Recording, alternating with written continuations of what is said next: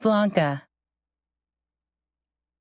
You know the saying, when one door closes, another door opens? I'm assuming that applies even if you choose to close the door yourself, right? Don't answer that. I'm going to go with it because I prefer to live in Fantasyland, especially lately.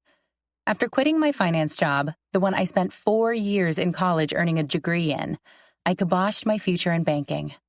I wasn't all that stellar at it anyway. I wasn't horrible, but I wasn't the shiny new graduate who followed my boss's loafers like he was my master either. Newsflash, numbers are boring. Sure, my brother Dom gets a hard-on for them, and so did most of my coworkers, which should have been my first sign that I was the round peg forcing myself into a square hole. That's all why I thought the day I reconnected with Sierra could be a sign, even though I don't usually believe in them. I hadn't seen Sierra Sanders for years. Sure, we were friends on Instagram and Snapchat, a heart here and a comment there. You haven't changed at all. Promises of future get-togethers that never happened. But after my 2 weeks' notice was up, I headed out the doors of the building in the financial district of Manhattan with my big box of personal items. I'm Italian, and I like to be homey at the office. Don't judge. And bam, there's Sierra Sanders, my childhood best friend from the neighborhood, just sitting there under a tree, with the sun shining down on her like she was waiting for me. Okay, disclaimer. She wasn't waiting for me. She was actually talking with someone, and she wasn't exactly sitting under the tree.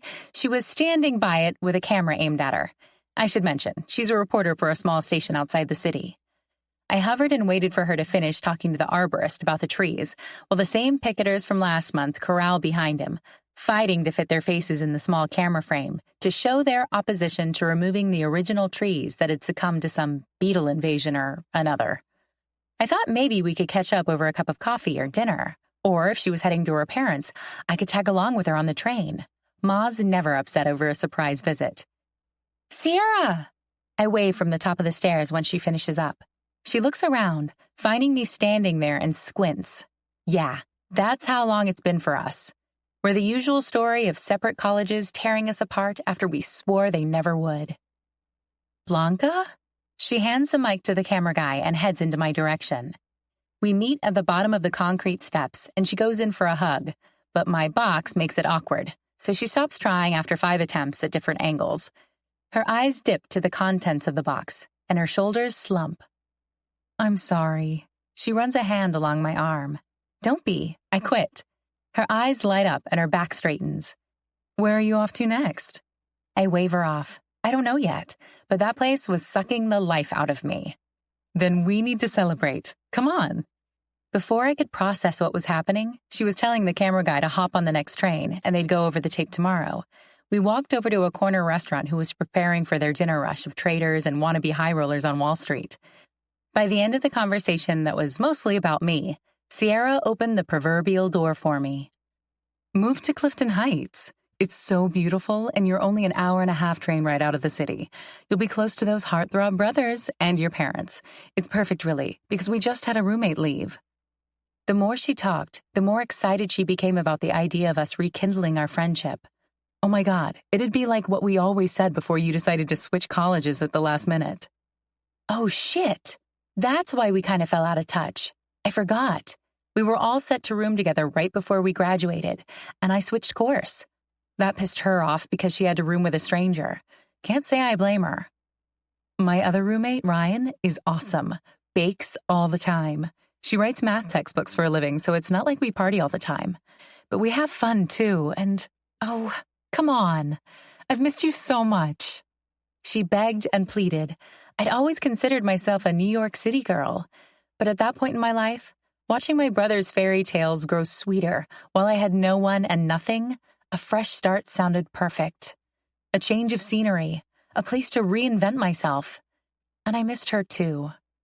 I'd love to, I said, without even having a job to pay the rent. I knew some people commuted to the city, but I wasn't sure I wanted to ride the train for 3 hours a day. But that was a problem for another day. The first of many. Now, months later, because hindsight is 20/20, I wish I would have pried her for more information. I would have asked more questions because it wasn't just Sierra and a new beginning on the other side of that proverbial door. He was standing there too, and he was already a part of Sierra's life. Sure, her past life, but hers all the same. Chapter 1. Blanca. I trudge up the steps of the train, smile at the conductor, and walk through the doors to the seating area. With an oomph, I fall into the last seat of the last car on the last train from New York City. Destination? My new home, Clifton Heights. With me is a container of meatballs from my family's Sunday night dinner, and I place my jacket over the container to try and stop the smell from leaking throughout the train car. An impossible feat. My phone dings, so I pull it out of my bag. Of course, it's from my oldest brother and the thread we share with our other two brothers. Dom. You on the train? Me. Yeah. Carm. Don't talk to strangers. Me. Okay. Eye roll emoji. Enzo. Text us as soon as you get into your apartment. Me. Sure thing. Military salute emoji. You'd think they'd trust me more than they do, what with me being 28 and all. To them, I'll always be the baby sister. Enzo. I have no idea why you wouldn't let us just pay for an Uber. Enzo is a second-born and probably the most paranoid about safety. I'm out of the big city now, but moving an hour-and-a-half train ride away is apparently more nerve-wracking than when I was smack dab in the middle of New York City. I even gave them the stats on crime in Clifton Heights compared to New York. But to them, Clifton Heights is a foreign land, and until they come and see how beautiful it is, and most importantly, how safe, I should expect nothing less from them. Me. Because I'm an adult and I enjoy the train. Carm. Don't pick anyone up. Me. Oh, and here I was unbuttoning my blouse to entice a slumped-over gentleman 3 rows in front of me. Carm is the youngest of my brothers, but still older than me.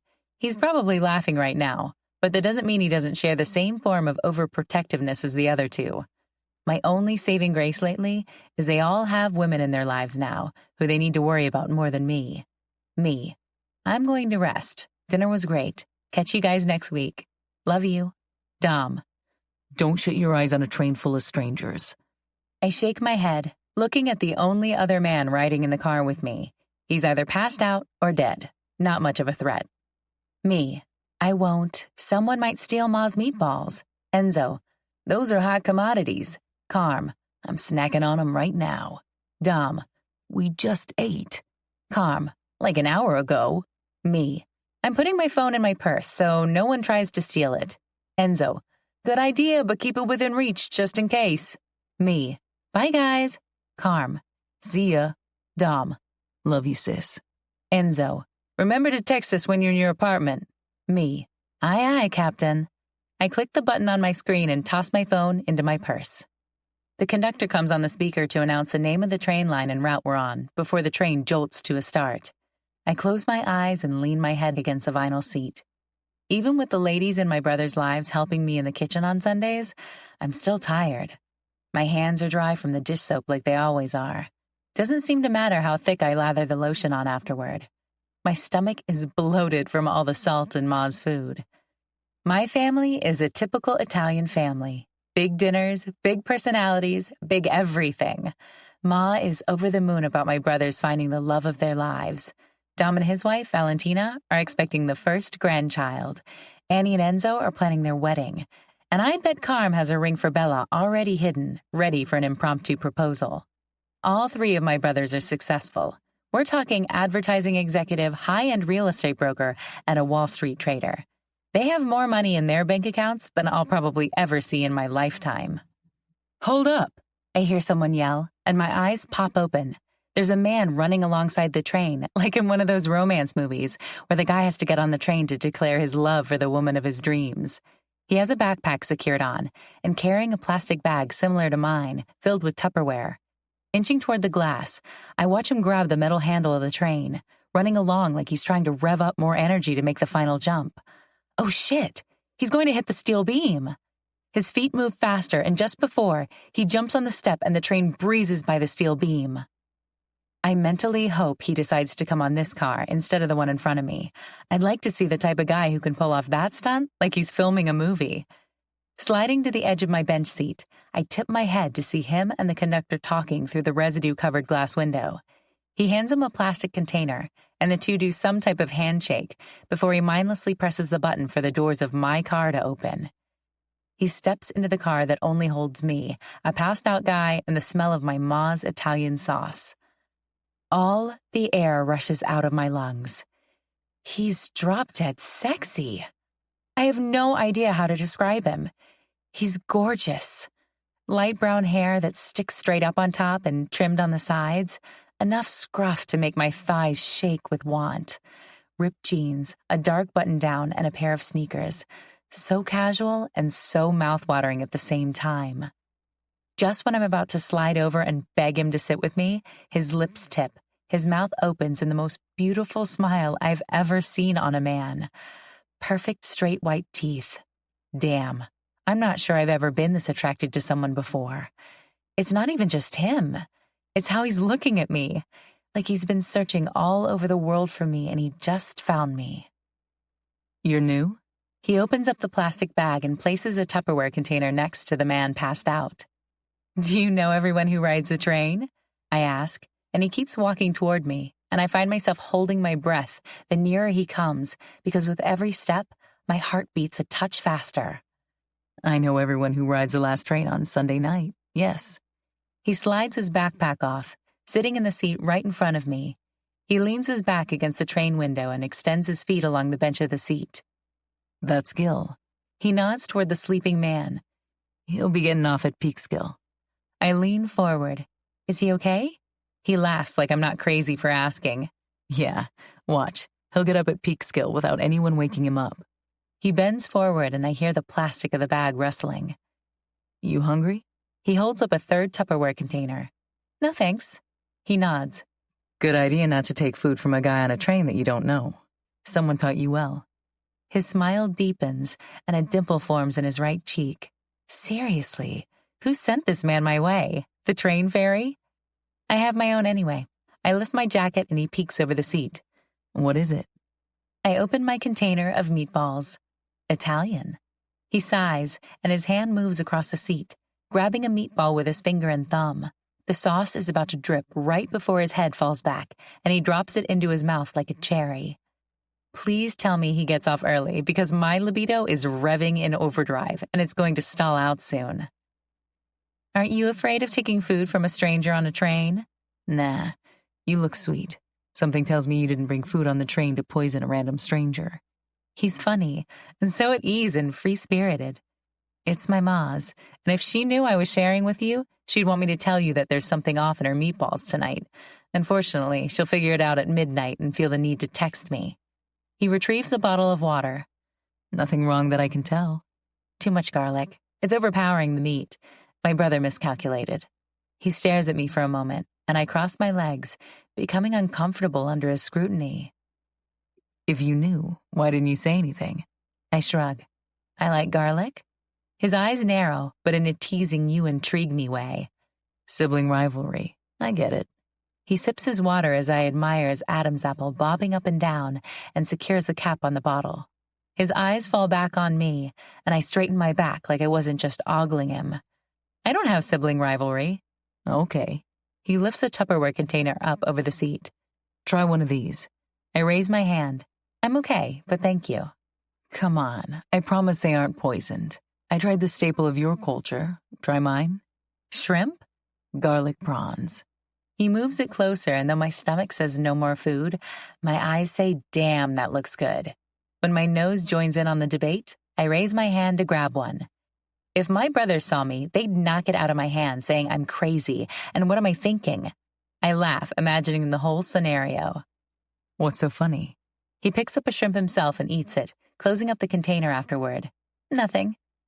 That's the way you're going to play it, huh? He looks around. We're all by ourselves, and I'm the last stop. Humor me until you get off. He's getting off at Clifton Heights, too? That shouldn't make my stomach feel like it's filled with helium and it might float away, but it does. I bite into the shrimp. It isn't rubbery, and it's still warm. The butter drips down my chin as I take another bite. I've had garlic shrimp before, but never this good. Told you it was good. His cockiness draws me into him further. Maybe it's growing up with 3 overly confident brothers, but the more sure a man is of himself, the more I seem to want him. It's excellent. I finish the shrimp off, and he holds up a napkin for me to dispose of the tail in. You're so prepared. He nods. Don't worry. In 10 minutes, you won't feel a thing. You'll just pass out. I stare blankly at him, and then he laughs. I'm kidding. Seriously, kidding. He extends his hand. Ethan. I place my hand in his, ignoring the way the heat from his large hand travels up my arm. Blanca. Beautiful name for a beautiful girl. Heat rises to my cheeks. Thanks. He wiggles in his seat, spreading his legs out a bit more and getting comfortable. So tell me what was so funny. I was just thinking about my brothers. Clearly you have more than one. 3, I answer. Older or younger? All older. His eyes widen and he nods. Must be some sibling rivalry going on. There isn't any sibling rivalry. His smile only grows. Italian family, 3 older brothers. They all successful? I shake my head. No? I frown. Okay, yeah. He smirks. Married? I roll my eyes in a playful way. One is. The other 2? Seriously? Engaged and committed. He raises those perfect eyebrows like I should just admit he's right. I'm telling you, I'm the baby sister, the only daughter in an Italian family. I'm not starved for attention. And yet you know your brother put too much garlic in the meatballs and haven't told your mom yet, because a small part of you wants her to figure it out and blame your brother. No, I screech, and then lower my voice. No, I whisper shout. I would have said something if I knew when they were being made. I could just tell when I tasted them. He nods a few times like, okay, continue to lie to yourself. You're not right. I am.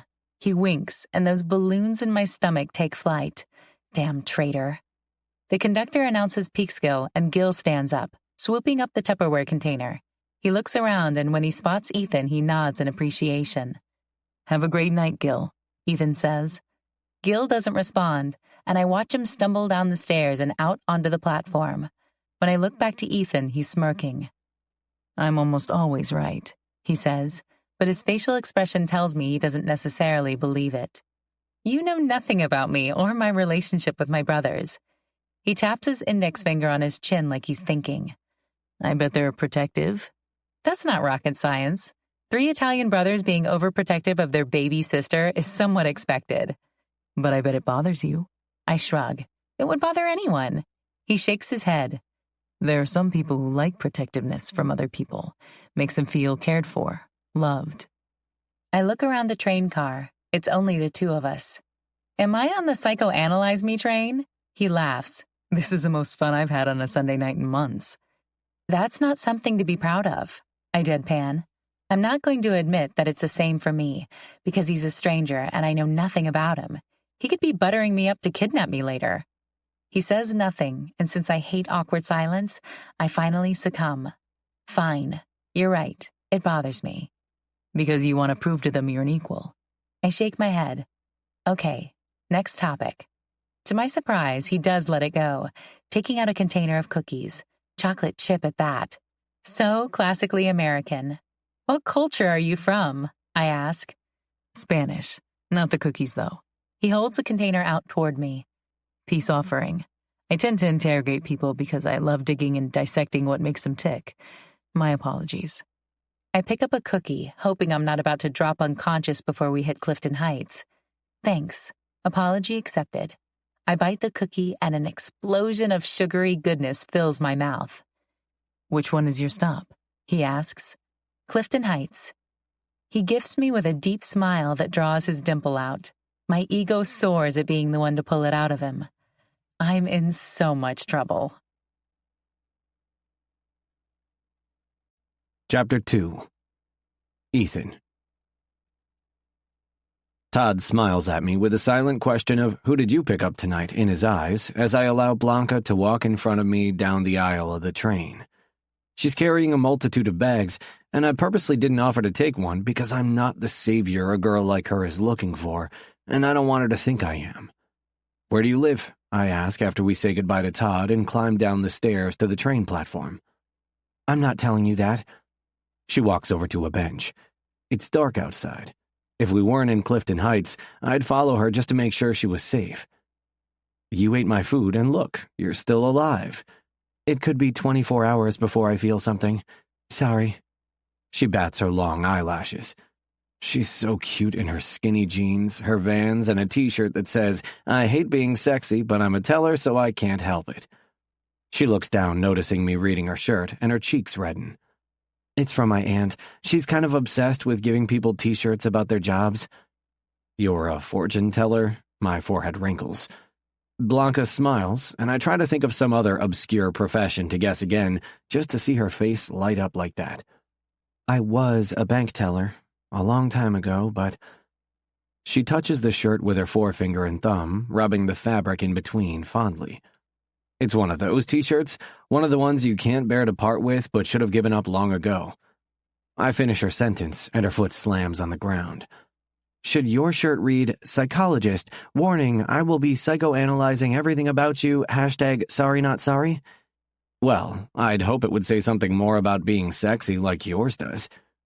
She giggles, and her head dips down as she shuffles her feet.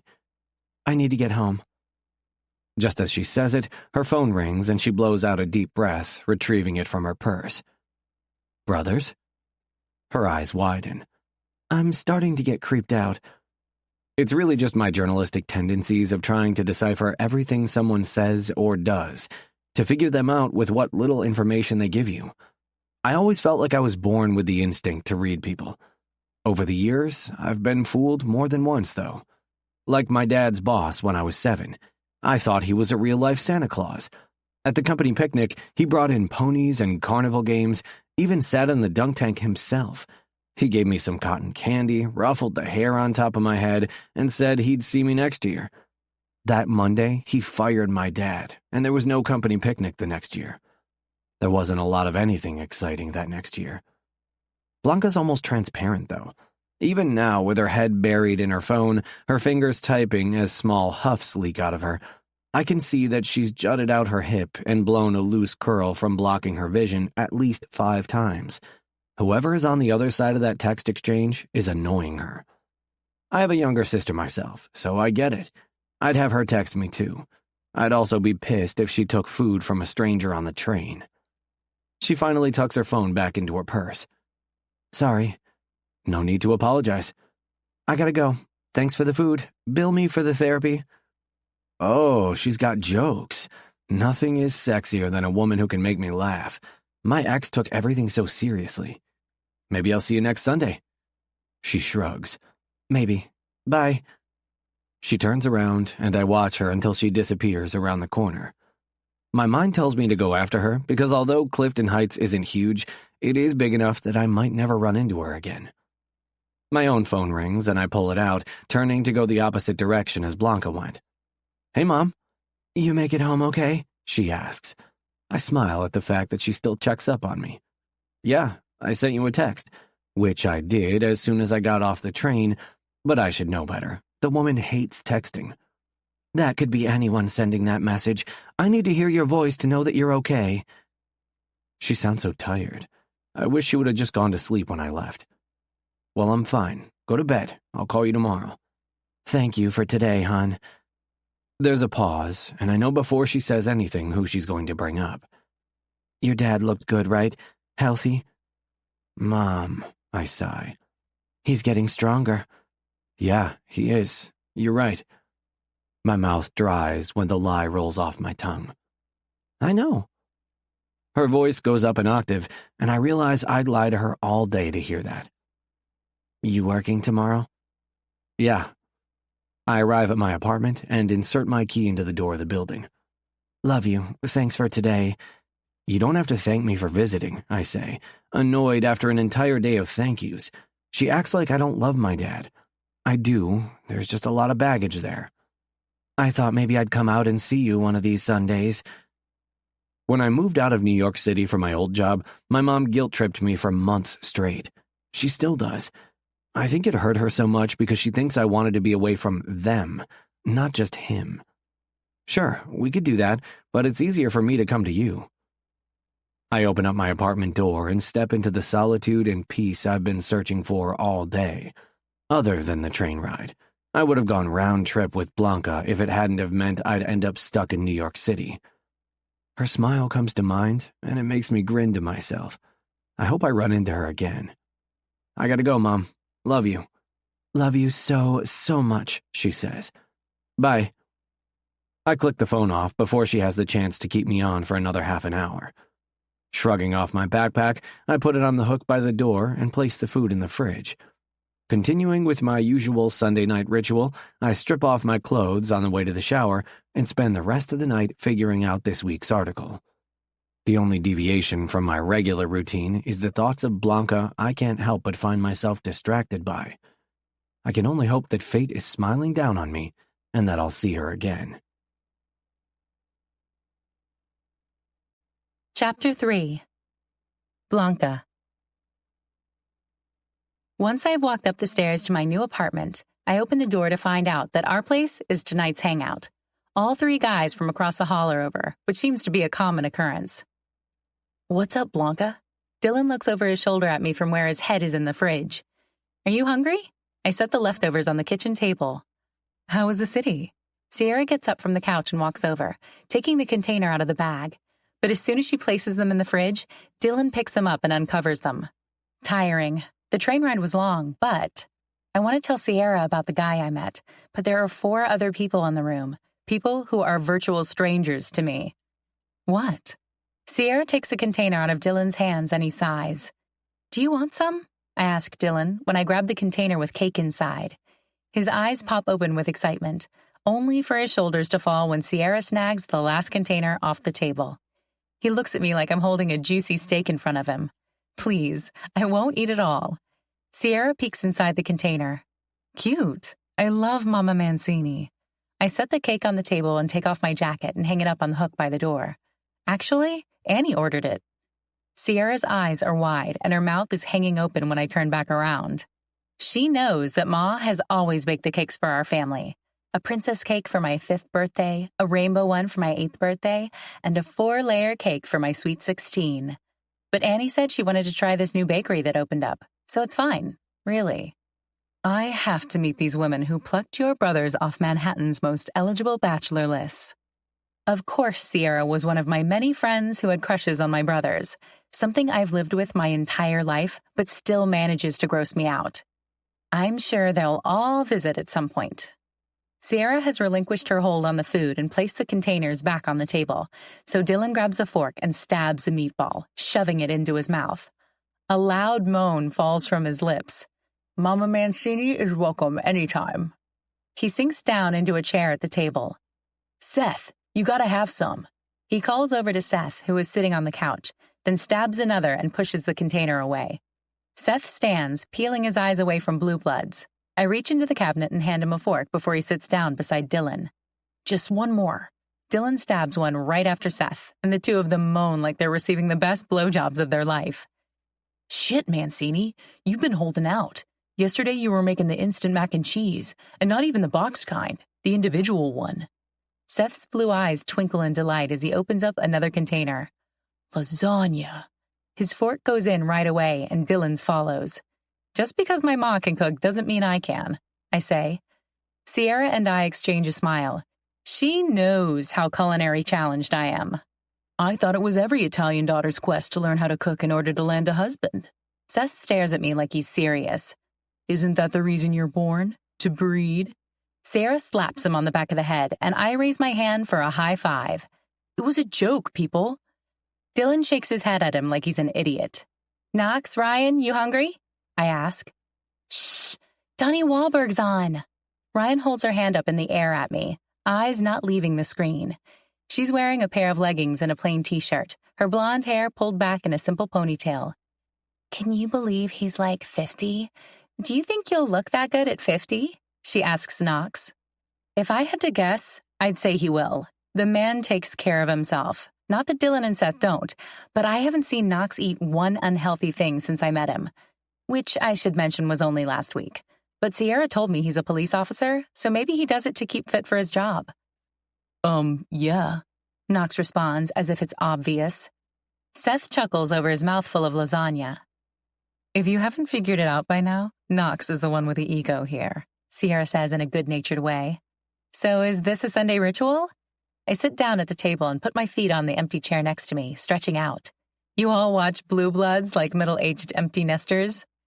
Dylan mocks offense, But I'm telling you, if anyone asks the guy who owns the Ink Envy tattoo shop across the street, whose arms are covered in tattoos, what he does for fun, the last thing they think he'd say is watch Blue Bloods.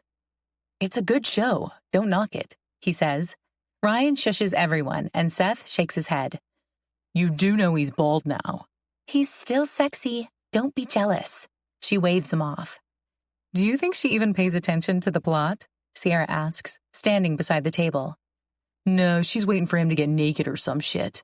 Seth's fork wavers between the meatballs and lasagna. Dylan forks the cake with gusto. I don't get the appeal. His ego's probably so inflated from all these young women loving him, Seth whispers because Ryan has quieted the room again. No one has an ego quite like Sigmund did. Sierra digs into a piece of the cake. The mood at the table shifts, and I catch Seth eye Dylan and Dylan eye Seth. Who's Sigmund? I ask. Seth glances at Sierra with wide eyes. Her ex. Sierra forks a bigger piece of cake but doesn't say anything. I'm sorry. Was it recent? I put my hand on her arm and her face softens. We broke up 6 months or so ago. Dated for a little over a year. I mentally catalog this information in the back of my brain so I can ask her more about it when we're not surrounded by other people.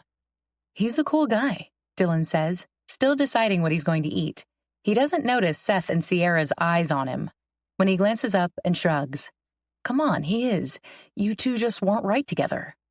And why is that? Sierra asks, her fork clattering under the table before she crosses her arms over her chest.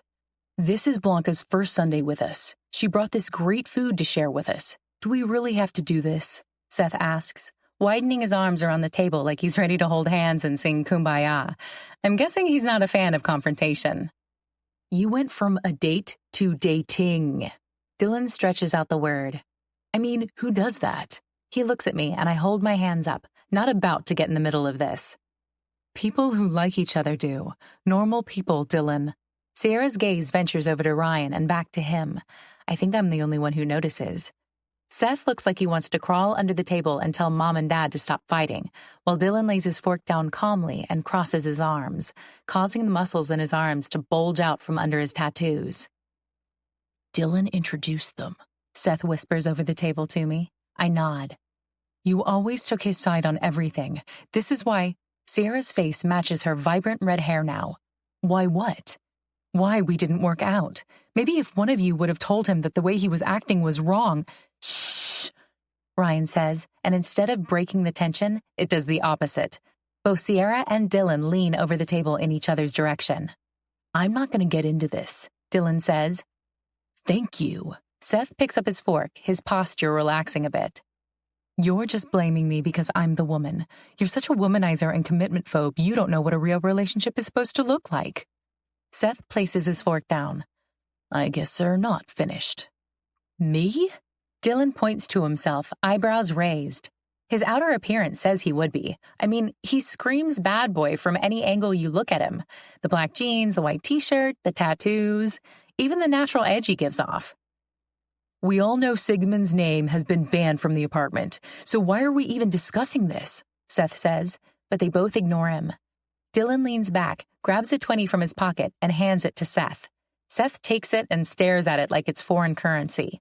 Standing, Dylan tucks in his chair and leans over the table again. Sigmund, Sigmund, Sigmund, Sigmund. Sierra narrows her eyes into small slits. She stands and tucks her chair in, mimicking Dylan's moves, leaning so she's right in front of his face. Whore, whore, whore, whore. Dylan's jaw grows rigid, and it's obvious he's holding back. When his gaze moves to me, I widen my eyes. Thanks for the food, Blanca. You're welcome, I stutter out. He turns to leave, and seconds later, the apartment door slams behind him. He drives me crazy. Sierra stomps into the family room. Excuse me, Ryan says, swaying her hand in the air to tell Sierra to move along. She's completely oblivious to what just happened because she starts a conversation with Knox about what's going on in the show. I wonder how many seasons I'll need to catch up on in order to join in with them. Sierra huffs and stomps down the hall to her bedroom. So that's a touchy subject. Seth picks his fork up and slides the cake closer to him. I can see that Dylan was friends with him, but why is it such a big deal? I ask. Sierra hasn't mentioned anything about a bad breakup since we've rekindled our friendship. Seth stares over at me. Dylan took Sigmund's side when they broke up. I think that's why she was so quick to find a roommate, because Dylan moved in here just so Sigmund could move in with Knox and me. Their promise to be friends didn't pan out, so he moved out a month ago. I hate that I'm getting all this information from Seth, when it should be coming from Sierra. I drop my feet from the chair beside, then stand and push in my chair. I'm going to go check on her. It's a touchy subject. It sucked for everyone when they split. We were all friends. Seth looks like tears could fall from his eyes as he continues to pile the cake into his mouth. Amazing how much I found out about him from this one interaction. He hates confrontation and eats when he's upset. I head down the hallway and knock softly on Sierra's door. After she says a quiet, "Come in," I enter, shutting the door behind me. "Hey," I say. "Hey." She's sitting cross-legged on her bed with a pillow across her middle, bent over flipping through her phone. "Want to talk?" I ask. She clicks off the screen. "It's fine. I'm over him. I really am. It's just still a little raw." I sit down next to her and put my arm around her shoulders, drawing her in closer to me. "You can tell me anything. I know we've been separated for a few years, but I'm still a great secret keeper." I do the whole locking my lips and throwing away the key like I used to when we were younger. "Honestly, there's not much to tell. We just argued all the time. But that doesn't mean I didn't love him. God, he was so aggravating, though." She sits straighter and shifts to face me. "You know that he punched Ben in the nose?" I can feel my jaw slacken. "He punched your brother?" She nods. "He was so ultra-competitive. Like a game of football on Thanksgiving morning was that important." She rolls her eyes. I refrain from mentioning that I've witnessed those Thanksgiving family football games and how heated they can become. My brothers have returned with someone needing an ice pack on more than one occasion, but punching someone in the nose seems a little over the top. "I'm sorry," I say with a frown. She nods. "If only one of your brothers were still available." A smile tips her lips. "So gross," I mutter. "Or Prince Adrian from Sansel. I'd take him in a heartbeat." "Who?" My forehead wrinkles. She looks at me with her mouth hanging open. "Seriously, Blanc?" She swipes her phone off the mattress and opens up some royal gossip site on Sansel to show me picture after picture of Prince Adrian Marks from Sansel. I feign interest because it's clear talking about this is making her much happier than when she was talking about her ex. By the time I leave, she's much happier, as am I because I feel like I've fulfilled my duty as a friend. Talking shit about an ex and ogling the guy you're using to distract yourself from said ex is practically in the handbook. I shut her door to find only Ryan, cleaning up all the takeout and leftovers I returned with. The boys are gone and the television is off. "You go to bed. I got this," Ryan says. "You have a big day tomorrow at your new job." "Are you sure?" She laughs. "One thing you'll figure out about me is that I like everything just so. I'm more than happy to do this." "Go." "Thanks so much." What a sweetheart she is. I could use a really good night's sleep before I start at my new job tomorrow. 20 minutes after my bedtime routine of washing my face and brushing my teeth, I lay down in my bed, the nerves about tomorrow already flaring to life. As my eyes close, a face pops into my head. Ethan. Not a bad vision to fall asleep to at all. Sweet dreams to me. Chapter 4. Ethan. I stop in at Andrew's Bagel Company on my way to work, and Mrs. Andrews' smile grows when she spots me. "Good morning, Ethan." She reaches into the display case, grabbing my Asiago bagel and handing it to one of the employees, telling her sliced, cream cheese, not toasted. Then she pulls an empty coffee cup out. I bypass the line to meet her at the cash register. I'm here often, and Mrs. Andrews gives me preferential treatment since I used to live across the hall from her son, Seth, back when Sierra and I were still a thing. "Good morning, Mrs. Andrews." I pull out my wallet, handing her over a 20. "How are you?" "Monday is a good day. Busy day. All you kids don't want to cook for yourselves." She hands me my change, and I glimpse behind me to the line. Sure enough, mostly everyone waiting are young professionals probably trying to work their way up the corporate ladder.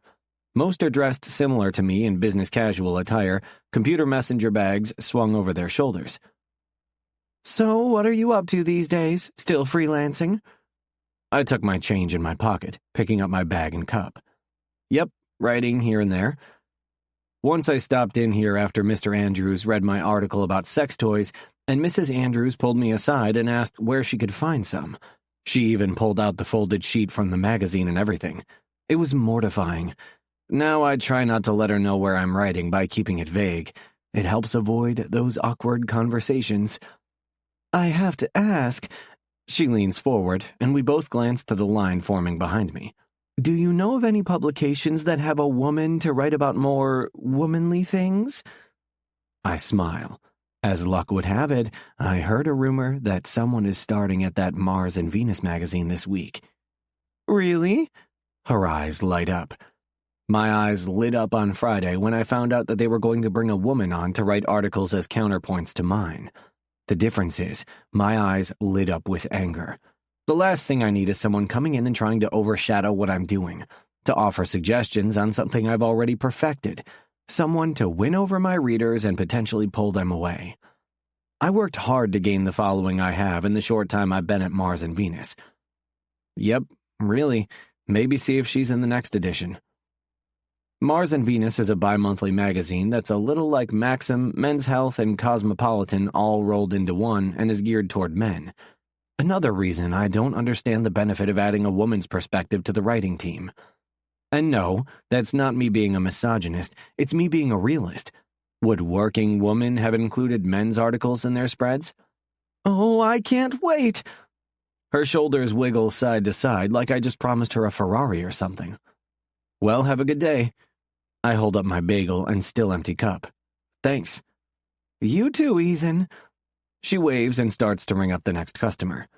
I fill up my coffee, secure the lid, and head out of the shop, walking the 5 blocks to my office. Something already feels different the minute I walk into the small reception area of Mars and Venus. "Hey, Mandy," I say, breezing by the receptionist toward my cubicle. "Hey, Ethan, 9 o'clock office meeting," she hollers down the hallway at me. I raise my coffee in the air. When I arrive at my cubicle, a feminine scent wafts over from the normally empty cubicle next to me. I glance over the cubicle wall, and there's no one seated in the chair, but there's a bunch of personal artifacts overfilling the small space. I abandon my bagel and coffee on my desk, intrigued by who the new addition to the Mars and Venus crew might be. The minute I step into the small space, it feels like I'm in a foreign land. Decorative pink and purple paper cover the interior, and a sign has been hung up that says, "Welcome to my cubicle," in a girly script.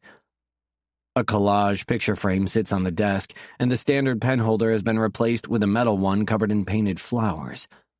I pick up a candle sitting on the desktop and turn it over to figure out what the scent is I keep smelling. "Jasmine," a woman says from behind me. "Anything else I can help you with?" The voice sounds familiar. When I turn around, I try to keep my jaw from hitting the floor.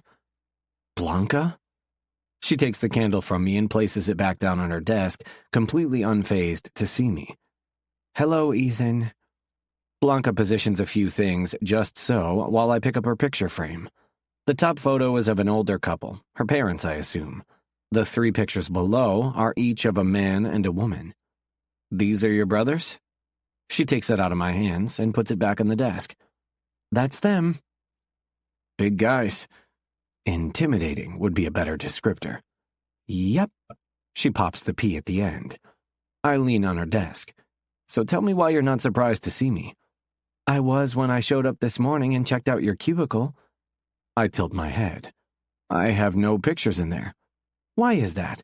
Maybe it's time I analyze you." I laugh. Maybe I should be more upset that she's the woman I'll be working next to, since I'd already built it up in my head not to like this woman. "Seriously, though, how did you know I worked here?"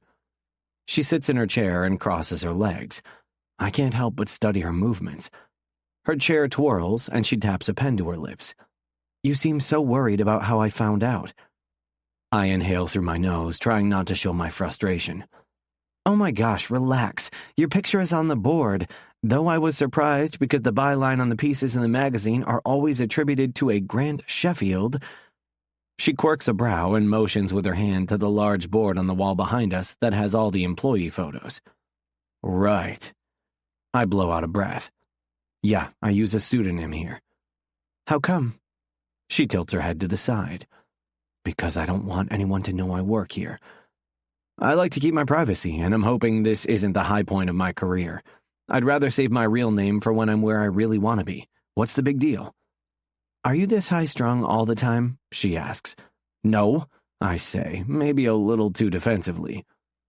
Ethan, I see you met Blanca. I turn to see Phil Copeland, our boss, standing at the opening of her cubicle. Show her around and we'll do the company introduction at 9. He smiles wide at Blanca. Who wouldn't? She's so sweet-looking, she's probably never been told no. She hops up from her chair when Phil leaves. What are you doing? I ask. You were told to show me around. Right. I nod, needing to get my crap together. This lovesick puppy act isn't going to be good for my career. I'm still redeeming myself from my second article here 4 months ago when I wrote about breakups, and a lot of our female readership didn't take kindly to my remarks. Come on. I allow Blanca to walk in front of me, which is a bad idea. Her ass fits snug in her gray pants, and her blouse shows off her olive-colored skin and toned arms. The heels make her taller than that night on the train. Not that she's near my height at all. I still have more than a few inches on her. This is the art department. I motion to the door on my right as we pass, but don't slow down. This is... I look back and find her stopped at the door and talking with Clara. The two of them are carrying on about what Clara does here at the magazine. Taking a few steps back, I wade off to the side. Clara glances at me and back to Blanca. I love your name, she says. I did too, until I found out it was going to be printed opposite mine in the magazine. Thanks, Clara is great too. I roll my eyes. We'll have to do lunch sometime, Clara says. I wave my hand in the air in a wrap-it-up motion. I do have a bagel to get to before the 9 o'clock meeting. Definitely, Blanca smiles at her, and I try to ignore how beautiful it makes her look. Okay, see you at 9. Clara looks my way. Good morning, Ethan. Clara, I nod. She laughs, and I swivel on my heel to continue our tour through the office. Why didn't you stop to introduce me? Blanca asks. You seem to be doing great all on your own. I make friends easily. I'm thinking that's not the case with you, though. I'm friendly, I shrug. But friends? She looks to her side at me, but I continue staring straight ahead as I walk down the hall. I have friends. I signal to the next batch of cubicles. This is the accounting department. No need to introduce yourself. You probably won't ever talk to them.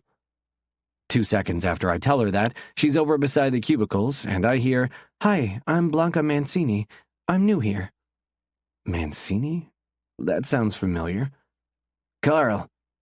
He stands from his chair, towering over Blanca's small frame. He could be the proverbial company water cooler because he's tall enough to see into everyone's cubicle and know what everyone is up to. Welcome to the team. She makes polite chit-chat for a minute, but doesn't linger or suggest that they do lunch sometime. Relief shouldn't be the first thing to hit me, but it is. See you around, she waves. Ethan? Carl nods in my direction. Carl? Blanca and I fall in line again. You were friendly last night. I look to my side at her. I told you, I'm friendly. She shrugs her shoulders, and a sound falls from her mouth to suggest that, no, I am not. I'm friendly enough. I don't need to be best friends with everyone I work with. I lead us into the kitchen area. There's 2 small tables, a fridge, and 2 microwaves because Carl complained that Clara took over the microwave every lunch hour. Opening the fridge, I point to the 5 shelves. Each department has their own shelf. Great, I'll probably start bringing my lunch. She nudges me out of the way and peers in. It goes without saying that you don't take someone else's stuff. She squints her chocolate-colored eyes at me. I'm not an asshole. She walks out of the kitchen. Fuck, what am I doing? I mumble to myself.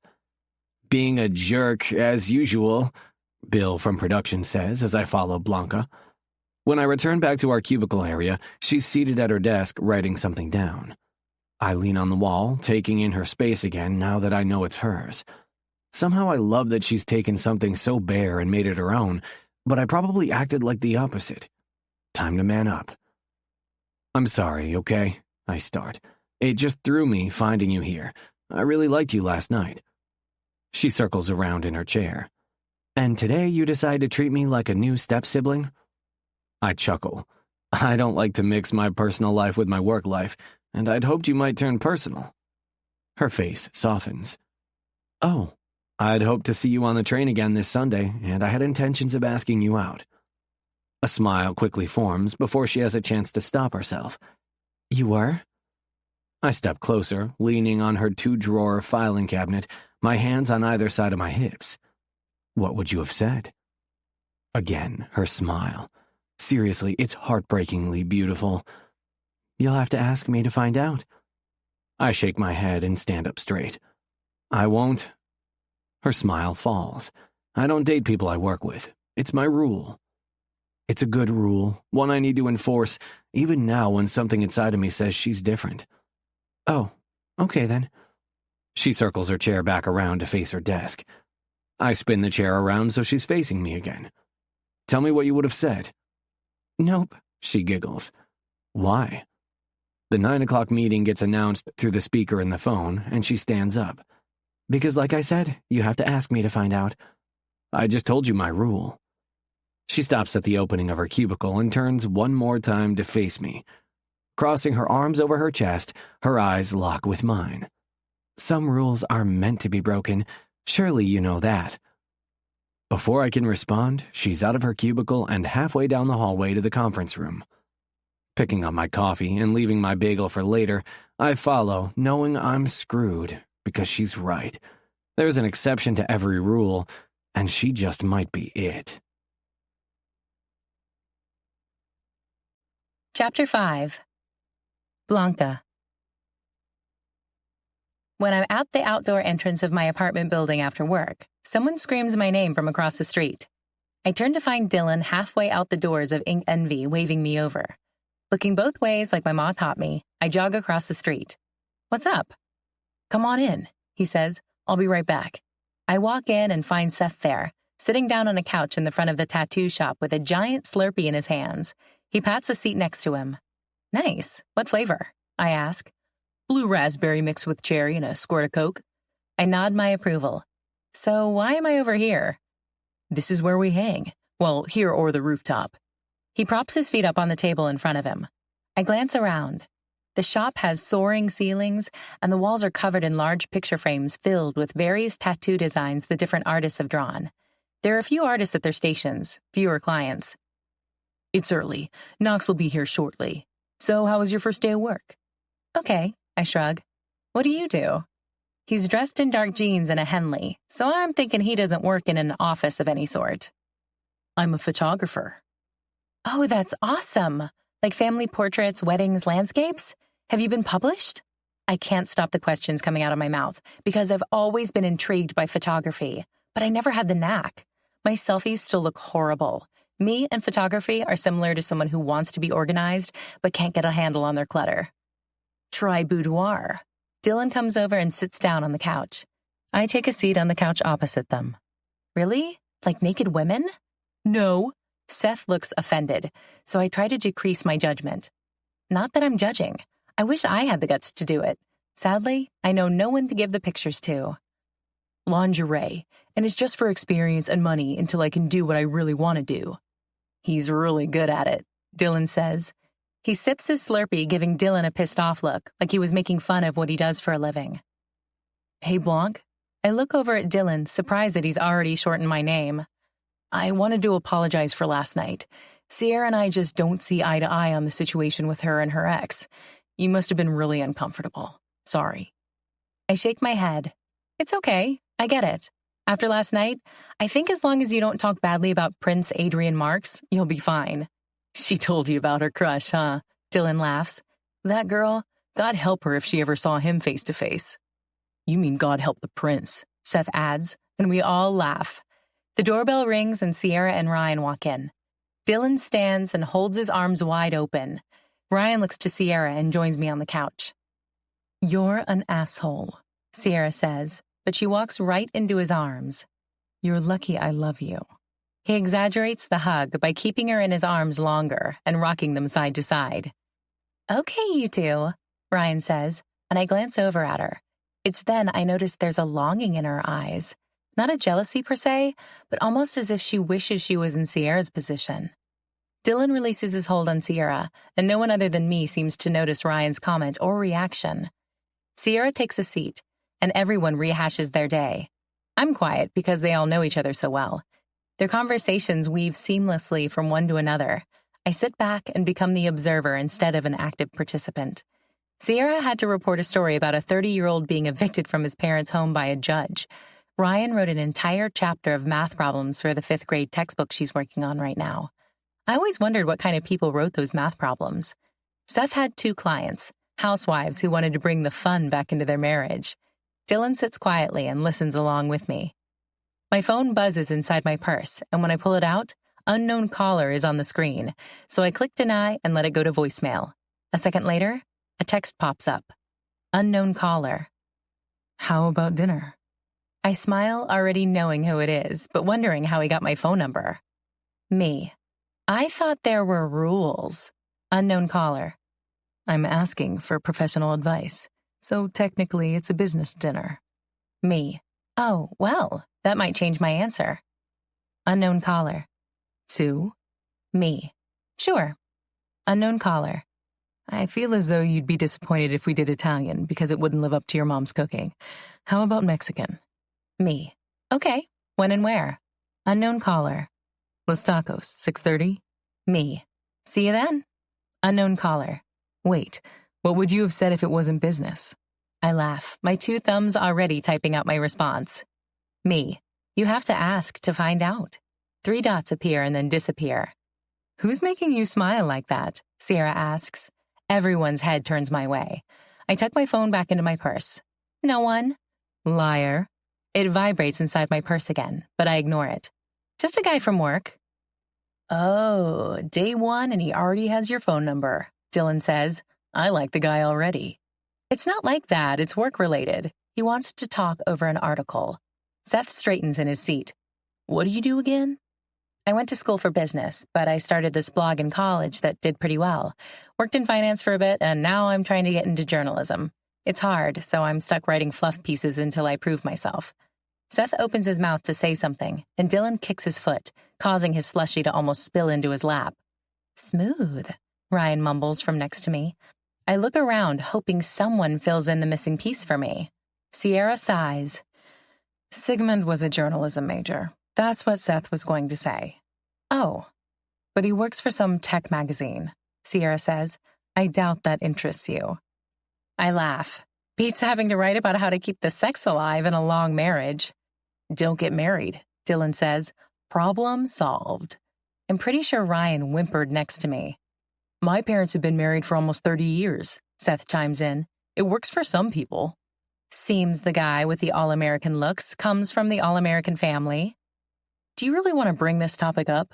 Dylan cocks an eyebrow. Knox walks in and waves to someone at the back of the shop, taking the chair across from Dylan. What'd I miss? We're just talking about how happily married Seth's parents are, Dylan says with mirth, though I don't know why.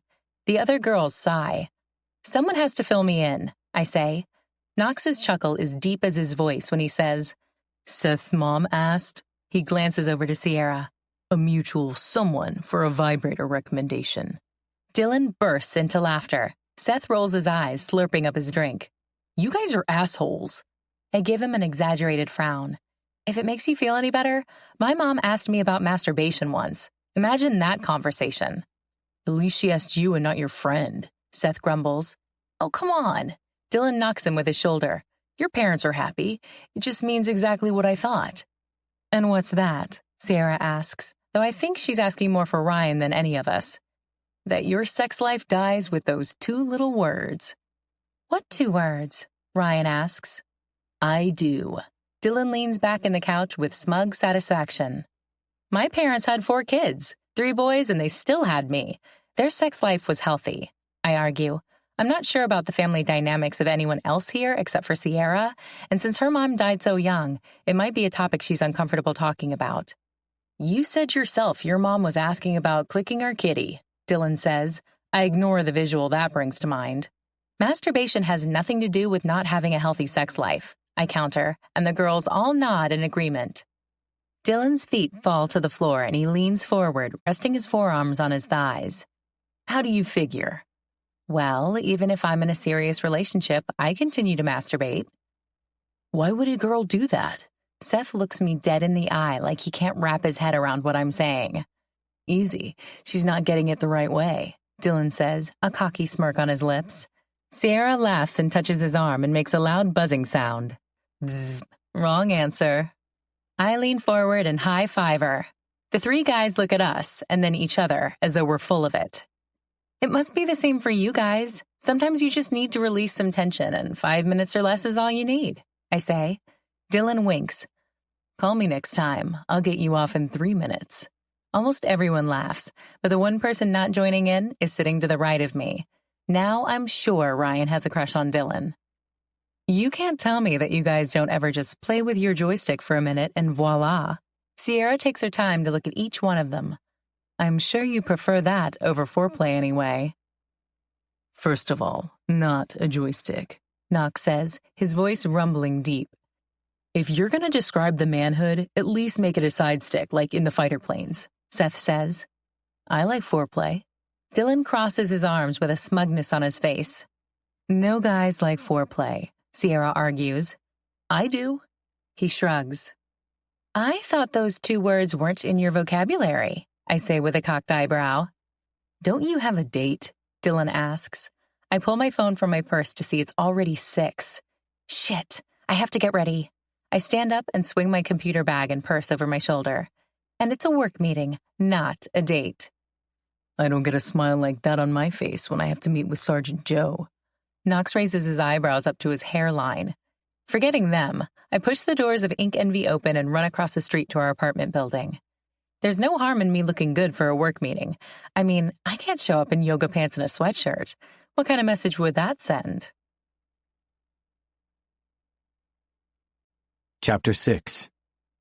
Ethan. The Modelo beer rests between my hands, and my eyes are glued to the television, but I have no idea what soccer teams are playing. This is a bad idea. I've repeated that same mantra minutes after I sent Blanca the text while I was in the shower, again when I picked out jeans and a t-shirt that make it look like I'm not trying too hard, and just for good measure again when I perfected my hair with gel. It repeated in my mind like a bad commercial jingle while I swiped the keys off the counter and pocketed my cell phone on the way out the door. Still, here I am at Las Tacos waiting for Blanca to arrive. At least I didn't suggest picking her up from her apartment. I deserve points for that. Tossing back another sip, my foot taps on the rail of my bar stool. After Sierra, the last thing I wanted was to get involved in a relationship. Things went from cloud 9 to the depths of hell in a week's time with us. We rushed things by moving in together, so we tried to make it work, probably longer than we should have. If only this pull on my heart that says Blanca's different would stop tugging and demanding attention, then maybe I wouldn't be at a restaurant with the lame excuse about our articles wanting to share my new fascination with her Mexican food. Sierra hates Mexican, so after we broke up, I only ate Mexican for a while. Less of a chance I'd run into her. Are we eating at the bar? Blanca's soft voice pulls me away from the memories of my nightmare of a last relationship. I swivel on the bar stool. Nah, we can grab a table. But she's already sliding onto the stool next to me. There's a line. I look back. When I got here, the hostess station was clear, but she's right. There's a line formed now. This is fine, and I'm hungry, so I say we stay. She takes off her jacket and hangs it off the bar stool along with her purse. Sure. In my mind, I tell myself not to compare her anymore to Sierra, but I can't help it. Sierra always wanted to eat without any televisions around. Said I always got too distracted and didn't listen to her. She grabs the drink menu from the holder and flips it over, perusing it. While she's not watching, I allow myself permission to soak her in. She's curled her hair from earlier, and she's wearing a cute blouse and jeans with flats, along with some gold bracelets and a gold necklace. She looks over and I shift my vision away, but not before noticing that she's got fresh makeup on. Maybe I'm not the only one who has something tugging on their heart, saying there's something different between us, something good here. Just a beer? She asks. You'd fit right in with my brothers. A small laugh falls from her lips, and my eyes zero in on her lip gloss. Usually, lip gloss or lipstick annoys me because kissing her isn't an option without coating my own lips, but I don't give a shit with Blanca. Let me look like a drunk clown if it allowed me one taste of her. Speaking of, do they know you're here? I grin. She shakes her head with a smile and puts the menu back down. The bartender stops in front of her. Margarita, rocks, salt on the edge. She turns back to me after the bartender walks away. The answer to your question is no. What would they say about being on a date with a stranger? The word date was a slip, but I notice that she doesn't correct me. I swivel my chair in her direction, and she crosses her legs, positioning herself my way, too. You're not a stranger. You're my coworker. True, but you just met me. I flick my wrist to check my watch. Not even 24 hours ago. She grabs my wrist like she needs to see the time for herself. Her fingertips on my skin bring a rush of heat right to my groin. I feel like I've known you my entire life. She's right. Somehow it feels like we've known each other all our lives. There's a comfort level between us normally only there after time and proximity. I'm a lucky guy for finding her on that train. The bartender breaks up our conversation, placing Blanca's margarita down in front of her. Menus? He asks. Please, she says. Not one glance my way to see if I'm on board. Her confidence is sexy as hell. Maybe it's because my mom always catered to my dad. Nothing was final until he ruled on the decision. Ever since I can remember, a woman who knows what she wants and isn't looking to me for permission is an aphrodisiac for me. As though already prepared, the bartender hands us 2 menus and heads down to the bar to serve other patrons. Have you been here before? She asks, her eyes never leaving the menu. Yeah, the carne asada is fantastic. I place my menu down. She eyes the movement and flicks her gaze to me. That's what you're getting? I sense judgment in her tone. Yeah. This place is called Las Tacos, right? And? Have you had the tacos? She flips through the menu, gaze darting from one side of it to the other. I'm not a taco kind of guy. She gasps like I said I don't like cake or something. If they think highly enough of their tacos to name the entire restaurant after them, I say you should try some. I pick up the menu to peruse it some more, but think better of it and place it back down. Okay, how about you order for me? Her eyebrows crinkle and she shakes her head. No. I'm not a hard guy to please, don't worry. I wink, and she smiles for a second. You already said you aren't a taco guy. I shrug and grab my beer from the bar top. I'm willing to try anything once. You're serious? I nod and tip my beer back for a sip. Once I place it back down, I set my gaze on her. Very. Order for me something I'll dream about tonight, something no other meal in my life will ever compare to. I grin. Her attention moves to the menu, and all I can think of is how cute she looks when she's thinking really hard. I caught her earlier today at her desk when I made the lame joke from Office Space about Mondays, and she had a pen wedged between her teeth while her hand was on her mouse scrolling and clicking. She can't be as great as she seems. I mean, no one is this perfect. She lays the menu down on the bar top with a smack. Okay, I've decided. What am I having? We lock eyes, and there's silence for a moment as sexual tension swirls between us, rising to an almost catastrophic level until she clears her throat. You're having 3 different tacos, beans and rice, and we're having nachos as an appetizer. I nod. Cool. Her pink lips cover the edge of the margarita glass, and she sips it, leaving the residue of her lip gloss on the glass. You're very easy, she says. My brothers would have been like, screw you. I'm not your brothers. I'm well aware, she chuckles. Again, silence falls between us, and my fingers itch to touch her thigh that's resting only millimeters away. I clench my hand. She's my coworker, and I can't cross that line. What are you writing about this week? I ask, just to give us something to talk about and occupy my brain from thoughts of what she might look like naked. She side glances me while taking another sip of her margarita. And have you steal my idea?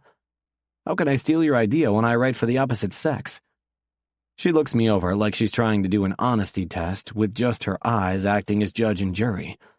I kind of like the way they stop at waist level and then slowly draw up my chest until our eyes meet once again.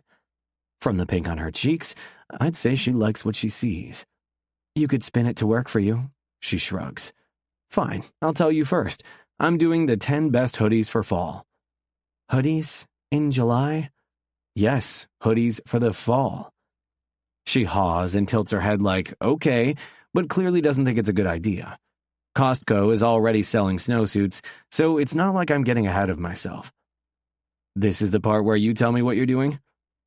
She smiles and sips her drink again, twirls the glass in her hand, the ice clinking together.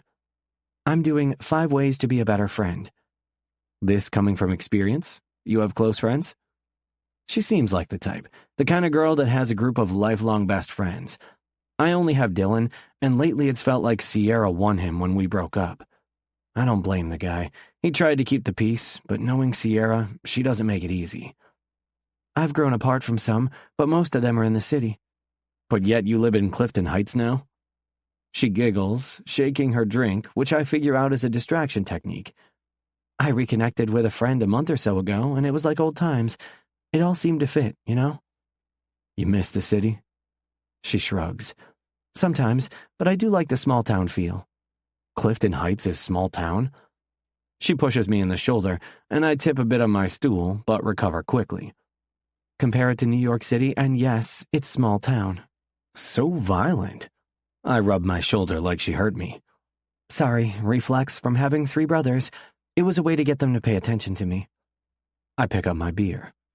How do you like the magazine so far? She nods. No complaints, except for the guy next to my cubicle. She rolls her eyes in dramatic fashion, and I just know the smile on my face looks cheesy as hell. Yeah? I bet he's like the hottest guy you've ever seen. She shrugs. He's all right. I shake my head and take a pull of my beer. Just all right? I haven't quite figured him out yet.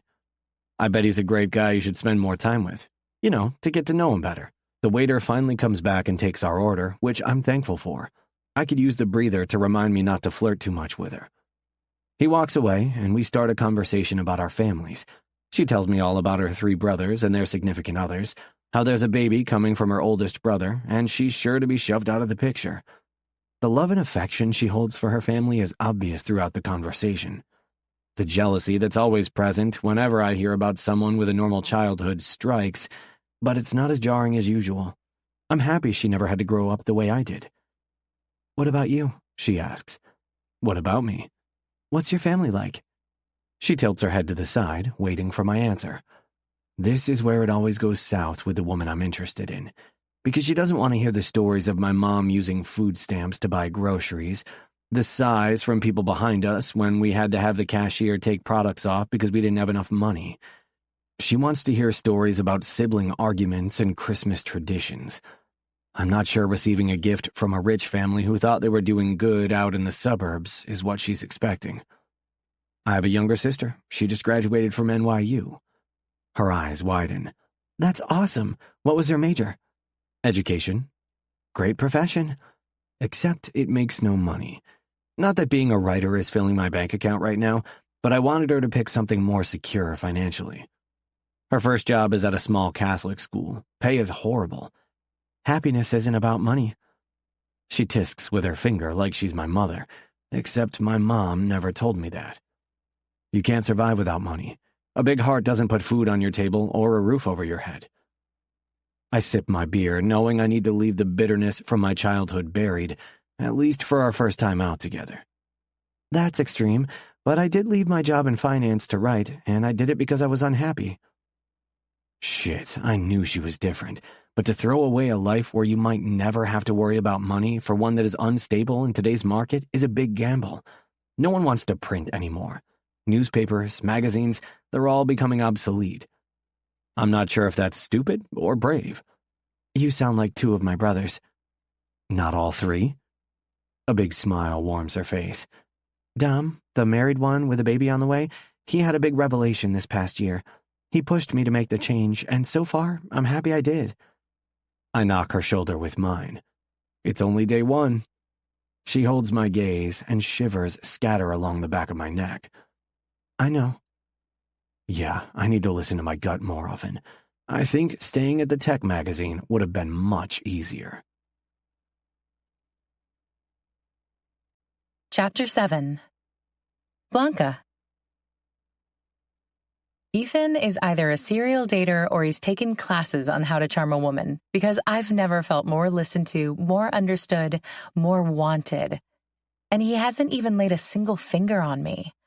I think he's trying to mask it, but the desire in his eyes makes my skin burn. The way his gaze holds mine while I'm talking, his eyes soften when I talk about my family, roll when I talk about my evil ex-boss, and light up when I make a corny joke. He'd win me over with all of that. But it's his eyes when I'm not speaking that have me ready to pull him into an alley and kiss him senseless. "Have you been to Scrumptuals yet?" he asks. "Scrumptuals?" I scrunch my forehead. "What a weird name." He chuckles. "It's not sexual. Well, unless chocolate makes you." His words trail off, and a light blush hits the center of his cheeks. Needless to say, it's adorable. "It's a dessert place. Only serves dessert, and they're small portions so you can try a bunch." Oh, for a second I thought this work meeting was going in a different direction. His hands are shoved into his pockets as we walk side by side toward the downtown portion of Clifton Heights. Other than coming and going from the train last Sunday, I haven't had much of a chance to explore. "How long have you lived here?" I ask to break up the awkwardness when he doesn't respond to my last statement. He thinks about it for a second. 2 years? Shit, doesn't feel that long. "And you like it?" He glances at me and smiles. "I do. I almost moved back to the city a few months ago, but then I found the job at Mars and Venus." "Is that your endgame, to work at Mars and Venus?" He laughs and opens the door to a cute bakery with a black and white striped awning adorning the outside. When I step inside, I see that it's decorated in pale pink, light green, and white. How did I miss this place? A sweet, sugary scent wraps me up in a blanket, and instantly, I'm in love. This might be the best work meeting I've ever been on. I elbow him, and he bites his lower lip, his eyes absorbing my excitement. Yeah, tacos and a dessert bar. Great combo. He takes out a tray and heads down the line of cupcakes, brownies, cakes, pies, and cookies. Everything is mini, and it all looks like a small piece of heaven. "Come to Daddy." He places a plate of mini chocolate-covered pretzels on the tray. I raise my eyebrows. "Seriously?" "What?" "Chocolate-covered pretzels when you have all this gooey, cakey goodness right here in front of you?" He shrugs. "I like chocolate-covered pretzels." I nod, grabbing a whoopie pie and a brownie. "Don't hold back," he says, allowing me to handle the tray, which I happily take charge of. "I don't intend to. You're just my coworker, so you can sit there and watch me consume thousands of calories and desserts. Not like this isn't just about business, right? I can do this all night. I will not slip up and call this a date again." He chuckles and his tongue slides out of his mouth, licking his bottom lip. I can't stop myself from wondering what he tastes like. "I like a woman with a healthy appetite, especially if I can feed it to her." "TMI for a work meeting, Ethan," I say, grabbing some truffles. He leans in closer to me and whispers, "Nah, TMI would have been if I told you I like to feed them to her naked after I've already fucked her brains out." Ethan steps away and walks down the counter to where coffees, hot chocolate, and tea are served, while I stand there, thighs clenched together, inhaling a deep breath in an attempt to bring my body temperature down. He starts to converse with the woman behind the counter, and I remain where I am, in shock, motionless, and wishing he'd call mercy. "Excuse me, miss?" I look down to a cute kid waiting expectantly, pick up my tray, and let him pass. "Thank you," he says, and his mom smiles at me as they pass. "You're welcome. You have a very polite son," I say to her. She smiles like I made her day, and they continue on their way. Ethan returns with nothing in his hands and doesn't mention his previous comment, the one that makes me want to take these desserts to go and have him fuck my brains out and feed them to me post-orgasm. How could he look so calm and collected? He walks along the winding tiers of desserts without rushing me or mentioning how there's no possible way I can eat them all. But hey, isn't that what takeout boxes are for? "Ice cream!" I say a little too loud, and he chuckles next to me. He's not annoyed because I just announced it to the entire restaurant, but his laugh seems more like, "She's awesome, am I right?" Why does he have to be my coworker? I open up the freezer, and sure enough, it's filled with small containers in a variety of flavors. Did you kill me and we're in heaven? I ask. No, but I kind of feel like we should have skipped the tacos and came straight here. I'd agree with you, but then you wouldn't have experienced the best tacos ever. I hit him in the stomach, which I realize is as rock hard as I thought it would be, and then grab a container of chocolate ice cream. You sure do like to hit a lot. Crap. Sorry, did I hurt you? I forget how used to hitting my brothers I am. Seems I'm way too comfortable with Ethan. Are you crazy? He holds up his arms and flexes. You're a little thing. I narrow my eyes. Rule number 1, if we're going to be work BFFs, is that I don't like words that have anything to do with little. No squirt or pint or mini. Work BFFs? A smile wraps around my lips. Sure. Day 1 and we've already gone out for drinks and dessert. You clearly love what I love, Mexican food and sugar. The bagel you brought in this morning looked awesome. Wouldn't mind one of those myself. We're a match. You know how people have work husbands and wives. You can be my work husband. I rest my head on his arm. You know, because you don't date people you work with? I pick up the tray, and the woman wearing a cute 50s-inspired outfit rings us up. Ethan pays and grabs the tray to find a table. The woman hands me a to-go box. Little does she know what this body can consume. I take it in order to not be rude, and follow Ethan to the table. He sets the tray on the table. I'm going to grab our hot chocolates. I watch him cross the room. There's a group of women at another table slyly checking him out. He smiles and thanks the employee behind the counter, then says something else I can't make out. She laughs, handing him 2 chocolate-covered plastic spoons. I've seen women lose their footing around my brothers. Confident, successful women who somehow can't find their words because they find them intimidatingly handsome. I thought I was immune to that sort of thing. I've never been at a loss for words around a guy, but Ethan is different.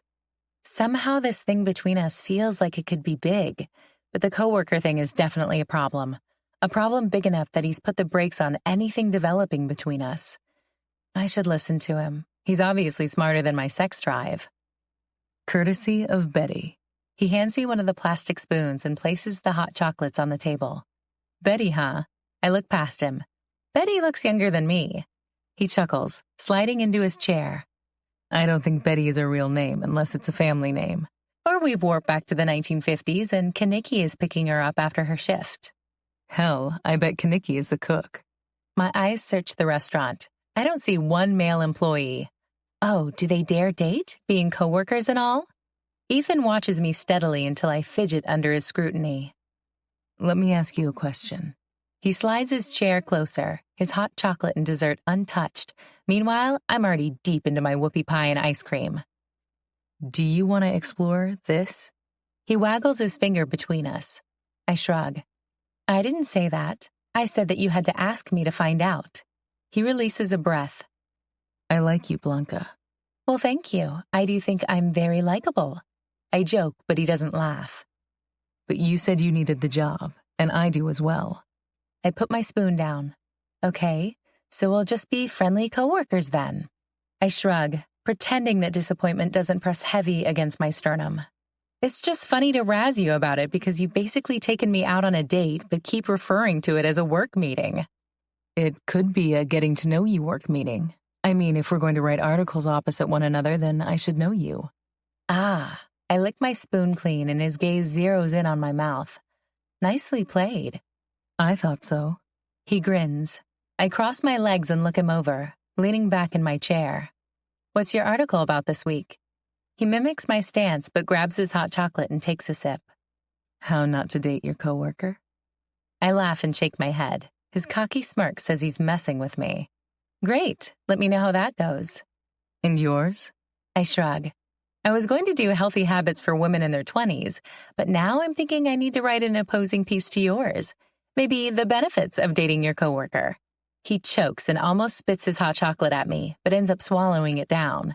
It's the first time he doesn't appear to have it all together since I met him. I don't think there are any. Mr. Ryland, are you questioning my journalistic abilities? I'd never dream of it, Miss Mancini. His words are serious, but his eyes flirt with me. Am I necessarily pro-coworkers dating? No. But as with everything in my life, you tell me no, and I want to prove you wrong. Like when Carm said I couldn't run a 5K because I never exercise. I trained for months and ended up beating his time. The look on his face was worth the months of torture. Or Mama when she dared me to cook an entire meal on my own. It might not have been the best meal my family ever had, but no one got sick. Do you feel like putting a wager down? His eyebrows crinkle in the most adorable way. Wager? Yeah. How was a winner determined? I hadn't thought about that. Whoever gets the most comments online agreeing with their side of the argument? He narrows his eyes like he's not sure I'm serious. What can I say? This is how I solve things. Competition and bets. What does a winner get? I tear off part of my brownie and pop it into my mouth while I think. We do a platonic getting to know each other like tonight. Loser pays. I suppose we're still pretending this isn't a date, which is absurd. Nah, that's like a tease. Loser has to buy lunch for the week. That was disappointing. I thought he'd come up with something better. Something sexual would have been nice. I stretch my hand out over the table between us. Deal. He shakes my hand and I feel the contrast of calluses and soft skin. Deal. Chapter 8. Blanca. I walk into my apartment and Ryan is sprawled out on the couch with the remote pointed at the television. Sierra has her legs propped up on the coffee table with a magazine on her lap. Oh, look who finally returned from her work meeting, Sierra teases, flipping the page of her magazine. Damn, I just lost the bet. I had you doing the walk of shame tomorrow morning. Ryan peeks over the edge of the couch. Sorry to disappoint you. I drop my purse on the kitchen table and slip off my shoes, throwing myself into the chair across from Sierra. I glance at the television. Do you watch any shows from our generation? I ask over the audience laughter of something quirky Sophia has said on screen. Hey now, Golden Girls is a classic, Ryan says, and I nod. You're right, but Blue Bloods I'll never understand. Don't knock it until you try it. Speaking of knocking it, Sierra interjects and I glance over to see her smiling wide, tossing her magazine on the table. I told you it was work. And then you came in looking like you just fell in love. She raises an eyebrow. I sigh, and my head falls back to the chair. Have you ever had that feeling like... Yeah, Ryan says and sighs, her own head falling to the pillow on the couch. Not really, but then again, I've never met Prince Adrian, Sierra says. All three of us laugh. What about Sigmund? I ask. Ryan glances over to Sierra as though she doesn't know the answer. I'm desperate to figure out why this guy made such a lasting impression on her, but yet they broke up. Not really. I mean, there was an instant attraction, and I want to sleep with you factor, but I'm not sure I ever look the way you do right now. Ryan raises her hand. I can attest to that. They went from googly eyes to dating one another, to hating one another, to despising one another. Hey, Sierra throws a pillow at Ryan. What? It was toxic. You're just agreeing with Dylan because you're in love with him, Sierra says. And there it is, one of the many questions I've had about my new set of friends. All those looks from Ryan at Dylan weren't my imagination. The good girl always loves the bad boy. Ryan sits up straight, panic in her eyes. I am not. Oh, please, it's Blanca. She's not going to tell him. Ryan sets her questioning gaze on me. I hold one hand up in the air and one like it's on a Bible. Your secret is safe with me. Can I ask a question, though? Why don't you tell him? Sierra stands from the chair and heads into the kitchen, returning seconds later with 3 glasses and a bottle of rosé wine. I've asked the same thing. She pours 3 glasses, handing one to each of us and sitting down next to Ryan. Maybe the 2 of us can refute her insecurities together. Ryan slumps back into the pillow and whimpers. I thought we were talking about Blanca's magic connection. Nope, we're on to you. I point, sipping my wine and crossing my legs to get comfy on the chair. For the next 20 minutes, Ryan describes how she had that feeling I was describing in the pit of her stomach the first time she met Dylan, and how she purposely makes her heart-shaped cookies every Valentine's Day just for him, although he doesn't know it. That she's tried to get him out of her mind by dating other people, but no one compares. Sierra and I are interrupted from telling her how lucky Dylan would be to have someone like her when my phone dings in my purse. If only I wasn't as transparent as Ryan, because a smile that transfixes to my face the minute my phone dings is just as blaring as her whimpers. I get up to grab it and then sit back down. Ethan. As an older brother myself, I feel like it's my obligation to make sure you got home okay. I down the last drop of my wine. Me. Brotherly love? Ethan. Just plain old stalking. Me. If you were stalking, you'd already know I'm home. The 3 dots appear, and my stomach fills with flutters, waiting for what he'll come back with. Just as my phone vibrates, it's snatched out of my hands. Sierra waves it back and forth in her hands. What kind of lines does this guy have to make you smile that way? She sits down on the couch, and Ryan slides closer, preparing to have a glimpse at my phone, too. I'm usually an open book. Not that I'd share personal intel on Ethan, but checking out his flirtatious lines would be something I would share with my friends. Just not yet. It's nothing. I hold out my hand. It's still so new and fresh and awesome that I'm not ready for anyone to say otherwise, and girls always have their opinions. Sierra sighs and shakes her head, putting the phone back into my hands. I can't wait to meet this guy. I ignore her and look at the text. Ethan. It's my way to stay undercover. Look like I'm the good guy. My thumb poised to fire back a response, but I look up to find 2 women on the couch sulking. What? Sierra cocks her head to the side. Have you been out of a girl gang that long? I put my phone down on the armrest. What does that mean? Ryan just poured her heart out to you about Dylan. You know all about my obsession with my prince. And here you are, all lovesick over a guy, and yet we know nothing about him. Sierra's right.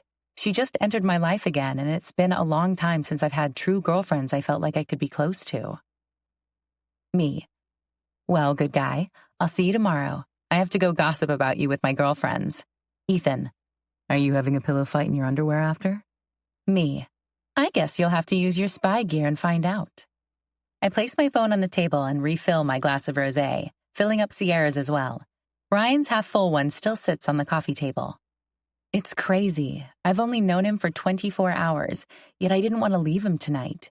He says he can't date people he works with, but tonight felt like a date from start to finish. You kissed him? Ryan asks, her eyes wide as saucers.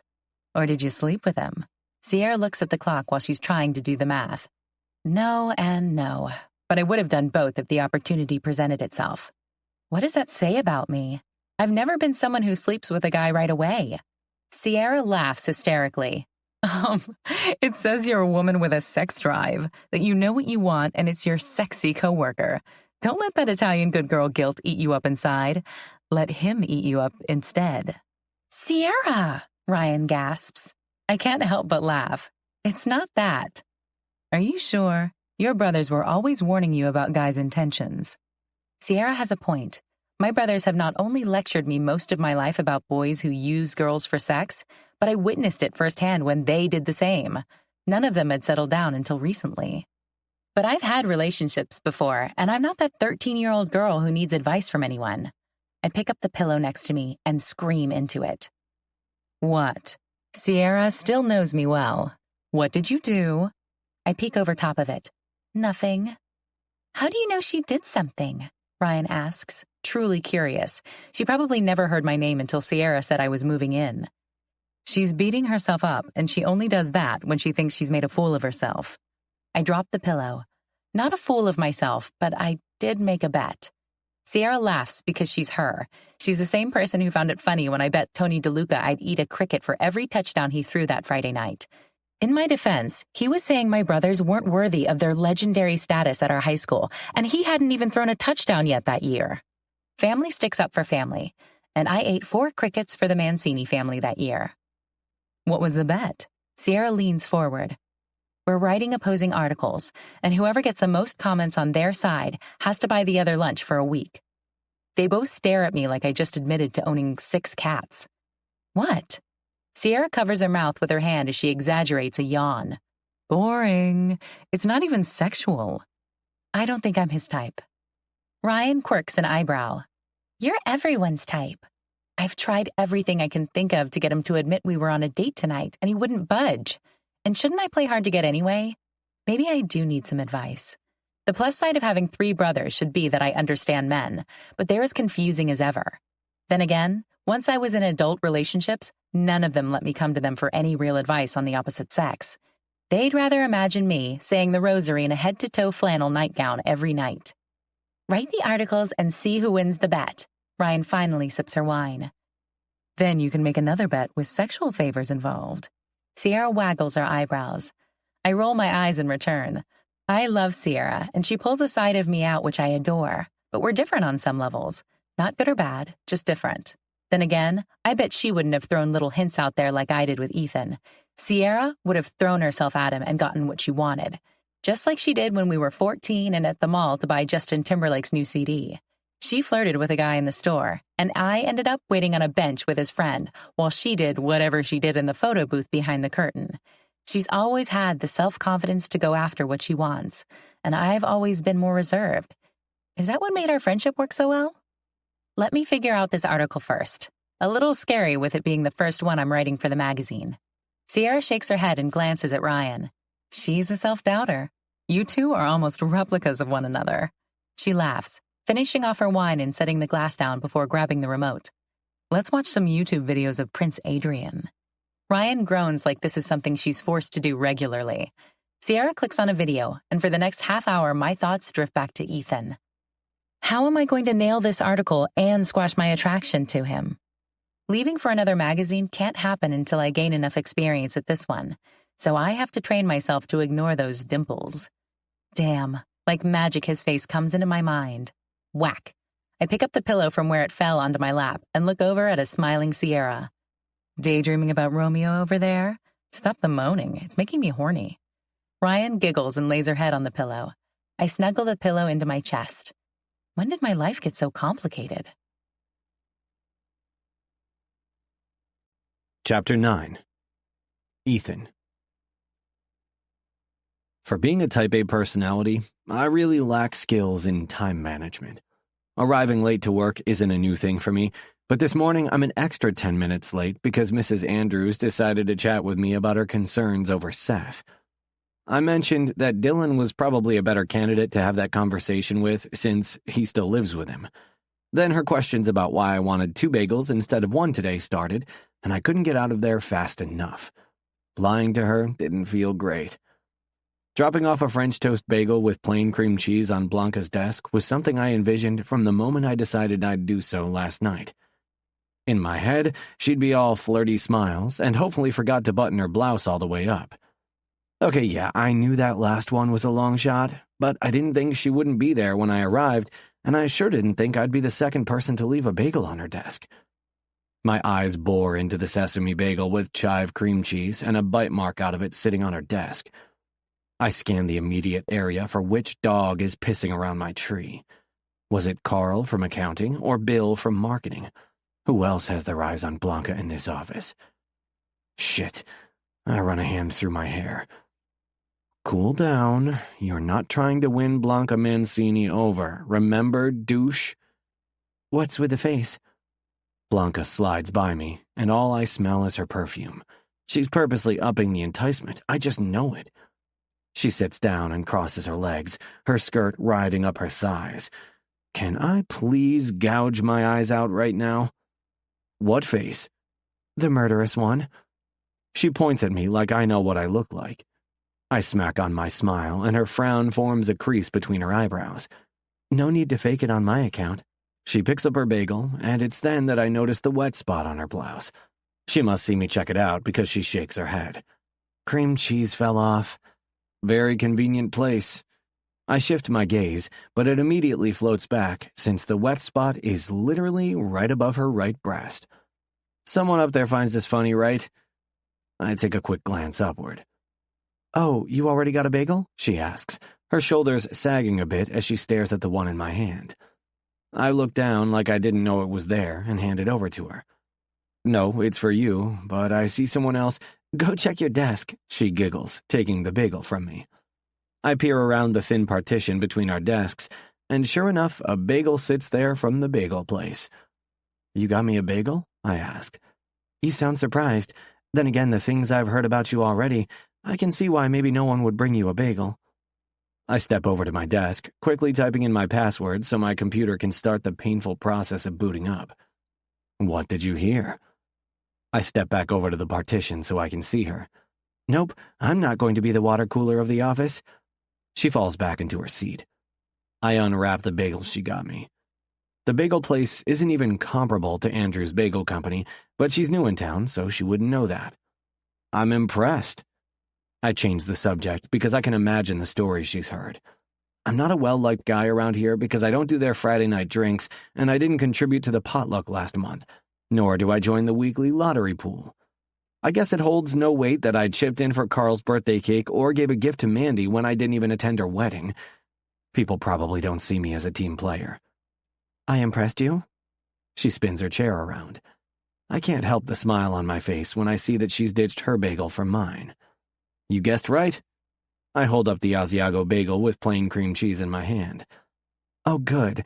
I wasn't sure about the flavor of cream cheese, but I spotted the Asiago yesterday. I'm not a mind reader or anything. I prop myself up on her desktop, opening up my bagel. You could have just said, yeah, I'm pretty cool like that. I am cool, but I don't take credit for things I didn't do. She tears off a piece of her original bagel, setting the French toast one down. So I guessed wrong, huh? I nod toward the discarded bagel. She laughs. I'm a savory over sweet kind of girl, but I see why you thought sweet, what with dessert last night. Then why would you take a bite? It's called being polite, which I hear you have a hard time being.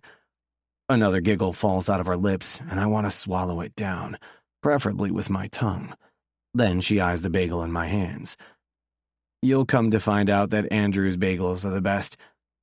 Then I guess you'll be picking me up one next week after I win.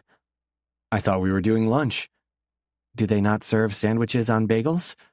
Both her eyebrows raise. I jump down from her desk. You'll be buying mine. We'll see about that. Just as I'm about to leave her alone because I'm probably really looking needy right now, Mr. Copeland stops in front of her cubicle with his morning cup of coffee in hand. Glad to see you guys are getting along. I'm sure he means that more like, I'm glad to see you get along with someone, anyone, Ethan. He's the biggest rah-rah coworkers are second family in the office. Good morning, Mr. Copeland. Please, Blanca, call me Phil. She smiles but doesn't repeat it. I got both your proposals for the mid-month issue, and I have to ask, did you plan it together? Neither of us have a chance to respond before he speaks again. Post-lunch meeting in the conference room. Say 1 o'clock? I'll be there, I say. Sounds good, Blanca says. Great. You're both so amenable this morning. His stare lingers on me. I tend to swim against the current, but I'm behind this opposing articles idea Blanca came up with. He steps away but doesn't leave, sipping his coffee for a moment. Get a rough sketch of your article together. I want to see where they're going. Sure thing. Blanca's face is all smiles. I wonder if she ever goes against the grain. Phil walks down the hall, stopping at a cubicle farther down to wish them a good morning. You should get to work, Blanca says, swiveling her chair to face her computer. Yeah, I'm going to make a list of my favorite lunch places. I tear myself away because I'm fairly sure I could stay and watch her the entire day. Sitting at my desk, I put in my AirPods so I can concentrate on something other than the fact that she's right next to me. I may have been late today, but I used my time wisely, researching stories of coworkers who dated and digging to find real-life people who had a horrible experience after dating a coworker. After scanning article after article and one Reddit story after another, I've determined that most work romances are all about secret sex in the copy room or inappropriate touches under the conference table. It's then that I nail down the direction I'm going with my article. Work romances are a taboo thing that people get a high on just like a drug. It's the thrill of possibly being caught. By the time 1 o'clock arrives and I pass Blanca in the hall talking to Tina from proofreading, I know I'm going to be the winner. Hey, Ethan, Blanca says, waving to me. Blanca, I nod. Tina? Ethan, Tina says with zero excitement in her tone. I sit in the chair next to where Phil will sit. He's a creature of habit and believes his chair is the one at the head of the table. Blanca arrives minutes later and slides into the chair across from me. Tina's nice. I nod. What is with you? Why are you so against socialization at work? I get paid to work, not find out that one of Tina's lizards is constipated again. Blanca laughs, one of her curls falling in front of her face. She's so beautiful that it's almost a physical ache that I can't have her, especially after the dreams of her under me, riding me, stripping for me. I'm almost scared to close my eyes. How on earth did you— I might not speak, but I have ears. She steadies her gaze on me like she's searching for something. You are one mysterious man, Ethan Ryland. Why do you say that?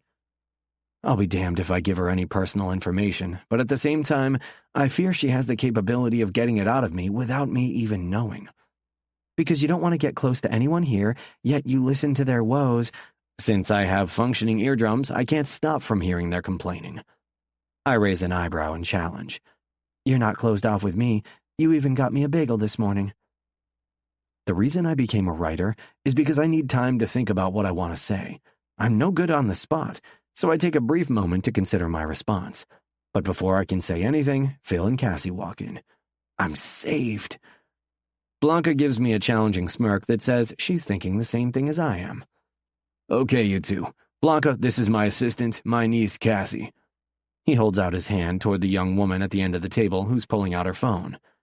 Hi, Cassie, Blanca says with a genuine smile. Cassie returns the smile and pops a bubble from her gum, positioning her phone in her hands with both thumbs armed to take notes. I roll my eyes and see Phil release a breath. Ladies first, Phil says, leaning back and swiveling his chair to face Blanca. It's the first time I've seen her ill at ease. She's smiling, but it's not the casual one that suggests she's in control. Her teeth are biting down on one side of her lip, and then she clears her throat. I took the position of coworker relationships being a positive thing. Phil nods and waits silently. I have a list of 5 reasons why dating a coworker is healthy. Her gaze flicks to me. Okay, I'm not sure I want you to list them yet. He swivels his chair my way like he's Dr. Phil. Ethan, I've got 6 reasons why you should never date a coworker with a great final argument. I glance at Blanca, whose back straightens. More doesn't necessarily mean better, she says. I swear my dick perks up when she fights back. Maybe not, but it's more of an argument than your 5. How do you figure? Your reasons might not hold as much weight as mine. Oh, they do. How can you be so sure? Okay, you two. Phil stutters out a laugh, holding his hands up in the air. I never would have predicted this dynamic between you two when I hired Blanca. He concentrates his attention on her. I thought you were a school fish. School fish? She asks, eyeing me like I can fill her in. I have no idea what the hell he's talking about. That you'd swim with everyone, but I like this shark attitude. Ethan needs someone to keep him on his toes. He stands up and signals to Cassie that he's done here. She blows another bubble and has to take the gum out of her mouth to get the residue off her lips. We all watch her until she's done, Phil's eyes closing briefly. I just wanted to see the dynamic of the two of you talking about the articles. I can't wait to see what I get. Articles are due Friday. He leaves the room, and Blanca stands. School fish? She says, more to herself, I think. Her disappointment of being classified that way bothers her, I can tell. You do have a goody two-shoes vibe. She scoffs. I laugh at her pouty lip. But after today, I'm thinking you might have a big bite when you get cornered. She smiles wider. Just ask my brothers. Yeah, Phil definitely underestimated this girl who grew up with 3 older brothers. I guess I did it too, which only turns me on more. I wish that was a good thing. Chapter 10. Blanca. Friday afternoon at 3 o'clock, I click send on an email to Mr. Copeland, which contains my very first article that will be published in a magazine. Exhilaration spreads through my veins. I finally accomplished what I wanted. I am going to have something published in print. Sliding out of my chair, I peek over the partition to find Ethan wearing his AirPods, his back to me, typing away. I use the moment to savor the glimpse of his back muscles flexing as he raises his shoulders up and down for relief. If we were girlfriend and boyfriend, I'd be able to give him a massage and relieve some of that tension. Breezing by him, I head to the break room to celebrate by myself, wishing there was a bottle of champagne around. Instead of popping the bubbly, I pull out my phone and message Sierra that I've submitted my article and how excited I am. Sierra, party on the rooftop tonight. Me, rooftop? Sierra, it's been too hot out to show you. But tonight, we're going to show you what's so great about our building. A second later, a group text comes through with a bunch of numbers I don't have in my phone. Group message. Blanca finished her article. Party tonight on the rooftop. Seconds later, a stream of messages ping my phone. Unknown. I got the beer. Ryan. I'll bake a cake. Unknown. Chocolate? Ryan. Yes, Dylan, I can do chocolate. Unknown. I'll put in an order for wings. Unknown. Blanca, do you like wings? Are you a spicy girl? Unknown. Or a sweet girl? Unknown. Or a combination of both? Sierra. Slow down there, Seth. Let her answer you. Me. Whatever is fine. Maybe medium? And thanks, Ryan, for the cake idea, but it's not necessary. Unknown. I'll grab champagne, too. As the messages keep vibrating my phone in my pocket, I crack open the Diet Coke I brought back from lunch yesterday. Ethan walks in and leans his shoulder against the doorframe. Celebrating? His arms are crossed, and I really like the way it makes his biceps bunch. So much so that I have to clench my thighs a little tighter to relieve the ache between my legs. I raise my Diet Coke in the air. Yep. It feels good, right? I sit down at the table and a long stream of air flows out of me. It feels amazing. I see you're the type who gets the high. He grins and gestures to me. I do feel like I could conquer just about anything right now. He chuckles, grabbing a water he had marked with his name on it. His forearms constrict while he loosens the cap, and I watch his Adam's apple bob like I did that night on the train. Are you going to your parents this weekend? The question falls out of me before I can take it back. I probably look really needy right now. He smiles over the rim of his bottle. Maybe he likes where my mind is headed. After he gulps down another sip, he secures the cap. Every Sunday. You? I nod. Maybe we'll catch each other. He shrugs. Disappointment jabs at me like a stick when it shouldn't. He owes me nothing. I guess I just thought he might say we can head into the city together and catch the last train back. I shake my head. What am I thinking? He doesn't want a work relationship. He may flirt a bit here and there, and yeah, he brought me a bagel. But that doesn't mean he wants to pursue anything. He's been clear on that. Yeah, maybe. Mr. Copeland walks by and stops at the break room door. Got him, guys. Take the rest of the afternoon off. Ethan pushes off the counter and walks toward the door. Great, thanks. I'll send edits back this weekend. Get me the final on Monday before noon. We go to print Tuesday, and I heard Tina say something about her cat having to go to the vet. Sounds great. Have a great weekend, Phil. Ethan nods and leaves the room without so much as a goodbye or backward glance. Come on, Blanca. I just told you to leave early on a Friday. Get out of here. Mr. Copeland smiles, his coffee mug nestled in the palm of his hand. I have no idea how he drinks so much coffee and doesn't seem wired for sound. Maybe it's decaf. Thanks, Mr. Copeland. I leave the break room and ignore the pull that wants me to ask Mr. Copeland if he's looked over my article yet. Did he see anything glaring that needs to be changed? Dom told me not to let my insecurity shine. Have a great weekend. I smile and wave, turning down the hall. You too, Blanca. I duck into my cubicle, shutting down my computer and packing up all my stuff. When I'm ready to leave, I look over the partition to say goodbye to Ethan, but his cubicle is empty. My shoulders slump, and I hate the disappointment I feel. Walking down the hall, I pull my phone out to read the texts in the group chat that's now turned into Dylan and Knox arguing about some game that's going to be on while Sierra tells them that there is no way they are bringing an iPad up on the roof to watch the game. Ryan is asking Dylan what type of frosting he'd like, and I want to mention that it's supposed to be my cake, so stop catering to the guy. But it's none of my business. I reach the reception area to find Ethan there, standing at Mandy's desk, chatting with her. She laughs at something he said. Have a great weekend, Blanca, Mandy says over her infectious laughter and waves at me. You too. Bye. I wave to both of them. Ethan glances at me briefly, but continues his conversation with Mandy. Walking out of our glass doors, I press the elevator button, my gaze flickering to the two of them. Of course he's all smiles and Mr. Personality with Mandy. She's 23 with an incredible rack. Shit. I can't do that. It's not her fault he has an interest in her. The elevator doors open, and thankfully, there's no one else in there. I press a number 1 on the elevator panel and lean back on the metal wall, eyes closed while the doors close. I hear something, and when I open my eyes, the doors are parting, and Ethan joins me in the elevator. Hey, he says all casual and suave, like he hasn't been giving me whiplash with his attitude toward me all day. Hi.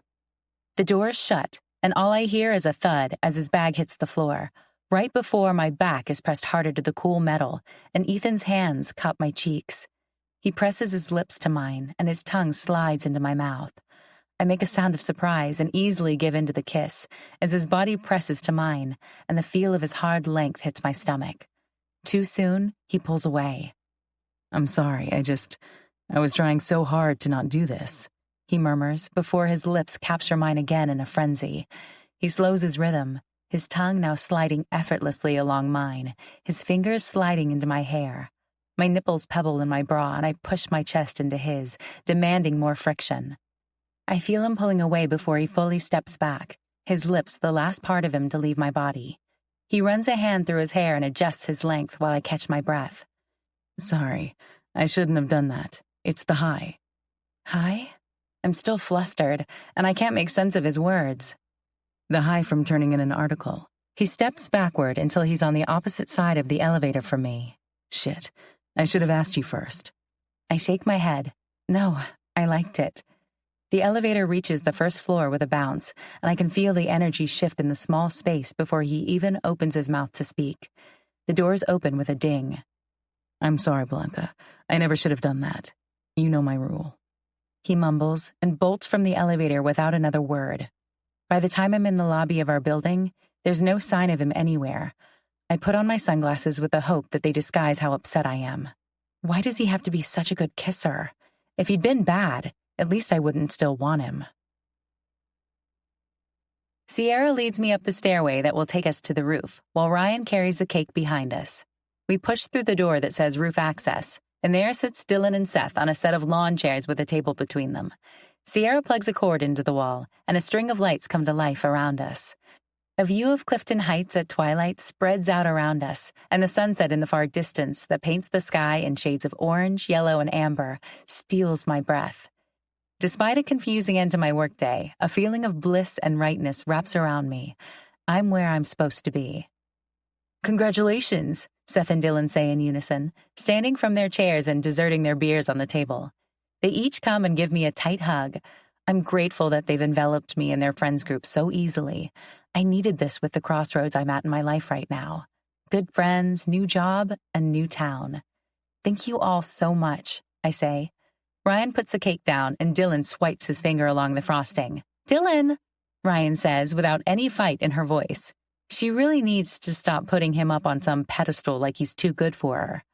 Seth sits down and kicks a chair out. "Take a load off." I sit down, and Seth puts a wine glass in front of me, pouring a glass of rosé that he got from the cooler at his feet. "Do you guys always hang out up here?" I ask. "When the weather's nice. Fall and spring nights are the best," Seth says. "It can get really hot up here in the summer during the afternoon, but this time of day is nice," Sierra says, holding a glass out for Seth. He finishes pouring mine and then pours hers. "Always with the glass half empty." Seth rolls his eyes at her. "Whatever, bagel boy." Sierra takes the seat across from me, leaving the one next to me open for Ryan to take, since it's the closest to Dylan. Seth can say what he wants, but Sierra's always been a good friend. "Bagel boy?" I ask, not understanding the reference. "Seth's parents own Andrew's Bagel Company." Dylan nods at his friend. "Shut up!" I hit Seth square in the arm. He sits back, rubbing the spot I hit. "Oh, sorry. 3 brothers." "Did they make you lift weights with them? I'm embarrassed to say it kinda hurt." He continues to rub at his arm. Dylan laughs. "He's a wimp. Have her hit you." Seth nudges me. "Don't worry, eventually she will." Sierra smiles over the rim of her wine glass. "Why the excitement about Andrew's Bagel Company?" Ryan changes the topic. "Oh," I set my wine down. "The guy from work, he brought me a bagel today from Andrew's Bagel Company, and it's funny because I brought him one from the bagel place." Seth's hand slams down on the table. "I'm sorry, you did what? You went to the bagel place?" "Bad move, Blanca," Dylan says, humor lighting in his eyes. "Why?" I look between the two of them, confused. They're his arch nemesis. Sierra laughs and Seth shoots her a glare that would cause a younger person to wither. "The families have an ongoing feud," Dylan explains. "The only bagels around here are Andrew's Bagel Company bagels." Seth clears his throat. "Because ours are 10 times better than the bagel place." "Okay, so only Andrew's Bagel Company from today on." I put my hands up in front of me in a placating gesture. Glad we've come to an understanding. Seth leans back in his chair and sips his beer. Your work crush sounds like he's a winner, though. He winks. Because he eats your family's bagels? Sierra asks. Seth sets his gaze on her. Yes, that's enough in my book. I'm not sure your opinion matters, Sierra says with a smirk. Dylan's phone rings and he pulls it out, silencing it immediately. The shop? Ryan asks. Dylan shakes his head and he gives her a look that says drop the subject. Both of their attention flickers to Sierra for a moment, so I can only assume it must be Sigmund since Dylan and Sierra's ex are still friends. Pizza! Knox walks out onto the roof with a stack of pizza boxes. For the rest of the night, I find out a lot more about my new group of friends. Dylan really can consume half a cake all by himself, and Ryan's eyes fill with hearts watching him do so. Seth is a man's man, even with him saying me hitting him hurt, and he and Sierra might bicker, but they're close, as evidenced when they team up against Knox and me in a game of beer pong. By the time the sun is completely set and darkness fills the sky along with stars, I'm exhausted from my first week in a new place. We're heading out. Anyone want to join us? Dylan asks. Knox has the empty pizza boxes in his arms. Nah, I'm done for tonight. Sierra sits down next to me in the chair, leaning her head on my shoulder. I swear I see relief on his face after she speaks. I decide to follow the guys down to get another bottle of rosé, and they stop me outside my apartment door. Dylan places his hand on my back. Hey, we're going out with Sigmund. Can you maybe keep Sierra in for tonight? I mean, Clifton Heights is too small for us not to run into each other at the few places open at this hour. And I'm not in the mood for a fight. I nod. I don't think she wants to go anywhere. Seth and Knox eye one another. I thought you guys were friends. Sierra gets a second wind eventually. She's never down for the count. Seth says, and Knox nods in agreement. Okay, I'll try my best. I open the apartment door. One day, I'd love for you to meet Sig. I think the two of you would get along great. Dylan leans over and gives me a hug, and the other two guys follow suit. They're lucky I'm Italian and used to affection. Well, he's already been clearly marked off limits. I chuckle. Dylan nods. I'm talking about a friendship. I shake my head. Have a great night, guys. You too. I enter the apartment, grab the bottle of rosé, and I rush back to the rooftop, where Sierra's put on a 90s playlist and is now dancing. Ryan looks over at me. Sierra has her second wind. I sit down next to Ryan, pouring her a glass. I've been warned to keep her in. I figured, Ryan says.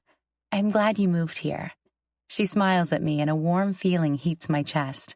I return her smile. Me too. We lean back in our chairs and watch Sierra dance around, enjoying life. I haven't been this happy in a long time. Chapter 11. Ethan. I sit on the last bench of the last train leaving the city toward Clifton Heights. Gil's 5 rows up and over from me. With my takeout containers next to me, I wait, knowing this is the worst decision I could have made. But for some reason, when it comes to Blanca Mancini, I have no restraint. My dad was unable to join us today, which left me as the only one my mom could play 20 questions with, since my sister Corey said she had a project at work she couldn't get away from. I check my watch. Just as I close my eyes, thinking Blanca must have took an earlier train, the doors open and my eyes spring open. She's like a vision standing there on the far end of the train. Her smile is immediate, as is the pink flush to her cheeks. Why do I love to torture myself? I watch her closely as she walks down and places a container next to Gil and continues her way to the bench across from me. Are you stalking me, Ethan Ryland? I told you I was, so you shouldn't be surprised. She laughs, and it's the best sound I've heard all day. It's all a bad idea. The fact that she's across from me after another shitty Sunday. Every week I leave my mom's with a mix of knotted-up emotions I can't unravel. Now, 2 weeks in a row, she's like an angel who makes me forget all the shit I'm leaving behind for another 7 days. It's sick that I hoped I'd find you here. What does that say about me? She asks. I get up from my seat, leaving my food and bag, sitting down next to her. That you can't get that kiss out of your head? Ethan. She sighs and stares out the window. The train jolts and starts moving down the track. More tension leaves my body as the distance grows between my past and my future. The expression on Blanca's face looks pained when she glances over at me. What? This. She waves her finger between us. The hot and cold. I wasn't aware there was any cold. She raises her eyebrows. Really? You gave me the cold shoulder Friday afternoon, then kissed me breathless and ran out of the elevator? I'd say that's the definition of hot and cold. Of course, she's right, but the high of finishing an article is nothing to joke around about. I always want to party and celebrate, but Friday afternoon, I wanted to throw Blanca over my shoulder, drag her to my apartment, and fuck her 6 ways to Sunday, because she would be the ultimate celebration. I'm sorry. I'm not mature when it comes to my feelings. She laughs because she gets my humor, although there's always some truth inside a joke. Seriously, what's your plan here? I shrug. I like you. She sighs. Do you like me? I ask. Are you sure you don't want to pass me a note where I check off yes or no? I reach over to my bench and grab the tortilla espanola I made. Here. You're dodging the question with food? I am. She breaks off a piece and holds it over her open palm, bringing it to her mouth. You like it? She swallows. I do. Then her eyes grow wide. Oh, I'm sorry, do those 2 words make you itch? I stare blankly at her and shake my head. Not at all. If you hadn't shown up Monday morning at my office, I guarantee you I'd be offering to put more in your mouth than my espanola right now. Her gaze turns heated, and I notice the way she pushes her legs together. I'm wondering how long you can hold out. I shift in my seat in an attempt to make room for the blood rushing to my dick. My head falls back to the seat, and I inhale a deep breath. Blanca busies herself getting her leftovers out. I cut the chicken parmesan into small bites, and I brought you a fork. She passes me over a plastic fork. Disclaimer, I had nothing to do with this meal. Didn't let your brother ruin it? Her jaw ticks. No. I fork a piece of chicken and eat it. It's so delicious it makes me want to cook Italian. I've only ever really cooked Spanish or American food. It's delicious. Maybe one Sunday you could come to my parents' house. They live in Carroll Gardens. Where are you from? I stall until I realize she's not going to let me not answer. Mont Haven. Bronx. She doesn't have the same tone to her voice most do when I tell them. Not like I tell many people, though. The only person who really knows where I'm from is Dylan, and that's only because he met me the first day of freshman orientation. And your family? You never really mentioned them. My mom loves my caramel chocolate chip bars. I grab the container and open it for her. Try one. Her mouth hangs open, and she takes one like she's trying to dodge the stickiness of the caramel. I'd lick the remnants off her finger if she were mine. Placing it on her tongue, her mouth closes and her eyes light up as she chews and swallows. Have you ever thought of being a baker? Nah, I learned because sweets made my mom and sister happy when I was younger. She lets the topic go and doesn't pry for more information. Blanca's polite and understands my need for privacy, and I feel bad that I've left her in limbo like she said. Taking her on a date that I said wasn't a date, then bringing her bagel, flirting with her nonstop, kissing her in the elevator, and bolting afterward. I place my hand on her knee, and she twitches at first, then relaxes, staring up at me with those doe eyes. What I have to tell her might not even register because she's lived a happy childhood. It's not fair what I've been doing, and I'm sorry. Her lips tip down in the corner. Maybe we should draw the line now? Like either friends or more? I'm guessing since you have such a problem dating a coworker, we're going with the friend side of that offer. Since when did the word friend sound like she should put money in the swear jar after saying it? I really like you, I say, like that's going to make this any easier. So you've said. Her tone isn't anything like it usually is. Her flirtatiousness has dimmed significantly. She's mad, I think. It's fine, honestly. Peak scale, the train conductor announces, and Gil stands up, staring at both the Tupperware containers, confused. He raises them in the air, leaves the train, and stumbles down the platform. Once we're alone, any resolve I had vanishes. This is a hard decision for me to make. You have no idea the amount of sleep I've lost over it. She nods, but she's looking anywhere but at me. Blanca, please understand, I plead. Finally, her gaze meets mine. What exactly do you want from me? To tell you I'm cool with being in limbo? Give you permission to kiss me whenever the mood strikes you and then run away scared? Scared? Yes, you're scared.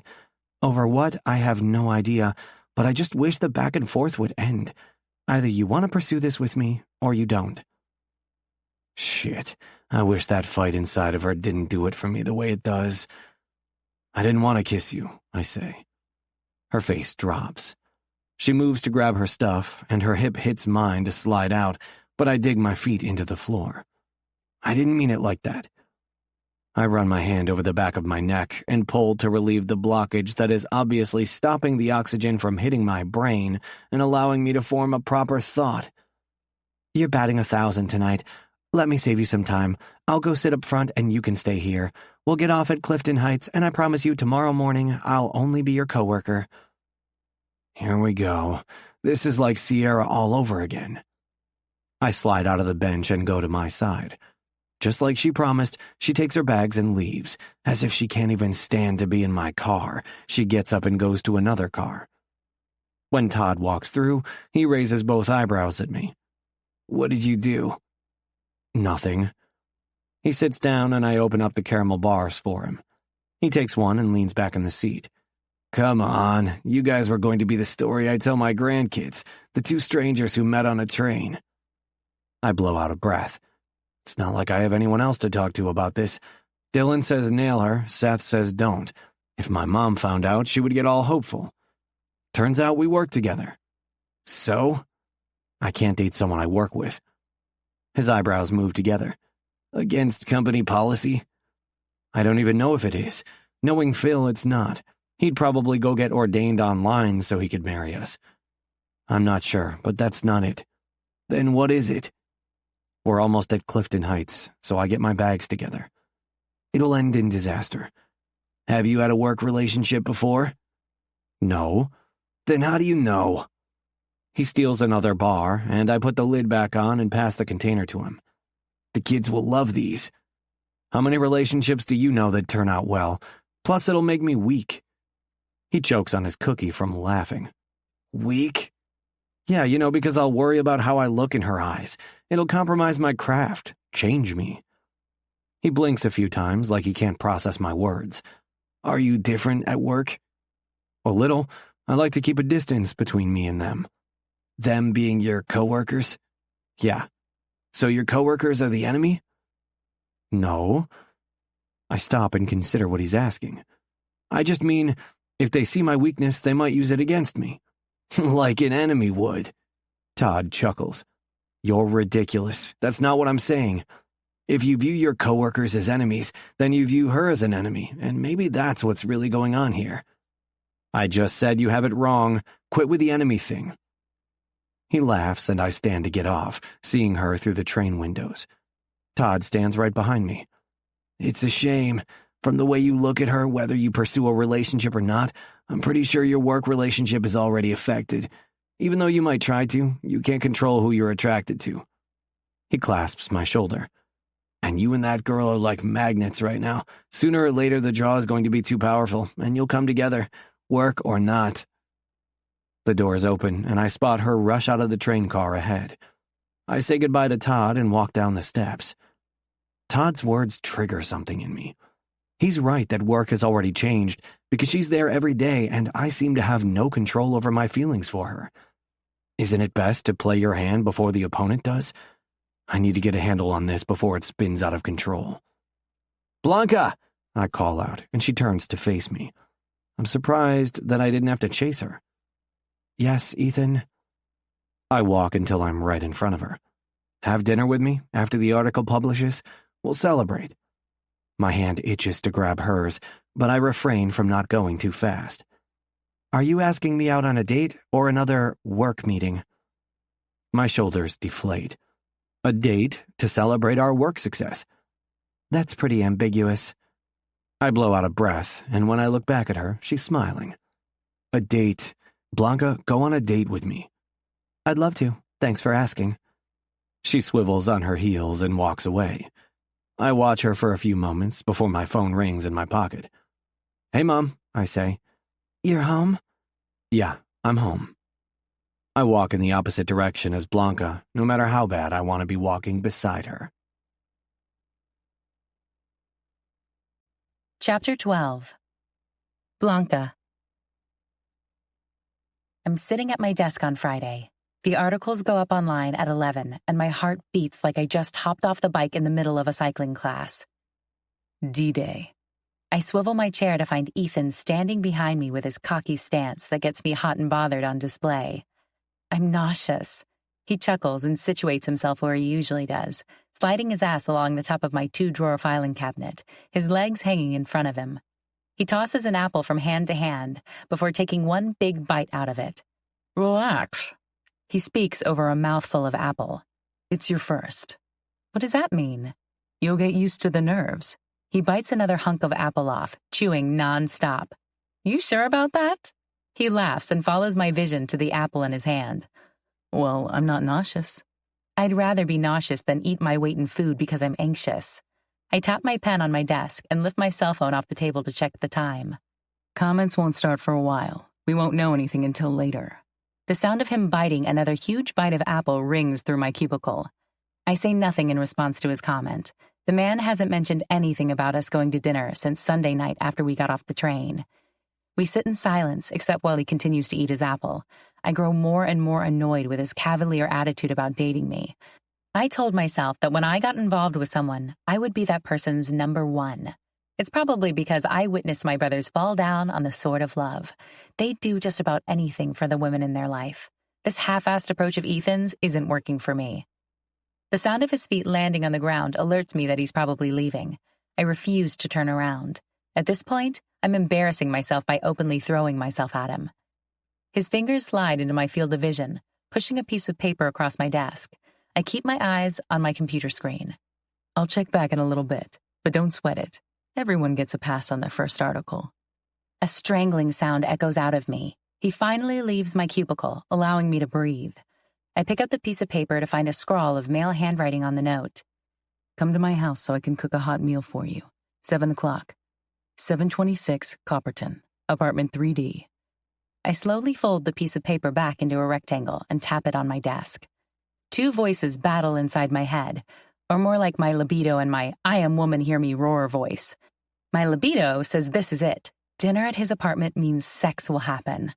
The I am woman voice says that he should be whining and dining me. He should have followed up with me days earlier, not the day of. My phone dings a second later. Unknown. Please. Does he know he's doing wrong expecting me to come? Another ding sounds and I quickly silence my phone. Unknown. Do you want me to beg? Because I will. Then a whole slew of messages come through. Unknown caller. I promise a dessert alone will be worth it. Unknown caller. That's not some sleazy come-on either. By dessert, I mean a chocolate ganache pie. Unknown caller. No expectations. I'll walk you home after dinner. Unknown caller. I just want some time alone with you. No distractions. Just you and me. I finally decide to respond. Me. Yes, I'll come.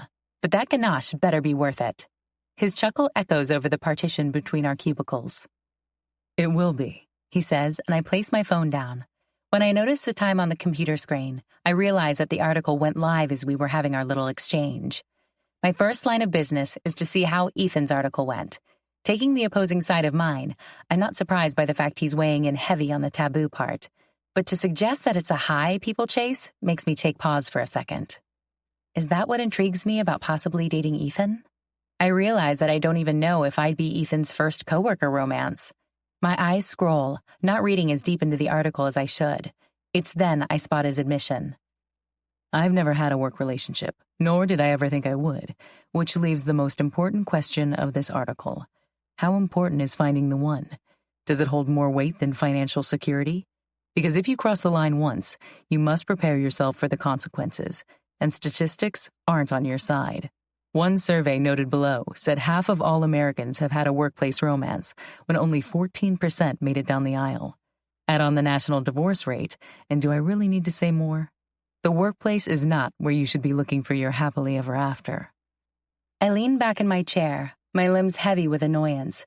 Annoyance because of his facts, which I'll reluctantly admit have a good point.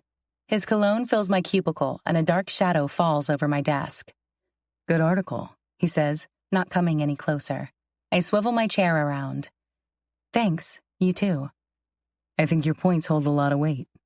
He leans his shoulder against the cubicle wall, and I half wonder why he's not taking his usual spot on the filing cabinet. I don't have nearly the statistics you have. A cocky grin splashes on his face. So you agree with me now after a few statistics? Did I say that? Statistics are used to prove theories. So let me get this right. You write this article with all these facts. I put facts in quotation marks with my fingers, but then I get this on my desk. I hold up the piece of paper with his address. His grin grows so wide the indent from his dimple could fit a $50. I'm not sure what answer you're looking for. I shrug and my own smile breaks across my face. I kind of feel like I won. Won? He almost chokes on his own saliva. I'm your coworker and... I hold up the paper like it's a trophy. What can I say? You're worth the risk. My entire body heats, and my stomach flips and flops like a gymnast doing her final trick for the judges after a perfect routine. Mr. Copeland appears and stops at the edge of my cubicle, leaving Ethan no choice but to fill the small space. Cassie isn't far behind with her usual wad of gum cracking and popping. I shouldn't love being this close to Ethan, but the crispness of his cologne puts all my lady parts on high alert. Love it, you two. The comments are flooding in. Shares, mentions. I think we have something here. Meet me in the conference room at 2 to discuss what direction we need to go. We can't let this go to waste. He knocks on the top of my cubicle and disappears down the hall without either of us even answering. Ethan raises his hand and I high-five him. Way to go with the idea. I say we compare bagel places next issue, since you're still going to that awful bagel place. His eyes zero in on my coffee cup. Guilt presses heavy in my chest, since I now know they're Seth's family's competitor. I kind of like the girl there. She's sweet and already has my order memorized. He tisks. You're missing out. I sip my cold coffee just to prove a point. I dare to be different. That you are. But there is no judgment in his eyes. There's just pure, dare I say it, lust. Later in the afternoon, we're sitting in the conference room once again waiting for Mr. Copeland. In all seriousness, what are you really thinking for the next issue? I ask Ethan, who's been tapping his pen and swiveling in his chair like a child who can't sit still. His eyes meet mine like he forgot I was in the room. The guy does nothing for my self-esteem sometimes. His tongue slides out and licks slowly along his bottom lip. Something controversial. Did you see the comments on our articles? I read a few. I read every single one. Did you stop reading once you realized how many people were siding with me? He smiles and stops tapping his pen. You know what they say. People with negative things to say are louder than the positive ones. Touché. He bows his head at me. Still, you owe me lunch next week according to the tally right now. I hope you like the bagel place. I smack on my biggest smile. Mr. Copeland and Cassie join us in the boardroom, both taking a seat. Great job, you guys. We haven't had this much interaction since you wrote that article about Ethan's ex. I tilt my head in Ethan's direction and see his jaw clench. Neither of them enlighten me about what article they're speaking of. It's a little controversial. You're either for or against. That's why. Ethan picks up his pen and he taps it once on the conference room table. Mr. Copeland side glances him. Let's see if you can make magic happen twice in a month. I want your next articles to me by midweek. And let's continue with topics people will feel strongly about, but stay away from politics and religion. You should stick with the sex. Cassie pops a bubble. This is exactly what I was afraid of. I don't want to write heavy topics, but I don't want to write all fluff pieces either. I want to help people with my writing, but I can't argue when Mars and Venus took a chance on me. Yes, Mr. Copeland points to his niece. Everyone loves to talk about the difference between the sexes. So, Ethan, you represent the typical male, and you the typical female, Blanca. And I'm going to set up a photo shoot for you two. We need a catchy name for your articles, too. Think about that this weekend. Mr. Copeland stands, and Cassie joins him. I'm so excited about this, guys. This might just put our small magazine on the map. He claps once, and I jump in my seat. He leaves, and my stomach is a ball of knots. Oh, relax. It's going to be fine. Who said I wasn't fine? I stand, and Ethan slides out his chair from the table. You look like you're about to throw up that horrible bagel you ate. I shake my head. So I say we write about whether you should sleep with someone on the first date. He raises his eyebrows and slides out of the room before me. I watch his backside the entire way down the hallway. Who are we kidding? I have a bad feeling Ethan and I are on the same side of that debate, which doesn't bode well for tonight. Chapter 13. Ethan. My phone rings the minute I walk into my apartment with my bags full of groceries. Clicking on the speaker and placing it on the counter, I unload the bags in my small kitchen. Hey, Mom. Congratulations. Love the article. Thanks. The girl who writes beside you. Do you like her? My mom wouldn't be my mom if she didn't drill me all the time. Yeah. She's sweet. Sweet? You can tell that by the article she wrote? My mom laughs, and I'll never grow tired of hearing that sound. It so rarely happened when I was younger. She takes the side of love over anything else. That's sweet. A tad sheltered and naive, but sweet. She really has no qualms on dating at work. It's interesting. I unpack the groceries on the counter. Oh, you like her? I knew I should have dodged this line of questioning well before my mom could hear it in my voice. I like her too much, if you know what I mean. Oh, mi tesoro, she coos her usual endearment for me. All I want is for you to be happy. You know love comes with ups and downs. I haven't done anything to pursue it. She's a coworker, that's all. Okay, you bring her over for dinner if that changes. Food is the way to a woman's heart too, you know. I blow out a breath and grab my frying pan. There's no way I can be honest with my mom now. She'll get invested, and it will break her heart when Blanca and I end. She's had enough heartbreak in her life without me adding to her suffering. Yes, I will. How's it going? I ask, looking to change the subject to anything else. Your dad was in a good place today. I think this Sunday will be a good visit. Anything but that. Hey, Mom, I gotta go. Work. Guilt tugs at my insides. You need to take that girl out and forget work for a night at least. Little does she know. See you in a few days. Love you. Love you, Mom. I press end on the phone and lean against the counter for a second. My entire head has been at war over having Blanca here tonight. She'll be in my space, and there's no changing that fact.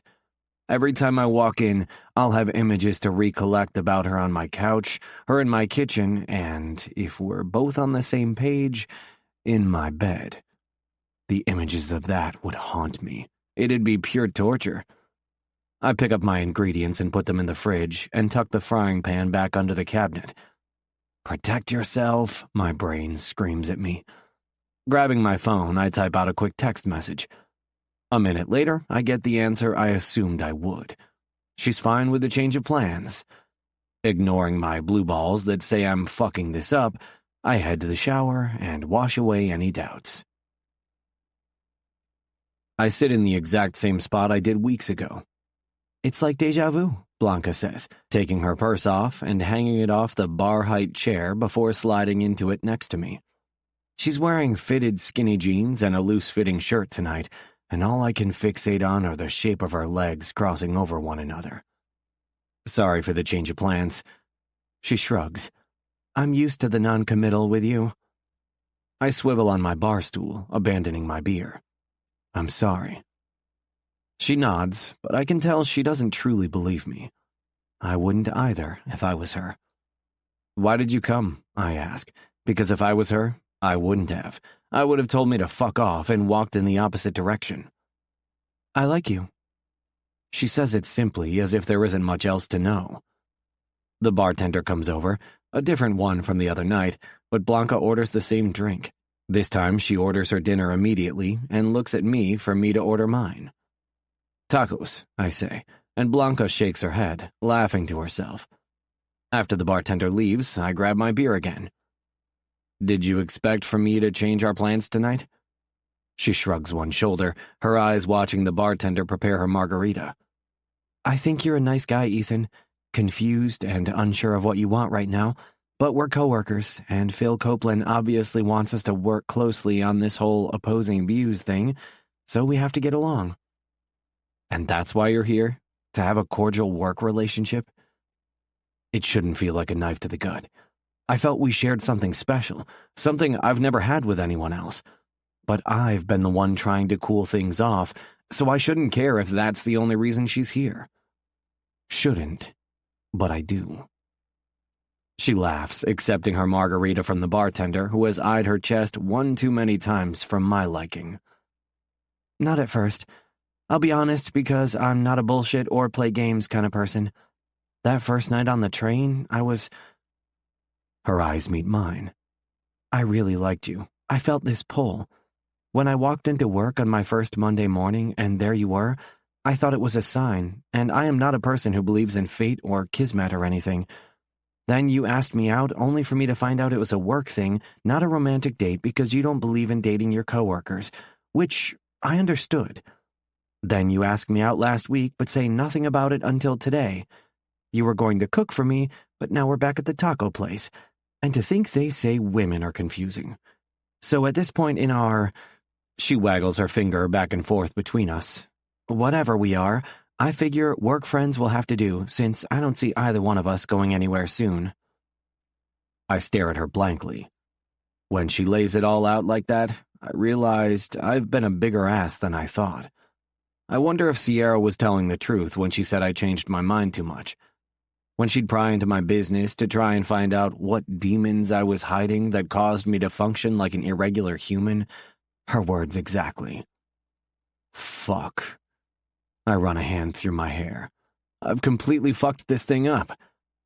She chuckles, sipping her margarita, showing how different she is than any other girl I've ever dated. We can be great coworkers. I can't be your coworker. The words leave my lips in a rush before I can think better of it, and I realize how true they are now that I've spoken them out loud. She leans toward me like she has to tell me a secret. Hate to break it to you, but you don't have much choice on that one. What I mean is that I think about you naked every time I see you. I imagine having sex with you everywhere in my apartment, on every surface. The whole reason for bringing you here was so that wouldn't happen. Fuck. I don't know what I'm doing. I've royally screwed this up. Our dinner arrives, and she unwraps her silverware calmly. At first glance, I didn't think my words affected her, but then I noticed the flush in her cheeks. Her tongue slides out, and she licks her bottom lip right before biting down on it and inhaling a deep breath. Maybe I haven't screwed this up. Yet. You know how attracted I am to you, right? I ask. She side-glances me. I'm sorry for being an ass these past few weeks, but I do want you. Don't question that. If we didn't work together, yeah, we'd already be dating. Heard that line already. She bites into her taco and chews aggressively. Let's just stop the whole back and forth thing and remain coworkers who are friends. We could, but I'll never survive. She rolls her eyes. I'm just going to enjoy my tacos once again. Do we get to go to Scrumptuals again, too? Her sarcastic tone says I haven't lost this round yet. She's pushing me on purpose. Blanca? She wipes her face and places her napkin on her lap. So tell me, how do you see this working? She asks, because I can't figure out what you want. What working? I take a bite of my taco, which is delicious. This pull between business and pleasure and the fact that you don't mix them. I wipe my mouth and look to her to decipher her meaning. I don't. She huffs. Do you want to talk articles? I shake my head. Blanca? She leans forward. Ethan, she whispers, a small grin on her face. Check, please. I raise my hand and Blanca laughs, our gazes never leaving one another's. I'm probably a moron for allowing my dick to win this war. We both worked too hard for this job. She slides off her stool, putting her purse crosswise over her chest so the strap indents right between her tits. Yeah, like her article pointed out so well, Coworkers fuck all the time, and nothing bad happens, right? Chapter 14. Blanca. I've never been a forward girl. Yeah, I know what you're thinking. But I just practically put my hand on a guy's crotch and said, let's go back to your place. But truth is, I never do this. Not that I'm against a woman taking what she wants when she wants, but having 3 older brothers made me nervous of word getting back to them. This time, it won't get back, because my protective brothers don't know anyone in Clifton Heights. Ethan's hand slides into mine when we step out of Los Tacos, clenching to signal for us to start walking together. There's no conversation during the walk to his apartment, but there's a stirring between us, a silent bomb that ticks the seconds as if we can't reach his place fast enough before it explodes. He releases my hand to slide his into his pocket, retrieving a set of keys. When he opens up the building's door, I walk through the double doors first, him behind me. Up the stairs, 3rd floor, he says to my back. I step first, but he matches me step for step, and when I reach the top floor, he instructs me again. To the right, 321. I turn, and his footsteps sound behind mine. My heart beats fast, and my stomach turns as I wait for him to open his apartment door. A warning flashes in my head once he's unlocked his door. I'm asking for disaster. He's my coworker, a job I've been wanting forever, and I'm chancing it for what might be just one night. But he pushes the door open and holds his hand out, a flirty grin on his lips, his right dimple on display. He doesn't seem like a one-night kind of guy. He could be my one and only, right? Now I know I'm talking myself into this, since I'm not sure how I feel about soulmates. I accept his hand and step over the threshold into his space, unsure what I just signed up for. One night of good times, or something more. He shuts the door behind me and steps forward, pressing my back to the wall, his hand warm on my neck. Are you positive, Blanca? His tongue slides out and tastes my lips like he knows my answer. Who am I kidding? I know my answer. Yes, I whisper, and his head dips. I wait to see stars or to feel dizzy before his lips reach mine. A guy who makes you clench your thighs because he puts everything into his kiss. But there's no explosion, because he draws back and his thumb traces my bottom lip. I need the job, he whispers. Me too. Aren't we crazy? His thumb continues to slowly run along my lip, and his gaze dips to watch his movements before bouncing back up to my eyes. I'd do about anything to kiss you right now. Except lose your job. I place my hand on his wrist, but his thumb still doesn't stop. He nods. I shouldn't have come on to you so strong. This close, I can see his unique hazel eyes, brownish with a hint of green and sparkles of gold. His thumb stops. Please don't think that. I love the fact that you're so forward. All I can think about right now is picking you up and tossing you on my bed, if only for a moment to see how perfect it'd feel to have you there. To strip off your dress and see your body. To know if it's how I imagined it. Christ, the idea of the warmth of your skin on mine. But a deep sense of loss claws at my insides. Ethan, I interrupt his thoughts. What if this thing never goes away? I can't work if us sleeping together screws it up, and I can't work if I'm always thinking about us sleeping together. It's a lose-lose battle. I hope I'm not coming off like some needy girl. I do want him, and I understand the repercussions of what we're doing. He stares at me, long and hard. I guess it's settled. His hand runs along my neck until he sinks his fingers into my dark hair. My eyes drift closed, and he steps forward, pressing into me. Walk over the cliff with me? I pop my eyes open, and he's right there, as though he's been waiting for me and he didn't almost cut this off a minute ago. I think it's more like jumping, but... Blanca. Will my name always fall off his tongue as though he's tortured? Time to stop talking. And then it happens.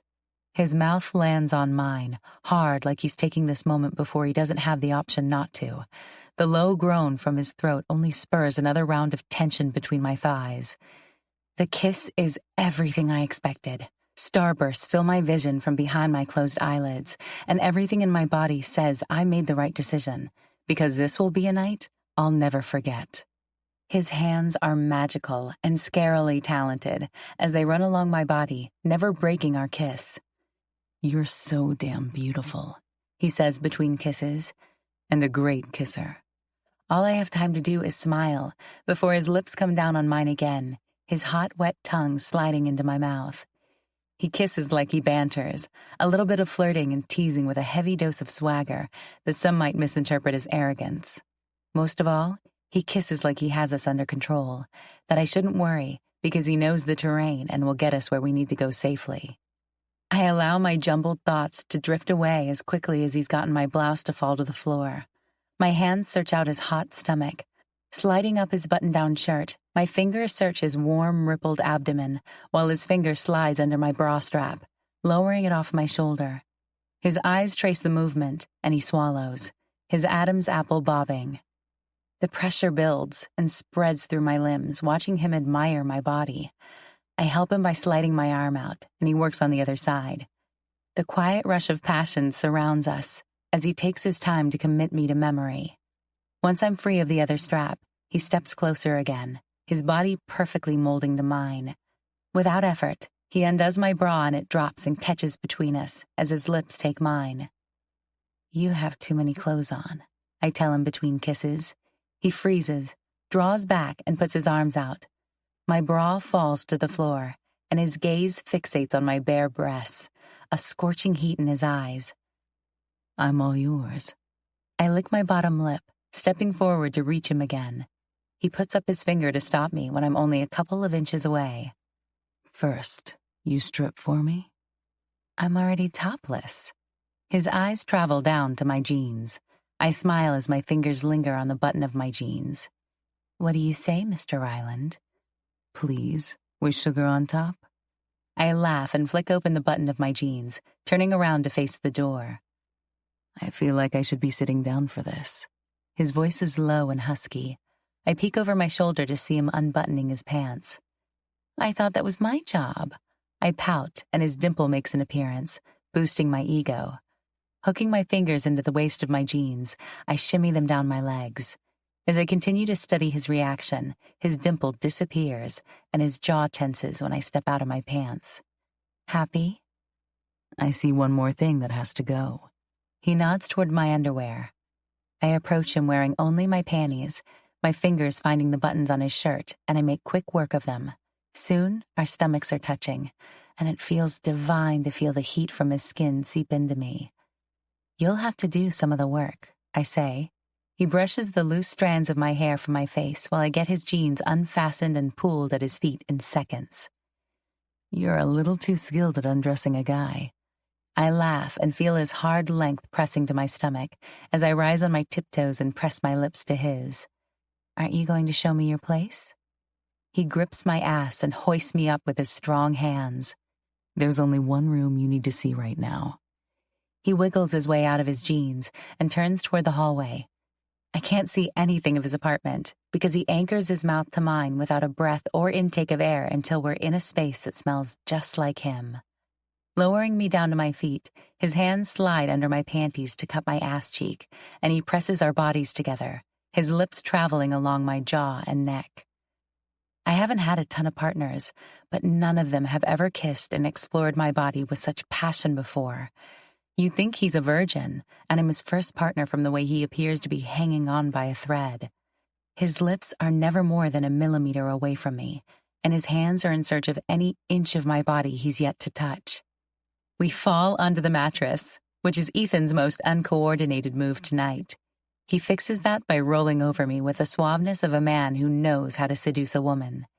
His thigh separates my legs just as his lips find mine again. Our tongues are more frantic as he situates himself between my thighs and grinds his hard length against my core. "Ethan," I say in between a pant and a beg, my thighs clenching around him, wanting to trap him there forever. His finger runs down the length of my face. "I know." He thrusts again, and my hand reaches between us, palming him over the cotton of his boxer briefs as a way to stop the torture. He raises his hips and props himself up on his elbows, staring down at me, granting me permission to run the show. Sliding my hand off his package, he groans, but I push under the elastic band of his boxer briefs, and he's hot and heavy in my hand. Jesus, Blanca. Those gold flecks in his eyes light up. That feels so good. Turning to his side, I mimic his movement so we're facing one another, and he watches intently while I glide my hand up and down his hard length. Calloused fingers sneak under the elastic of my panties, delving into my wetness. Another exhilarating groan rips out of him. So wet. His lips press to mine, and I drown in the kiss we're starting to perfect. He plays me like I'm an instrument, like he's practiced for decades and my hips buck off the mattress. I grip him harder and pump a little faster while he thrusts into my hand. Just as I get a good rhythm down, his hand clamps down on my wrist. I think we're going to have to call it on that one. You don't like? On the contrary, I like it too much. I giggle, but his hand leaves me, and he reaches into his nightstand. Rolling back over, he kneels in front of me, and his fingers dig into each side of my panties, dragging them down my body. He seems to revel in revealing the last part of me to him. Never have I felt more comfortable being naked in front of someone. The heat from his gaze sears my skin. I return the favor and pull down his boxer briefs. He manages to get them the rest of the way off and drops them behind him. My mouth waters watching him roll the condom down his length. I beat off to this exact scenario the first night we met. You mean last night? I ask, making fun of the short time we've known each other. His laugh is deep and rumbling. Yeah, I guess I have no willpower around you. He rests his weight on his elbows and situates himself between my legs.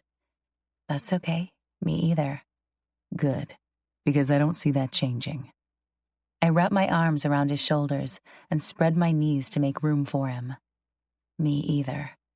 With a cocky smirk, he pushes into me, inch by inch, until I'm completely filled. It's then that I'm certain I'm in real trouble, because nothing has ever felt this right. Chapter 15. Ethan. I bury my length deep inside her, and she clenches around it. Ethan, she says, as though it takes all her energy to speak. I get what she means. I have no idea how to explain the feeling that just took over my body. This isn't just a one-time fuck to get each other out of our systems. At least for me, I can't deny what's happening. I lower my body and lock her head between my forearms, pulling out of her warmth and slowly sliding back in. Her neck cranes back, and I take the opportunity to scatter kisses along her jaw. She's not loud, but she's not quiet either. Every time I shift or explore her body, her moans are scattered like breadcrumbs on an unfamiliar path so that I remember exactly what she likes. I slide my hand up her leg, bringing her ankle up to rest on my shoulder, and a long, strangled groan escapes her as I thrust deeper. You feel amazing, I say, unable to hold back my thoughts. She could ask me anything right now, and I'd be honest, because this isn't just sex. Just like that night on the train, this feels different, as cliché as that sounds. And I'm a writer. I hate clichés. You too? Her fingernails dig into my shoulder blades, and I hammer into her a little harder this time. For the next 10 minutes, we vary our positions, all with me on top. When we're both on the brink of ecstasy, I release her legs. She wraps them around my middle, her heels digging into my back. Brushing away the loose strands of chestnut from her sweaty hairline, I smile down at her right before I capture her lips. She wraps her arms around my neck, anchoring me to her like I'm a life vest. I'm not going anywhere. If I get anything out of what's happened tonight, it's that work or not, Blanca Mancini is going to be in my life. I'll have to figure it out on my own. A shudder runs through her, and if I'm reading her body correctly, she's about to plunge into ecstasy. The last place I want to be is up in my head about the do's and don'ts of dating a coworker. I want to commit this to memory. Our tongues slide together, our hands clench, and our bodies tense with the pressure of our impending orgasms. She falls first, her thighs clenching around my middle, her grip firmer and stronger, making sure I go nowhere. After she whispers incoherent words in my ear, I do the same and lose all control, rutting into her on a groan and holding myself there. "You're everything," I whisper. "The whole package. Beautiful, funny, sarcastic." My compliments fall away as my brain grows fuzzy, and all I can think of is how great it feels to come inside of her. Our tense muscles slowly relax, and I roll over beside her. "I'll be right back." Sliding out of the bed, I head to the bathroom, dispose of my condom in the trash, and wash my hands. "Do you need anything?" I ask while I make my way back to the bed. She climbs out of bed, grabbing my shirt from off the floor, throwing it over herself. "I can do it." Of course she can, because Blanca might be the most independent woman I've ever dated. I just hope the fact she took my shirt is a sign that she's going to come back to bed, because I'm going to want her again in about 10 minutes. Sadly, a few minutes later, she leaves the bathroom and sits down at the foot of the bed. This is exactly why you shouldn't sleep with someone until you're both on the same page. I'm guessing we're not. "Are you hungry?" I ask, using any excuse to keep her here. She looks at me over her shoulder, her gaze pensive. "Where do we go from here?" "Well, I thought we'd eat." Her face grows serious. I knew this about her. I knew she wasn't going to let us explore this without there being some type of classification afterward. Blanca isn't like any other woman I've dated. But that's what's scary about her. She calls me out on my bullshit. "Then I think I'm going to head out." "No." I rush to my feet and grab her arm. "Stay." Our eyes lock, and I see it all there, everything I've been feeling. Blanca is transparent enough for me to see that maybe I'm different to her, too. "Why should I stay?" "Because I like what we just did, and I want to do it again." I smile, but her eyes narrow and her jaw ticks. "Is that what this is? A booty call? Should I call you the next time I'm coming home from the bar at 2 a.m. so we can fuck?" She strips off my t-shirt and discards it on the bed, grabbing for her underwear and heading out to the living room. "Blanca," I say, sighing when she shrugs me off. "No, Ethan, I've given you way too many chances up to this point. I like you, but I'm not going to be a fuck buddy or whatever it is you're looking for. I'm a woman who deserves a man to fall on the sword for my love. I deserve to be won over. So I think as great as this was, I should just go before we cause further damage." I run a hand through my hair, grabbing a pair of track pants out of my drawer. I shrug them on and follow her. She can't be serious. What does she want me to do? Lay it all out there? All my fears? Make myself that vulnerable when we haven't even known one another that long? "I'm not sure what you want from me." She shakes her head as she does up the button to her jeans and then tries to put on one shoe while hopping on the other leg. "Nothing. It's cool if you don't feel what I do. I should have known with the way you've been so hot and cold." Here we go again with this bullshit. We're coworkers. What does she not get? You're seriously just going to walk out of here? The hopping method of getting her sandal back on proves difficult, so she sits down on the chair to fully unbuckle it. "I've given you way too much of my time and effort at this point. You're playing games, and I don't do games. I thought you were just scared that maybe with time you'd overcome whatever it is that's making you fight this thing between us, but I see now nothing's going to change." She gets one shoe on and tries to slip on the other one. I steal it away like a fourth grader. She huffs and holds out her hand. "Give me my shoe." "No." I hold it tight with both hands. She stands, and I raise it above my head. Am I seriously doing this like we're teenagers flirting or something? "Fine, I'll go home with one shoe." My arms fall when her back faces me and her hand is on the doorknob. "Don't leave," I say. She slowly turns around, but her hand finds the doorknob once more to tell me that's not enough, that she wants more from me if I really want her to stay here. "Just—" I hear the twist of the doorknob in her palm. "Fuck, Ethan. Get the words out. Tell her. Don't ruin what might be the one thing you've waited your entire life for." "Dinner. I owe you a dinner." Her face falls. All hope disappears from her eyes. She opens the door a crack. "Blanca." "It's okay, Ethan. I promise Monday morning will be fine. I won't make it awkward." I can't imagine not flirting with her. It'd be complete torture to just be her coworker. I never wanted this, but I can't walk away from it now. Beelining across the room, I shut the door and cage her back against it. We're chest to chest. I feel it, okay? I do, and I want you here so I can feed you, fuck you, and cherish you. You're right, I'm terrified because I like you, and this thing between us is at a level I've never felt before. I raise my hand to cup her cheek. Her eyes grow tender and caring after my declaration. Are you sure? I nod. Just stay, please. Her hand comes over mine on her cheek, and she nods. I'll stay. As a thank you, I bend over and kiss her until we both have no choice but to draw it to a close if we want to breathe. I take her hand and lead her into the kitchen. I was going to make you paella. Want to do it together? I leave her on a stool and open the fridge to grab the ingredients.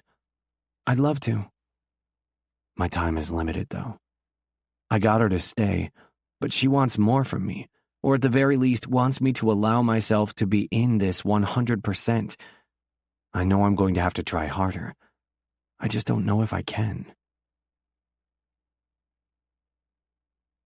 Chapter 16. Blanca.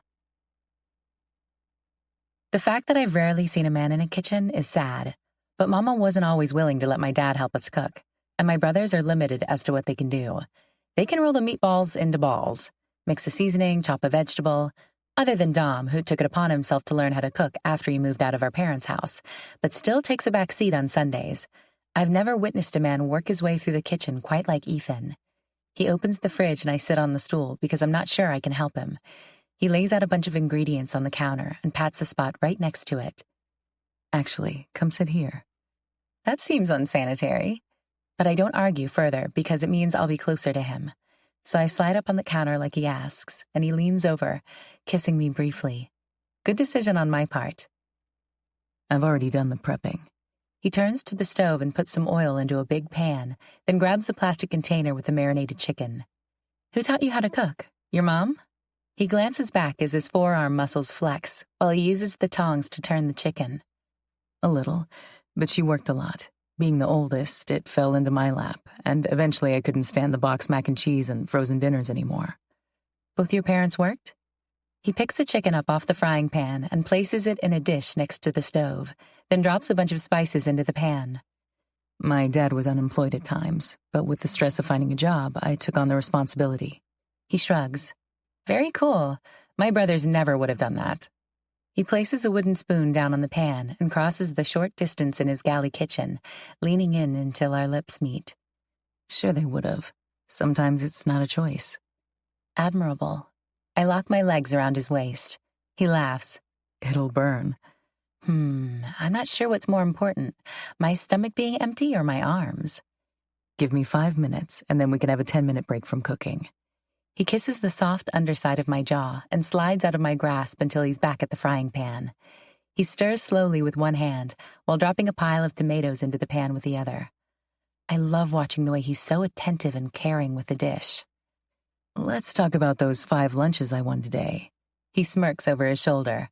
My stomach flips and flops. Oh yes, just think, if you could have asked for sexual favors. He drops the rice in and adds some water, putting the lid on the pot and adjusting the heat before his hands land on my knees. I watch his long fingers graze up my thighs, parting them so he fits between my legs. We can change it. Because it would suit you. I raise an eyebrow.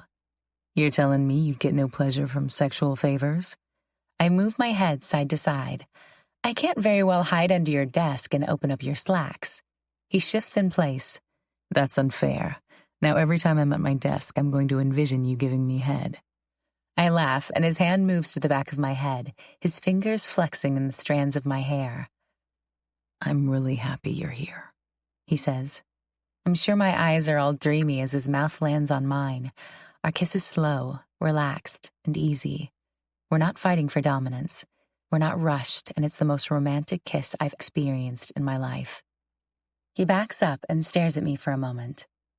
I'm having a great time. I bite my lip. I am too. Good. Now wait until you taste my food.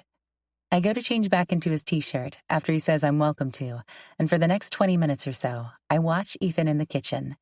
He brings me a spoon to try the rice before it's all done, and from his intense stare, I know how much it means to him that I enjoy his cooking. How could I not? The guy is pretty skilled. After dinner, he grabs a carton of cookies and cream ice cream and 2 spoons and leads me over to the couch. He positions me so that my ass is right next to him and my legs are draped over his lap. Best flavor in the world, I say, digging my spoon into the ice cream. One of them. What's your favorite? I figured it was this. I got this one because it seemed like something you'd like. I'm more of a sorbet guy. I poke him with my finger. Sorbet, huh? His hand falls to his side and he shakes his head. Sorry, habit. What do you want to watch? He reaches to the side and grabs the remote. Whatever. He crinkles his eyes. Gotta love the early stages of a relationship when everyone is so amicable. Relationship? I raise my eyebrows. He takes my spoon, puts it in the ice cream, and I squeal as he gets me on my back. His body weight feels delicious on top of me. His strong legs nudge my thighs to make room for him. I told you, I'm all in. I nod. I guess you'll have to prove it. His hands slide up the hem of his shirt that I'm wearing, shivers running up my bare skin. Oh, I have many ways to prove it. He slides down my body, pushing up the t-shirt as his lips fall to my skin. My back arches off the sofa and I run my fingers through his hair. The man has a magical mouth, and he knows how to use his tongue to drive me crazy. Peeking up at me right as he gets to the top of my panties, his expression is one of mischief. His finger slides along the top, teasing me, and I squirm under his touch. I see how you want to play this game. Remember, there's always payback. He chuckles and hooks his fingers under the sides of my underwear, pulling them down and off, tossing them on the floor. He glides his hand down my leg and props my knee up on his shoulder. His eyes never leave mine, as his lips cast small kisses to the inside of my thigh. You're beautiful, he says, growing closer to my center. I hook my other leg over his shoulder, then grip the strands of his dark hair, weaving my fingers through just as his tongue twirls around my clit. I buck up off the couch, and his free hand falls to my pelvis to keep me grounded. His teasing eyes meet mine once more, and although I can't see his lips, his eyes say he's smiling. Ethan, I sigh. His tongue continues a methodical, slow torture around the lips of my pussy. He blows a long stream of warm air on the damp skin, and I feel like a million little fireflies lit up around us. My eyes fall shut, and I lay my head back under the arm of the couch. You're way too talented, I murmur, as all thought processes fall to the wayside. He gives me nothing but a small groan when I open my legs farther, wanting him right where he is. His tongue explores me like uncharted territory he's claiming as his. It feels so good, almost too good. I'm in sensory overload. Then his finger circles my opening, and my insides clench, wanting him there inside me. A low groan sounds from him while he slowly pushes his finger inside of me. My ass rises off the couch, wanting more of his mouth, more of his fingers, just more of him. Watch me, he says. I peek through one slanted eyelid to see his gaze on me. Watch me devour you. Watch me make you come. I try to open my eyes, and when I do, I have a good view as he pushes another finger inside of me. My orgasm is so close, and part of me just wants him to give it to me, and the other wants to draw this out forever. He pumps his fingers in and out of me while sucking my clit into his mouth. My hand clings to the edge of the couch, my knuckles whitening under the tension. I squirm, and he pulls back for a moment, allowing me to buck into his hand. Then he buries his face between my legs, his tongue on my clit moving faster, his fingers arching, and that's when all my cells explode, releasing all the tension thrumming through my body. Blackness surrounds me as I scream his name. When I finally open my eyes, Ethan's licking his fingers and crawling up my body. You're even more gorgeous when you come. His lips land on mine, and I pull his pajama pants down. He shows how in shape he is because he holds himself up with one arm to get them off. Taking the back collar of his t-shirt, he throws it over his head and tosses it onto the floor. "We need a bed," he says. "I can't do what I want to do to you here on this cramped couch." He stands, and I immediately miss his weight, but he picks me up in his arms, carrying me into his bedroom. Seconds later, I'm on my back on his bed, and he's crawling over me. Coworkers or not, this is happening. Chapter 17. Ethan. Sunday morning, I head down to Andrew's Bagel Company to grab Blanca's bagel, leaving the woman herself in my bed. "Man, I'm jealous." Seth comes out of the back wearing his apron. "Of what?" "Well, let's take inventory. Basketball shorts, t-shirt, hair in every direction, sandals, and a smile that says I got some." He grabs my usual bagel and starts putting cream cheese on it. "Is this the girl you were carrying on about the other night?" I run a hand through my hair. Usually the Andrews hire outside workers on Sunday. It's the one day they take for themselves. It was naive of me to think I could sneak in and out without anyone knowing. "Guilty as charged, so I need a sesame with chive cream cheese too." Seth laughs. "She spent the night." "Maybe." "You're taking this into relationship territory. Feels like it might be too soon." He busies himself cutting the bagel and spreading the chive cream cheese, continuing to let anyone in the bagel shop know my business since he has the ability of a 2-year-old to keep a secret. "I broke up with Sierra 6 months ago." "Hey, I'm just looking out for you." "I'm good." "Clearly." He bags the bagels. "Here you go, Romeo." "Don't be jealous." I take the bag and the 2 cups of coffee to fill. "Why are you here anyway?" "An employee bailed. Probably got some like you and didn't want to get out of bed." "Whatever." "When do we get to meet the lucky lady?" He waves off my money, but I slip it in the tip jar. "In a bit. I want to see where this is going to go before I bombard her with friend introductions. You figure I didn't have that with Sierra, and it's like her life became mine and vice versa. I want to take this slow." Seth nods like he understands, although I've never seen Seth in an actual relationship. We call it the curse of 3 dates. So far, no one has made it to a 4th date with him since I've known him. I've heard rumors that there is one girl who made an impression on him, but it was a long time ago, and Seth never confirms or denies. I don't pry because it's none of my business. If he wants to tell me, he will. "Have a happy Sunday." I raise the bag in thanks. "It won't be half as happy as yours unless she's taken the walk of shame before you get back." He laughs and calls over the next customer. As I exit the bagel shop, I wonder why that thought never occurred to me. Why did I not even think she might wake up after I left and think I abandoned her? I didn't even leave a note. It's like we went from strangers to coworkers to lovers to boyfriend and girlfriend in a flash, because that's how calm I am about us. Like the security of a relationship has already anchored me to her, which means I'm in deep shit. I unlock my door and step inside. The apartment is quiet. Scanning the living room and kitchen area, I spot her purse and shoes by the couch. The relief that rushes through me shouldn't surprise me, because I was never this invested in Sierra or any other girlfriend this early in the game. It was clear when I met Blanca on the train that she was different, but I never thought she was my different. My walls are slowly lowering.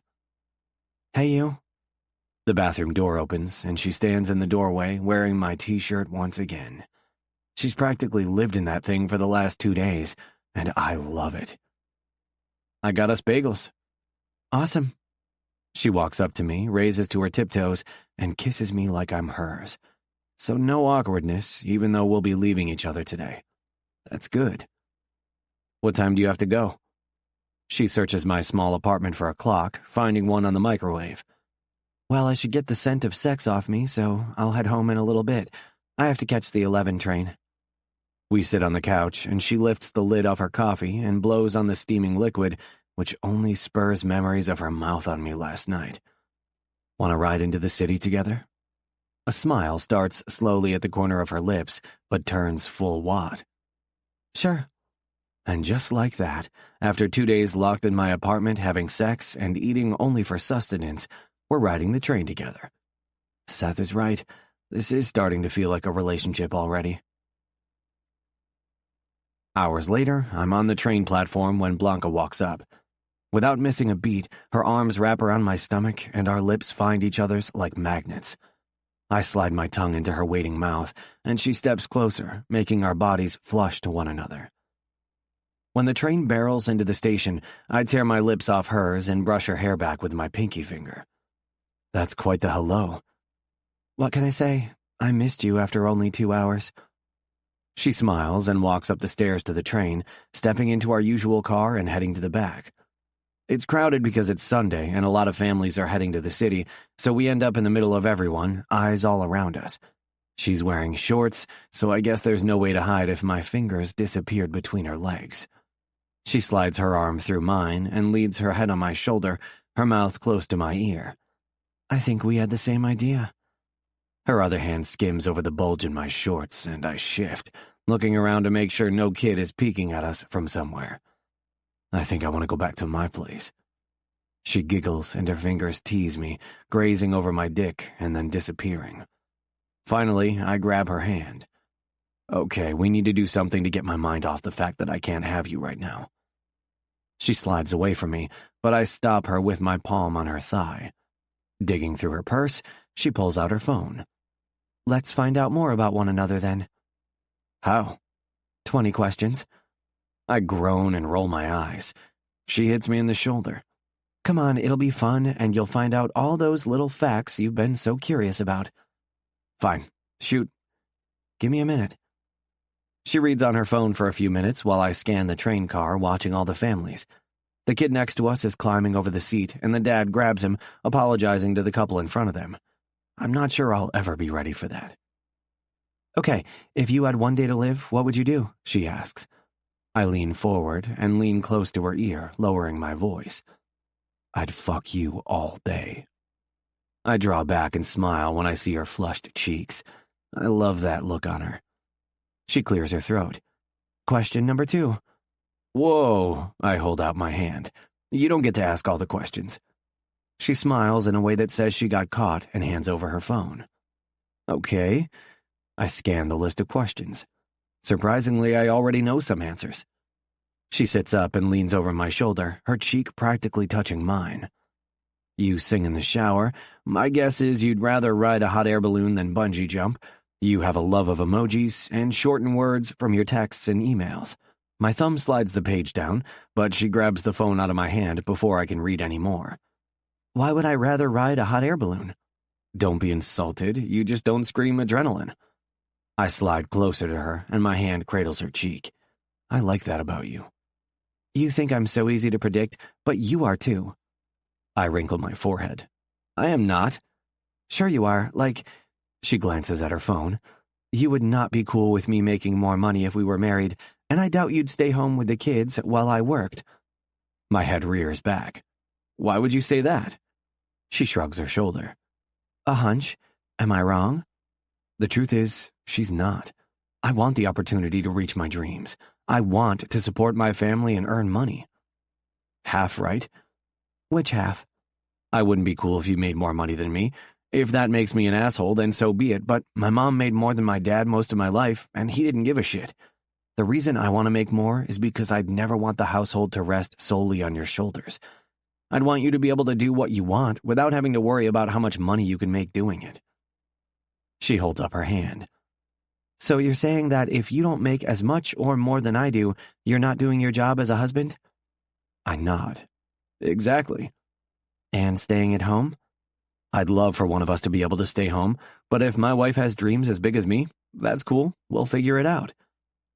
Her back relaxes a bit from how it was ramrod straight a few seconds ago. And what are your dreams, Ethan Ryland? I lean my head on the back of the train car. Not to work at Mars and Venus writing articles about sleeping with coworkers. Not sophisticated enough for you? I run my hand down her smooth leg, and at some point her hand finds mine, and we lock fingers. No, I want to write something that matters, something that will help people even if it's just one person. Me too. Really? She nods. I have this blog I started a while back. It helped me get the job at Mars and Venus. It kind of spurred me into leaving finance. It's all about surviving between college and adulthood, finding your way in life. I wish I could write more stuff like that, but Mars and Venus is the first magazine to give me a chance, so I'm not going to blow it. I sit up straighter and pull out my phone. What's the blog called? She chews her lip and grimaces. Come on. I tickle her ribcage. It's embarrassing. You went to school for journalism. I didn't, and the early articles, they're terrible. I lean into her, caging her to the side of the train and kiss her neck, whispering, It's me. I'm your #1 fan. She sighs. Fine. Post-college, what do I do now? I type the name into my phone and the page pulls up. It's cute, and as I read the topics of articles, I see that they're all good for recent graduates.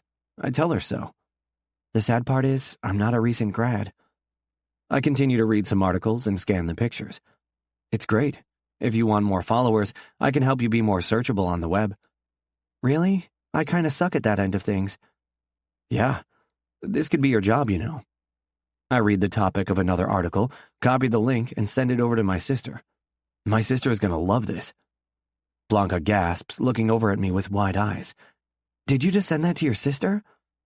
I kiss her again, because her lips are too tempting, and now that I can kiss her whenever I want to kiss her all the damn time. She'll love it. Relax. Thanks. So what is your endgame? I blow out a breath, afraid to admit to anyone what I really want. I like to keep my dreams to myself so that if I don't reach them, there's no one to pity me. Honestly, I want to write somewhere where there are comments that say, you made me realize X, where people change their lives because of what you wrote.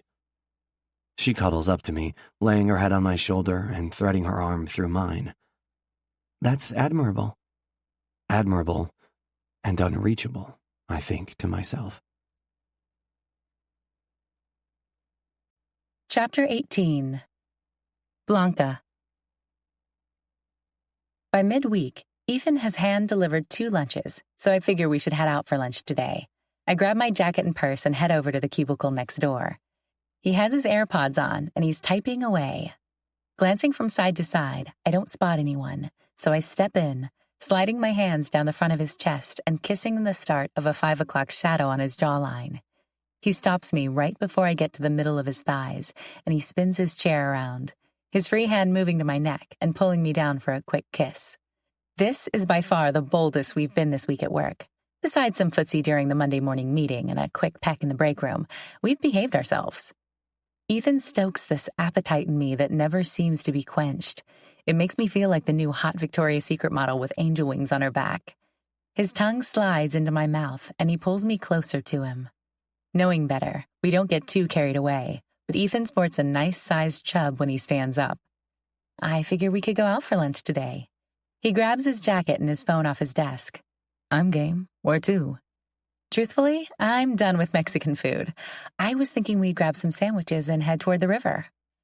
I thought you'd suggest my apartment, he says in a low voice that sounds like temptation. We walk out of the office, past Mandy to the elevator, keeping a good distance between each other. We'll be back in an hour, I tell Mandy, who's busy on the phone. She waves, and as luck would have it, we end up on the elevator alone. The doors aren't even closed, and Ethan's lips are on mine. His hands rush up my back, pulling me as close as I can get to him. Then the elevator bounces to a stop, and the doors part. Once again, our secret kisses are cut short, and Ethan releases me, leaving me to grab the thin metal bar to hold myself up. He stands up and smiles at the man who steps onto the elevator. Good afternoon. Ethan greets him like the Boy Scout he is not. I nod, and by the time we reach ground level, I'm ready for some time alone. Truth is, as much as I would love to have Ethan again, it's all we seem to do. It's like we're hiding from the world, content in our little bubble of new coupledom. We reach a small sandwich shop that reminds me of my Zia and Zio's Deli in Chicago. Do you mind ordering for me? I have to go to the bathroom. Sure. Italian cold cut, 12-inch one. Italian, huh? I smile like his sandwich choice has anything to do with me. He glances around the small shop and takes me in his arms, locking them on my back. I'm kind of partial to Italian lately. Is that a fact? Especially cute Italian brunettes. I probably look like a lovesick 13-year-old with the way my blissful gaze floats up to meet his. Next, a mean voice says. Hey, are you going to order or suck face? I think she's talking to us, Ethan whispers, and he kisses me on my cheek, releasing me. Sure enough, I turn around and there's an older woman behind the counter with no smile or friendliness at all in her demeanor. Definitely not like my Zia. Sorry, I rush over to her. We'll have a 12-inch Italian and don't sell her anything. Dylan's voice distracts me from ordering my sandwich. She's a bad girl, Hilda. He comes up to my side. The woman, who I now know as Hilda, smiles at Dylan. Of course she does. He's one of those people that you can't not smile at. He's permanently happy all the time. What are you doing here? I ask. He rears back. I didn't know this was Blanca territory. I chuckle and roll my eyes. I just mean it's on the other side of town from your tattoo shop. Hilda and I go way back. He winks at her and she blushes. I bet if I got $1 for every woman Dylan gets to blush in a day, I wouldn't have to work. What about you? Just out to lunch. Hilda disappears and I huff. I have a feeling she's off to prepare his order because I didn't even get to finish mine. With the guy. And I guess I'm number 2 for blushing, but it's not Dylan. It's the thought of Ethan that brings color to my cheeks. I nod. When do we get to meet this guy who's holding you captive in his apartment all the time? I shrug. It's still early. I'm not ready for him to meet my friends yet. He rubs his hands together. So I'm the lucky one? He looks over my shoulder around the shop. No! I push him in the chest. Hilda returns with a box and hands it over to Dylan. He hands her cash and tells her to keep the change. I might be eating in, Hilda. That's not a problem, right? He's laughing so hard he can barely get it out. No! I glance behind me. No sign of Ethan. Okay, I'm not one to push, but I promise whenever we can meet Mr. Wonderful, I'll be on my best behavior. He winks and walks toward the door. Until next week, Hilda. Just as I'm about to release a breath, Dylan stops and walks back. On second thought, I think someone asked for a cookie. Dylan! He laughs and walks out of the sandwich shop. My heart rate finally slows when he disappears. It's not that I don't want to introduce Ethan to my new friends, but we're a new couple, and I think Ethan would take it as a sign of getting really serious. I don't want to scare him off this early. Hey, he whispers into my ear, arms around my waist. Did you order? My head whips away from the door. I was just about to. I smile at Hilda, who has lost her smile now that Dylan's gone. I look to the door one more time just to double-check Dylan is really gone, and then I relax into Ethan's arms. We find a bench by the river and sit down to eat our sandwiches. I never come down here. Ethan bites into a sandwich. This is my first time. I keep forgetting you're new to the area, and here I haven't shown you around at all. I shrug with a sly smile. I haven't minded what we've been doing lately. Me either. But this weekend, I'm taking you on a real date. No complaints from me. I take a sip of my drink and bite my sandwich. We sit and eat, neither of us saying much, but enjoying a sunny day by the river while a few moms and kids feed the ducks nearby. I forgot to tell you, I talked to my sister on Sunday about your blog. She loved it and has already told her friends about it, but she noticed that you haven't posted for a while. I turn on the bench to face him. I was going to abandon it. Why? His alarm feels complimentary. It's great. You can't just let that go. I'm a ways past college, and though I still don't have my shit together, I don't feel like I'm qualified to speak on the topic anymore. He nods and licks his lips, swallowing down his bite of his sandwich.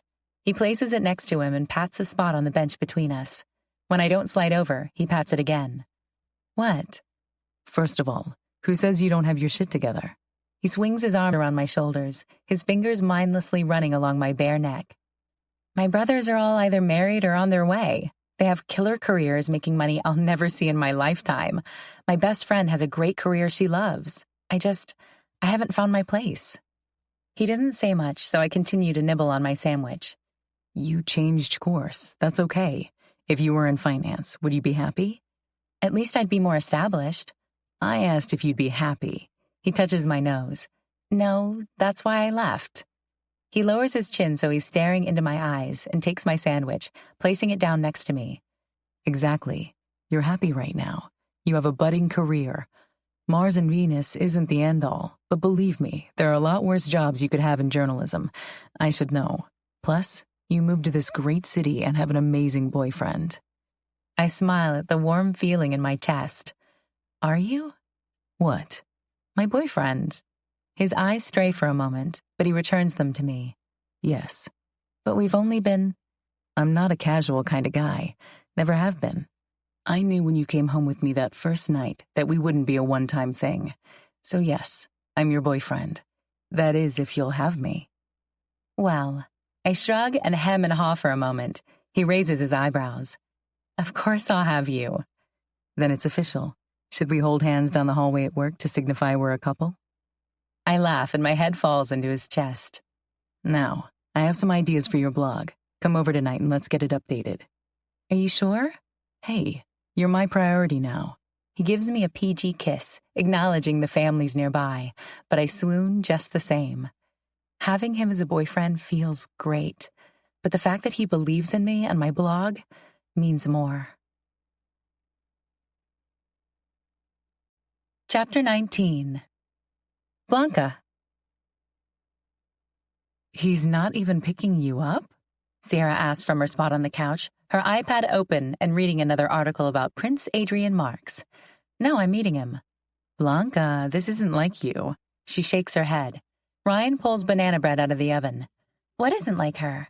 That smells amazing. Save me a slice? I say to Ryan. She huffs. Come home and you'd have ample opportunity to have some, unlike last weekend. Yes, Mom. She throws the hot pat at me. Blanca is a pick-me-up on the doorstep holding flowers and give me a goodnight kiss on the front porch kind of girl. She's not a let's bang the weekend away with no strings girl. I never said there weren't strings. Things are progressing, but I'm not sure he's ready for friend introductions. She rolls her eyes and then squeals. Guess she's forgot me already. Ryan laughs as the loaf of bread slides perfectly out of the pan onto the cooling rack. Prince Adrian Marks is planning a trip to New York. She stands up and Ryan and I exchange a look to say she's nuts. I have to find him. I have to at least get an interview. I think you're hoping for more than an interview, I say. Ryan giggles and nods in agreement. Hell yes. I'm not the goodnight kiss on the front porch girl. I'm the bang me every which way you want in your hotel room for however long you want. Nice, Sierra. Ryan shakes her head at her with a frown. It will be nice, as soon as I figure out a way to cross paths with him. Knowing her, she will. Not much is an obstacle for Sierra Sanders. The apartment door opens and Dylan takes a sniff. What's that I smell? You're like a drug dog, I say and shake my head. He stops in front of me. Well, thank you. That's a huge compliment. Drug dogs are highly intelligent. Ryan giggles because that's pretty much all she does when it comes to Dylan. He reaches out for the loaf and she slaps his hand. It has to cool. He takes a chair and flips it around so he's straddling the back. Okay, how long? I grab my purse and put it crossways over my chest. I have no idea how you're not 50 pounds overweight. Dylan leans back and pats his trim stomach. Want to feel my abs, Blanca? No. He stands up and lifts his shirt. Are you sure? He runs his own hand down his six-pack. I'll admit they are a nice set of abs, which makes me wonder when he puts in the time to achieve them. I bet they're better than Mr. Wonderful's. Nope. Oh. He whirls around, his shirt dropping before Ryan can catch a glimpse, and she frowns. I saw Mr. Wonderful. I narrow my eyes at him. No, you didn't. Wednesday, she was at Hilda's with me. Sierra isn't paying attention, her head buried in her iPad. What's he look like? Not as handsome as me. Dylan winks, and there goes Ryan's blush. The difference between her and other women is that hers covers her entire neck, too. You did not meet him. Almost. Dylan reaches for the banana bread, and Ryan smacks his hand again. Come on, you always let me have the first taste. Ryan picks up the hot pad off the floor from when she threw it at me. Dylan glances back to Sierra and then leans forward. We have a bigger problem, he says in a low voice. Ryan and I lean in close, where the banana bread smell makes it almost unbearable not to tear a piece off. Seth says Sigmund is dating someone. So? I ask, not sure what the big deal is. They're broken up. Sierra will go ballistic, Ryan explains. No, the Sierra I know has the motto that once it's over, it's over. She never dwells. Then I think about it for a second longer and remember Polly Milano. In junior year, she had us put 3 buckets of dead fish in his locker after she saw him holding hands with Samantha Lindor. Maybe I'm wrong. Let's face it, Clifton Heights isn't that big. She's bound to run into him, Ryan says. I'm not sure how we're supposed to stop that. Against my better judgment, I take a deep inhale and my stomach growls. Oh, I'm going to pick out my outfit. Sierra leaves the room, still oblivious that we're all huddled around the banana bread talking about her. I think one of us should be with her at all times, Dylan says. That's stupid. Let's just tell her, I say. Ryan's face looks like I told her to hop the fence of the lions exhibit at the zoo. I'll do it, I say. I have a sumo wrestler costume you can wear, Dylan says, and I swear he's serious. I shake my head. Where? Why? I shake my head a second time. Never mind. I don't need a sumo wrestler costume. I'm just going to tell her. Dylan looks to Ryan. Okay, but I warned you. Then he gives puppy dog eyes to Ryan, and her shoulders deflate. She grabs a knife from the drawer and cuts him a slice. Butter? Now I roll my eyes. You guys are ridiculous. I'm leaving. Don't forget you volunteered, Dylan says. What? To tell her that her ex is dating someone? He could be broken up with her tomorrow. It is not a huge deal. Dylan's gaze land on Ryan. She spends the night. Really? She says, wide-eyed. Yup. Obviously, this is some huge monumental step for this Sigmund guy. Ooh, I wave my hands in the air. If it's such a big deal that a girl spent the night at his place, then I think she's better off without him. I feel sorry for the girl. If you knew him like we did, you'd understand. Ryan sits down at the table with Dylan. He doesn't do casual flings, and he doesn't allow just anyone to spend the night at his place. It means something to him. So whoever she is, it's serious. Good. Maybe he grew up after being with her. I gotta go. I glance at my phone. I'm going to be late. Have fun, Ryan says in a sing-song voice. You two have fun, too. I waggle my finger between the two of them. Dylan not even noticing because he's grabbing the knife to cut another piece off. On my way to meet Ethan at the Clifton Heights gazebo, I consider how I'll tell Sierra tomorrow morning, though I'm not really that worried about it. It's over between them. There's no reason she should be upset that he's found someone else. By the time I reach the gazebo, the sun is setting and the twinkle lights hanging across the inside are sparkling, casting a romantic glow over the entire scene. Ethan is sitting on the steps, staring down at his phone. He's wearing jeans and a t-shirt that stretches across his broad shoulders. He happens to glance up from his phone, and the smile that lights up his face when he sees me is warmer than the sun in the middle of July. My heart thumps inside my chest, and I too can feel my smile growing wider. Hi. He stands up, pocketing his phone and stepping closer to me. Hi. You look beautiful. I want to tell him he looks mouth-watering. You look good too. He picks up the backpack at his feet, swings it over his shoulder and takes my hand, entwining our fingers and walking down the cobblestone path leading away from the gazebo. So, we're going on the train to Peaksall. Are we going to visit Gil? He laughs and leads me toward the train station. Nope. Are we visiting Blair, Joe, Natalie, and Tootie? His eyes scrunch up and I slap him in the stomach. You don't know the facts of life? What's that? That's it. Next date, we're watching the facts of life. Whatever you want. We step up on the train platform. What's in the backpack? He circles to keep me from unzipping it. None of your business. We stand outside to wait for the train.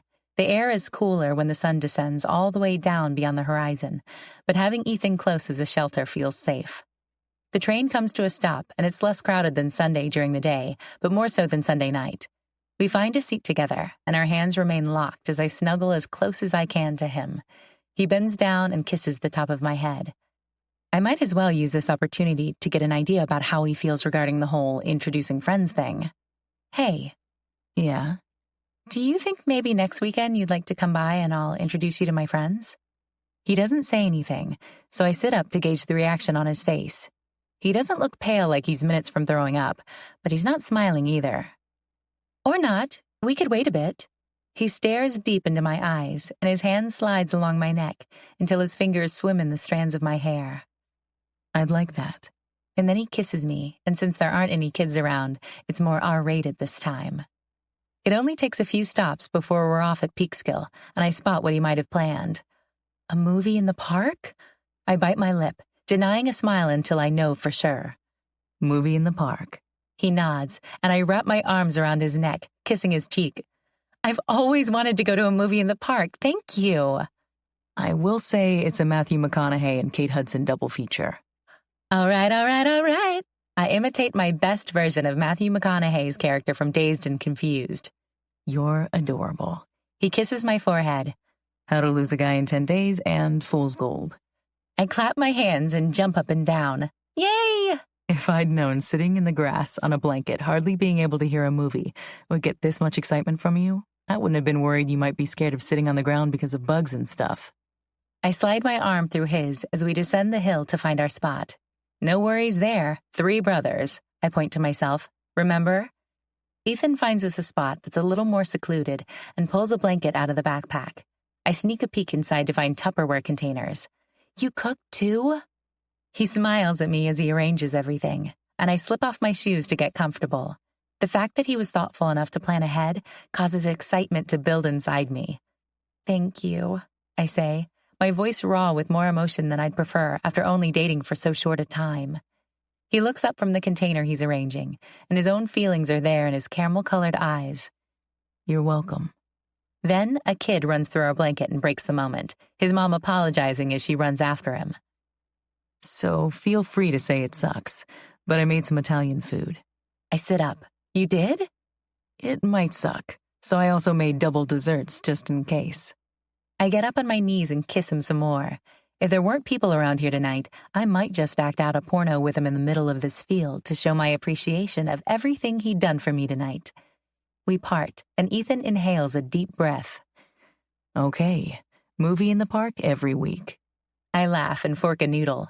My attempt at rigatoni alla vodka. I refrain from telling him my mom rarely makes this, which means I've only really had it in restaurants.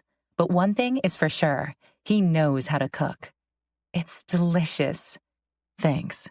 He has a sort of sheepish grin on his face, and it's adorable in a way that makes me want to straddle him, preferably naked. We both lay down on the blanket, eating bites and nibbles between kisses.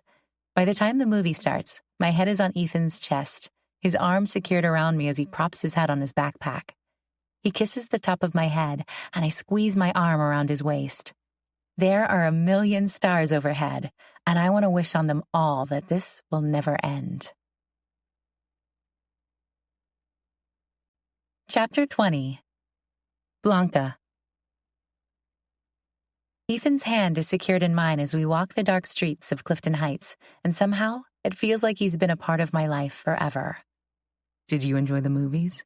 I laugh, and my head falls to his shoulder. Do you really have to ask? He stares down at me, the dim light from the streetlight allowing me to see his eyes that are more transparent than he'd like to admit.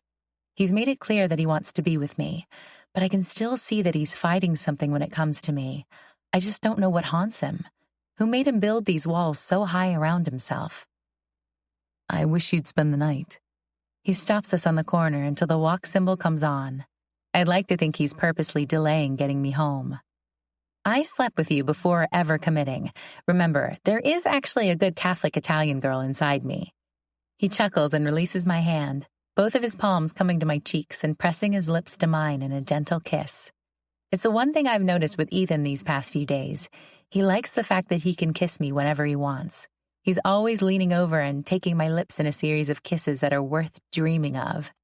And then there are his hands that know no boundaries. Not that I'm complaining. Go out with me tomorrow? We'll keep it low-key. Let me pick you up and we can end up having Sunday morning breakfast together? A giggle falls out of my lips. A second weekend in bed? My hand falls on his chest.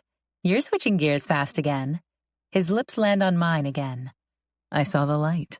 I study his eyes for a moment, the gold flecks alive and flickering. I desperately want to believe him, and for the time being, I will, but my guard needs to stay up for a little while. Okay then, pick me up at 5. You can meet my roommates maybe. Done. His fingers brush down my arm, goosebumps quickly following his path until his hand is secure in mine again. Let's get you home before I take you over my shoulder and tie you to my bed for the night. It's hard not to go to his house.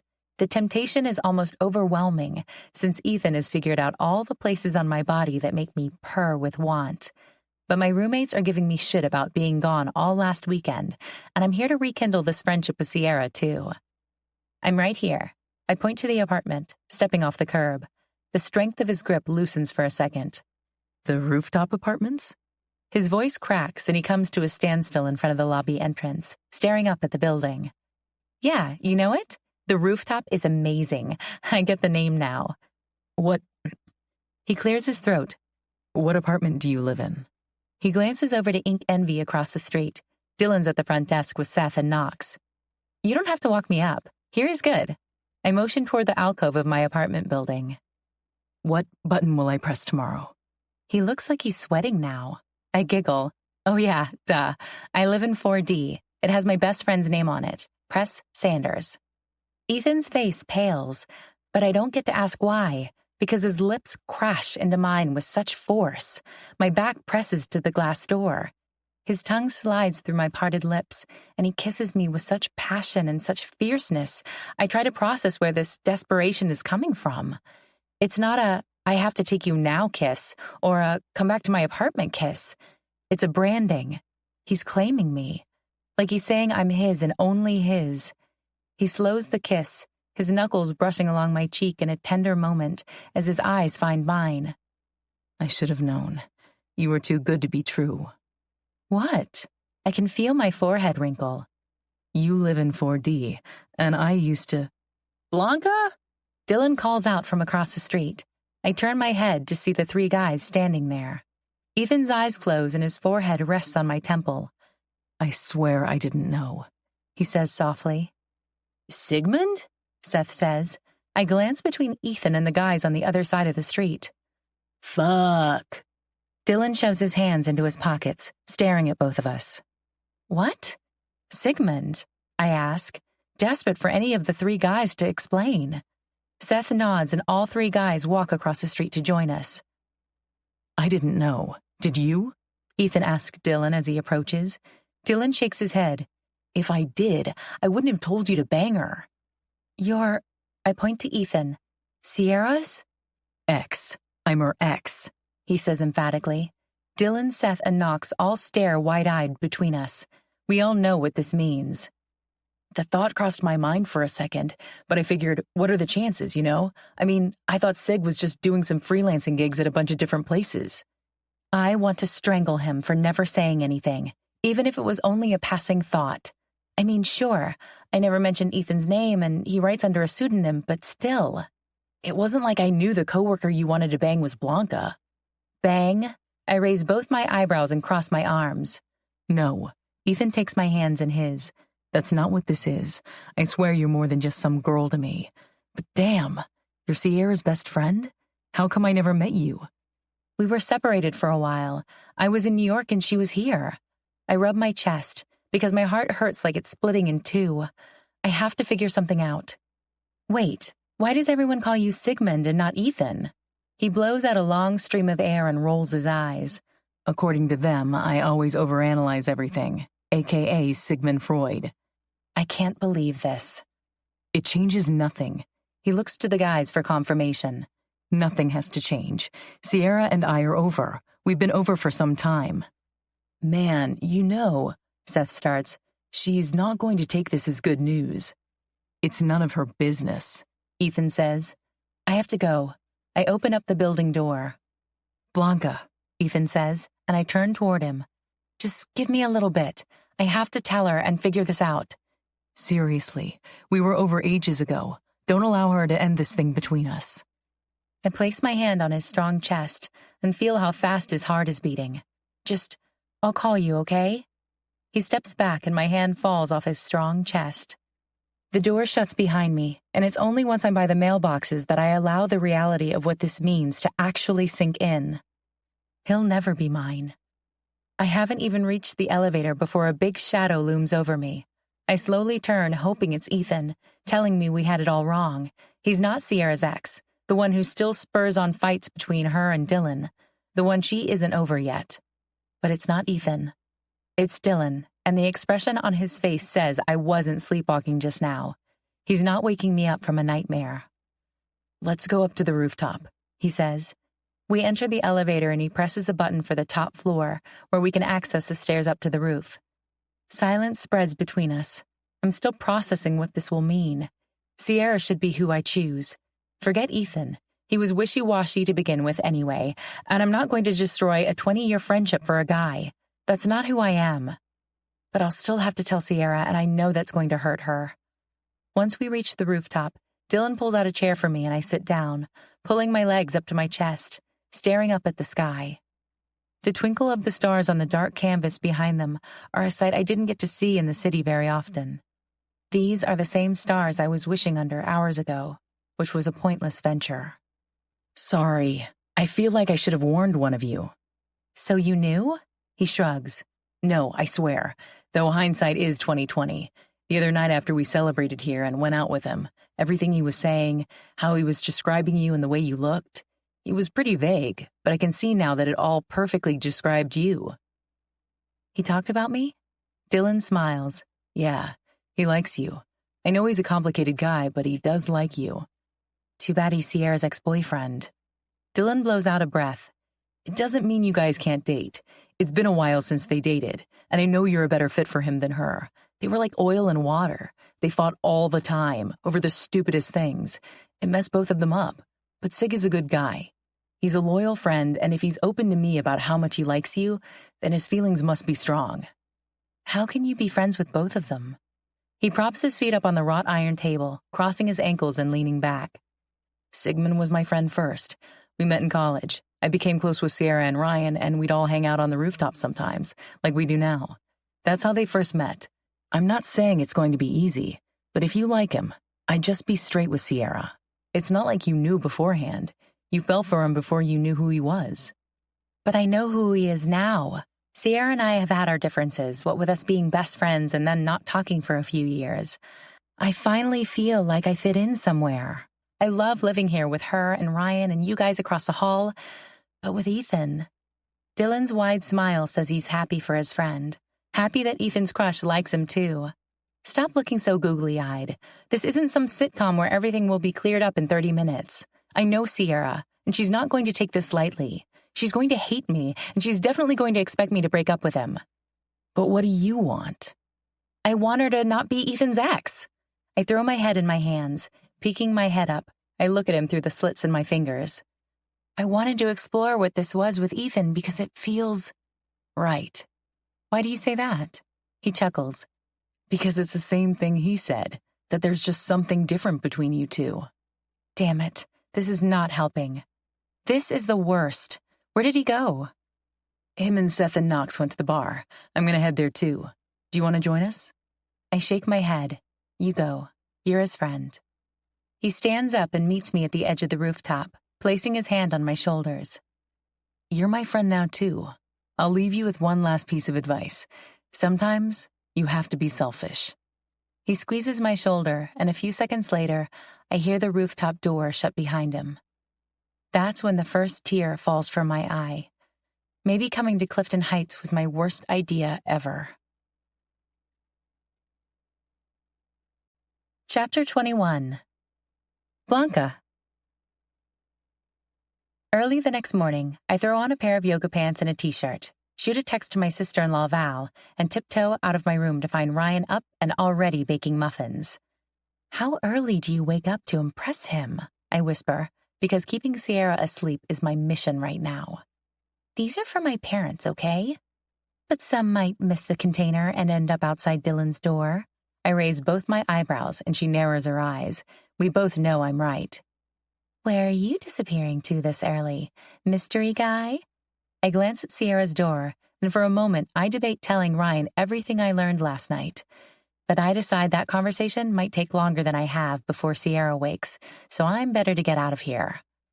I'm heading to my brother's place in the city. Oh, nice. Have a good time. She places a muffin tray in the oven, and I head to the door. With my hand on the doorknob, I turn around. Ryan is picking up her Kindle, and she looks at me with a sweet smile on her face. Surely she won't hate me. I had no idea. Hey, Ryan. I step back into the apartment. Maybe it would be a good idea to get her take on all this. She lays her Kindle down to give me her full attention. That's the great thing about Ryan. She's always 100% present. What's up? Sierra's door opens, and she runs her hand through her crimson-colored hair that's sticking up in all directions. Her boxer shorts are shifted around her waist, and her tight tank top is about to expose one of her breasts. Getting herself together takes no longer than a minute, and she only makes it to the couch. Why are we up so early? I'm making muffins. Let me guess. Chocolate chip? She eyes me over the edge of the couch with a sarcastic smile. It's like a knife to my heart. If she only knew I've fallen for her ex-boyfriend. No, funny girl. Blueberry, my mom's favorite. And Dylan's second. Sierra falls back onto the couch, groaning like she's in pain. I'm out, I say. Ryan perks up. I thought you had... Nope. Gotta get to the city to see my brother, and it's a long train ride. Oh, let me get dressed. Who are we seeing? Carm? Sierra sits up and acts like she's going to sprint to get ready. She's so not a morning person, but she has always had a thing for Carm. Dom, you know, the one with the wife and baby. She rolls her eyes and falls down to the couch cushions in defeat. Give them my best. Will do. See you two later. I walk out before I can be stopped again and asked more questions.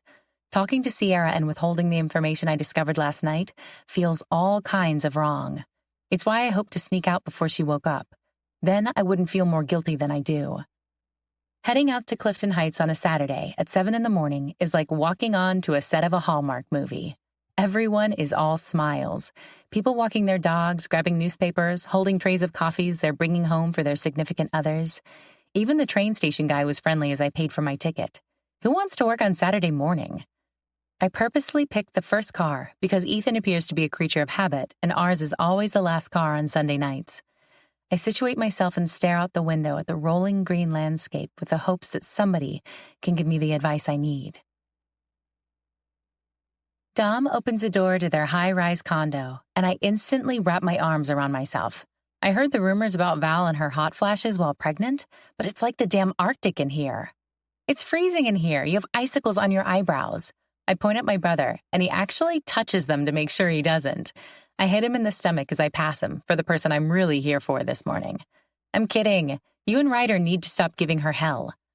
I curl up beside Val, pulling a blanket over her. The baby might be under layers of skin, but even he or she has to be freezing.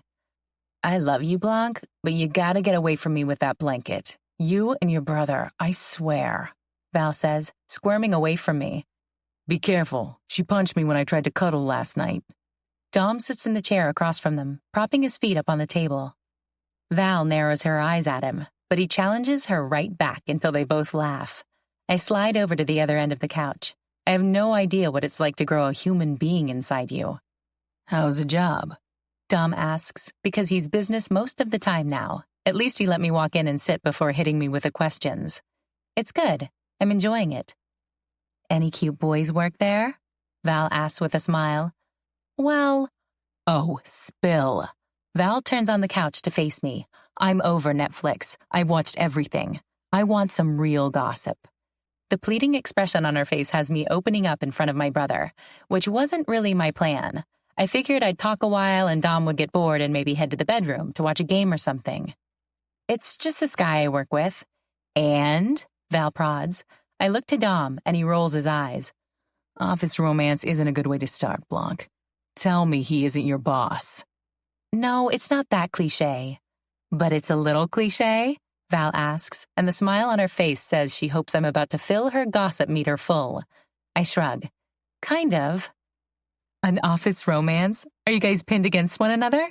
Val asks, more hope and excitement in her tone. I laugh. No. Oh, are you his boss? Val raises her hand as if we're in a game show. Dom groans and rolls his eyes again. Nope. I shake my head. What about? Is he an ex? Val asks. My smile falls. Sort of. Is he an ex of one of your friends? Dom asks. I feel my face drain of color, and I nod. Dom, you can't opt out of playing and then steal the winning answer. I was playing. Val crosses her arms over her tummy. Sorry, he mumbles and raises his shoulders up and down, looking at me. And then I bury my head in a pillow, and the tears from last night start all over again. Val slides closer to me and wraps her arms around my shoulders. Like, how close of a friend? My best friend. One of my roommates. I mumble into the pillow, hoping they didn't hear. I'm so ashamed. Your roommate? I hear Dom's feet fall to the floor. Relax, Val says. Wait, I look up to find Dom pacing the floor in front of us. You work with him, and he's your roommate's ex? How small is this Clifton Heights place? Is there not enough dick to go around that you have to dip into your friend's ex? Dominic, that's harsh. Val's hands run up and down my arms, and although she tears the blanket off my lap, she does allow me to cuddle into her side like the awesome mom she already is. I just don't get it. I've told you, Blanca, you never mess around with people at the office. Well, that's the pot calling the kettle black, Val says. Dom narrows his eyes at her for a second and then relaxes. Obviously, my brother was messing around with someone at his work before he got back together with Val. Tell that to Enzo, I say out of spite. He's lucky it turned out how it did. Plus, he was her boss. He could have been sued. He was a moron. Well, I square my shoulders at my oldest brother. The moron is marrying the love of his life. Everyone is, and the one guy I fall for ends up being Sierra's ex-boyfriend. Sierra Sanders? Val whispers from next to me. I nod. I'm fairly sure she and Dom are having a conversation over my head because Val's body gets rigid. You haven't talked to her in years. The office issue is the bigger problem. This is your first job in that industry. Rumors are probably already being spread about you. I look up again and my brother's face is red. He's got a cell phone in his hands, probably ready to call the Mancini brother cartel to come over and keep me in line. There are no rumors. I think the friend issue takes precedence over the workplace. I love Val for speaking up. She's exactly right. And why is that? Dom asks. Because it's where she lives, for one. Plus, friendships are more important than guys. Imagine if Lulu would have slept with you while we were broken up. Dom stares blankly at her for a moment. I would never sleep with her. She's very persuasive, Val says. Babe, I can't stand the woman for more than 5-minute increments. Why on earth would you think I'd actually sleep with her? Plus, she's your friend. Dom leans forward in my direction. So I never would have done it. I didn't know, okay? I throw my hands up in the air. They dated when I wasn't in her life. I stick my tongue out at his judgmental self. Then what's the problem? Call it off. She can't be upset. Dom sits back down. You'd think with the journalism thing and everything, you'd know which information to start with. This isn't the end of the world. End the relationship, and Sierra never even has to know. Val and I both stare at my brother long and hard until he finally says, What?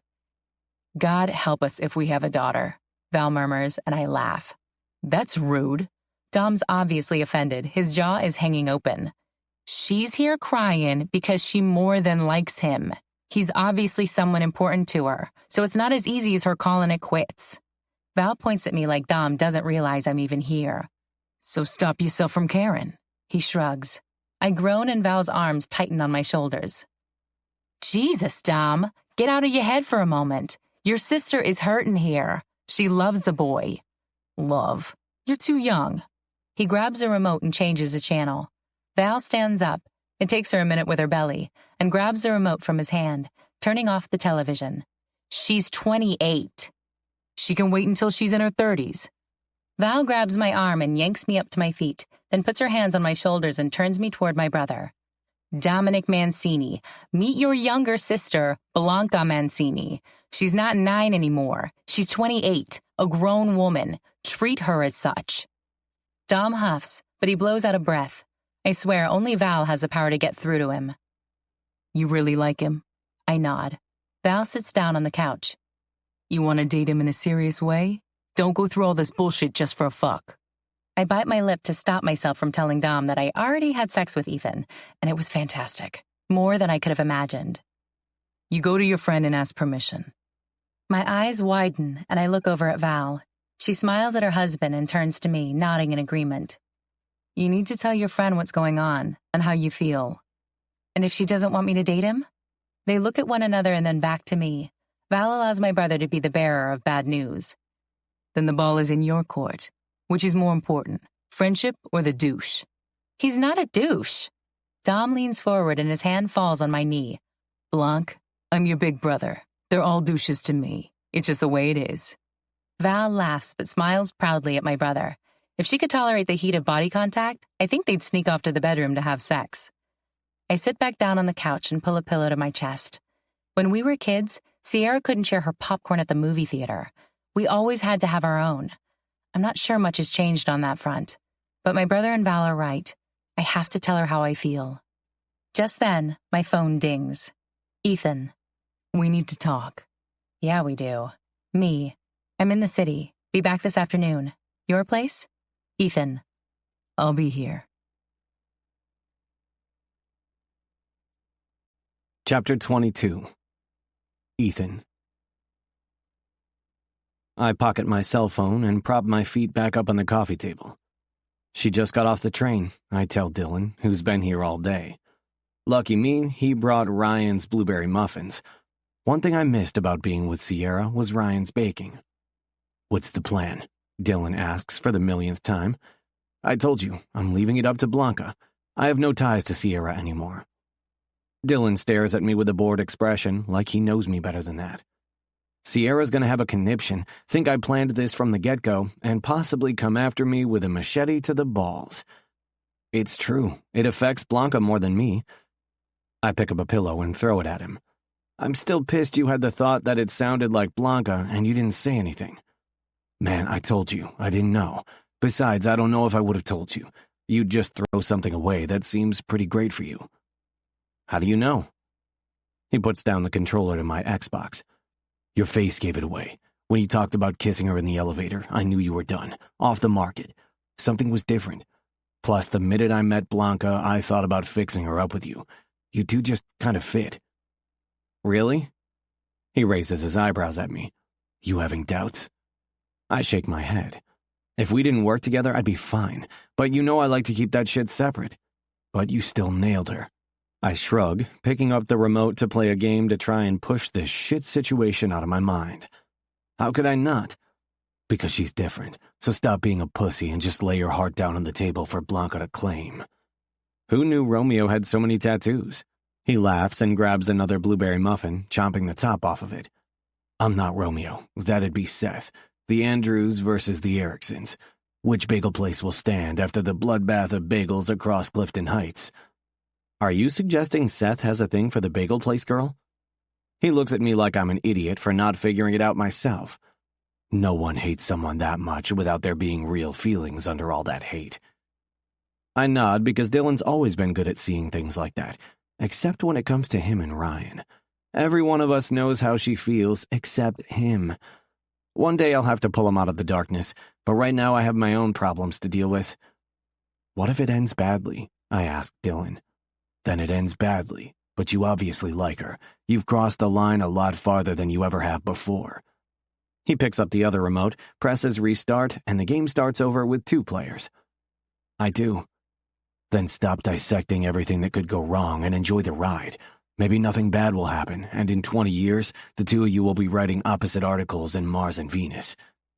God, I hope not. I mean, if I'm still working at Mars and Venus in 20 years, then I haven't gone anywhere in my career. It's not a bad job. I see him shrug in my peripheral vision. It's not the New Yorker either. He shakes his head and the buzzer rings, telling me that Blanca is downstairs. That's my cue. Want me to scale the balcony? Dylan asks, setting the gaming controller down. She knows we're friends, I remind him. I buzz Blanca in and open my apartment door. I could still smell her on my sheets last night and had wished we'd stayed at my apartment. Then all this shit with Sierra would have been pushed to another day. Like, never. Blanca knocks lightly on the door and pushes it open. She looks like she got about as much sleep as I did last night. Dark circles ring her eyes, and her hair is thrown into a messy ponytail. She's wearing yoga pants and a short shirt that reveals all her curves. Though she looks less put together than her normal self, she still looks good. Hey, I say, wrapping my arms around her waist and picking her up to kiss her. Hi. Her body doesn't relax into mine. It's tense and unsure. What's up, Blanca? Dylan says, getting up off the couch. I place her back on her feet, and she tosses her purse on my small table by the front door, heading into the living room. Does everyone know? Dylan shakes his head. No, Seth and Knox are all waiting to take their cue from you. She buries her head in her hands. I'm a horrible friend. I should have told her this morning. I didn't get to ask last night. How good of friends are you? Because I dated her for over a year, and I never heard your name. I walk over to take a seat beside her on the couch. The hurt on Blanca's face says she wishes something was different between her and Sierra. We lost touch for a few years. She's the one who brought me to Clifton Heights. She gave me a new start, and a fresh start for our friendship was born in that moment as well. We're childhood friends. We grew up together. Well, fuck. I'd hoped they were roommates in college who didn't get along all that well. Childhood friends means so much more. Not that I have any friends from childhood. Dylan's my oldest friend, and technically I met him when I was an adult. We didn't know. I'm sure she'll understand. I have to talk to her. She pulls her phone out of her back pocket and cradles it in her hands. It's then I realize they're shaking. Blanca, I say. I should go. Dylan stands. Let me know if you need anything. Thanks, Blanca says. I shoot him a nod of appreciation before he leaves the apartment. Blueberry muffins? Blanca raises her eyebrows at me. So you know Ryan's in love with him too? I ask. She smiles. Crazy world. We now have so much more to talk about since I lived with the same people she does now. Want one? I ask. Had one this morning, fresh from the oven. I laugh and pull her into my lap. She comes easily, and I take the opportunity to kiss her jaw. Sierra isn't unreasonable. The two of us didn't work out. That has nothing to do with you and me. About that, can you tell me more about why you guys broke up? I stop kissing her, and my hand falls off her hip. I blow out a breath, because why would anyone want to tell their new girlfriend about their ex and why they didn't work out? I don't want to tell her I was selfish at times, that it wasn't only Sierra, it was me too, but that I learned from that relationship and I won't make those mistakes with her. We just didn't get along. We fought all the time. I've heard that, but what about? Were you jealous? Did someone cheat? I need more information. She stares down at her fingers as she picks at her nails. I don't really want to rehash my relationship with Sierra, and I don't see why it matters. What happened with her has nothing to do with my relationship with you. She slides off my lap to sit next to me on the couch. Her face is makeup-free, and I love that she's just as beautiful without it. Another thing I love about Blanca is that she's transparent. She'll never tell me one thing and mean another. I like you, Blanca, a lot, and I know I've been a dick about the work thing. It's hard for me not to worry that I'll lose my job or vice versa because of being involved with each other. But it's too late. I'm 100% in this. She inhales a deep breath. And it has nothing to do with getting back at Sierra for whatever you broke up over? Seriously? I jolt to my feet, needing space. I'd never do that even if I hated Sierra, which I don't. How could you think that of me? I stalk toward the kitchen. I don't know, because I'm in the dark when it comes to you two. She hates you. I have no idea how you feel about her. I'm flying with no radar here. She follows me into the kitchen. I don't hate her. We had our problems. Our fights were pretty out of control, which usually resulted in me shutting down and disappearing for a few days. We just weren't a match. No one cheated, no one lied, no one did anything terrible. It was just a relationship that didn't work out. That's all. Okay. She weaves a design on my counter with the tip of her finger, and it's clear she wants to ask another question, but she's scared. What is it? I ask, exasperated at having to rehash things about Sierra. She looks up at me, square in the eye, which tells me this is important to her. I slap my mental armor on to prepare myself. Did you love her? I close my eyes for a second, and when I open them, she takes a step back. I try to grab her hand, but she backs up. That was a stupid question, she says in an almost whisper. You don't stay with someone for a year if you don't love them. Of course you loved her. She's great. How could anyone not fall head over heels in love with her? I can see her withdrawing from me the more she convinces herself I had some undying love for her best friend. I thought I loved her. I told her I loved her, but by the time it ended, I'm not sure what I felt. Love wasn't it then, I can tell you that. It's complicated. Haven't you ever had a relationship that was a large part of your life that left you empty? I haven't had a lot of relationships. None where I loved the other person. I want to scream out, bingo! We have our answer as to where all this insecurity I never knew she possessed is coming from. She's inexperienced to long-term relationships. Blanca, I say, finally grabbing her and pulling her to my chest. I'll tell you this. I've never felt this thing between us with anyone else. What do you mean? You know what I mean. It's the same thing you've been talking about these past weeks. There's something here between us, and I've never felt this way before. Something that told me to screw the work situation and just go with it, that what we could be would be worth it. Her forehead falls to my chest, and she balls my t-shirt with her fists. She won't let me have you, she mumbles. I kiss the top of her head. How did I not realize how much I want her until I feel her pulling away? Who says she gets to be the one to give us permission? She tilts her head up and rests her chin on my chest, staring up at me. I can't date you if she tells me no. It's not right. She's my friend. Anger rushes through my veins. She's your best friend from years ago. You said yourself that you two were estranged for years. You're gonna throw this away because Sierra throws a temper tantrum over the fact that I want you and not her?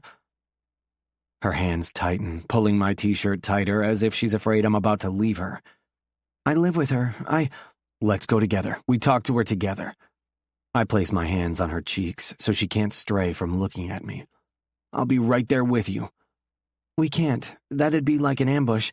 But before we continue this, I need to talk to her. I stare into her gorgeous brown eyes that have transfixed me from our first meeting on the train, so honest and pure.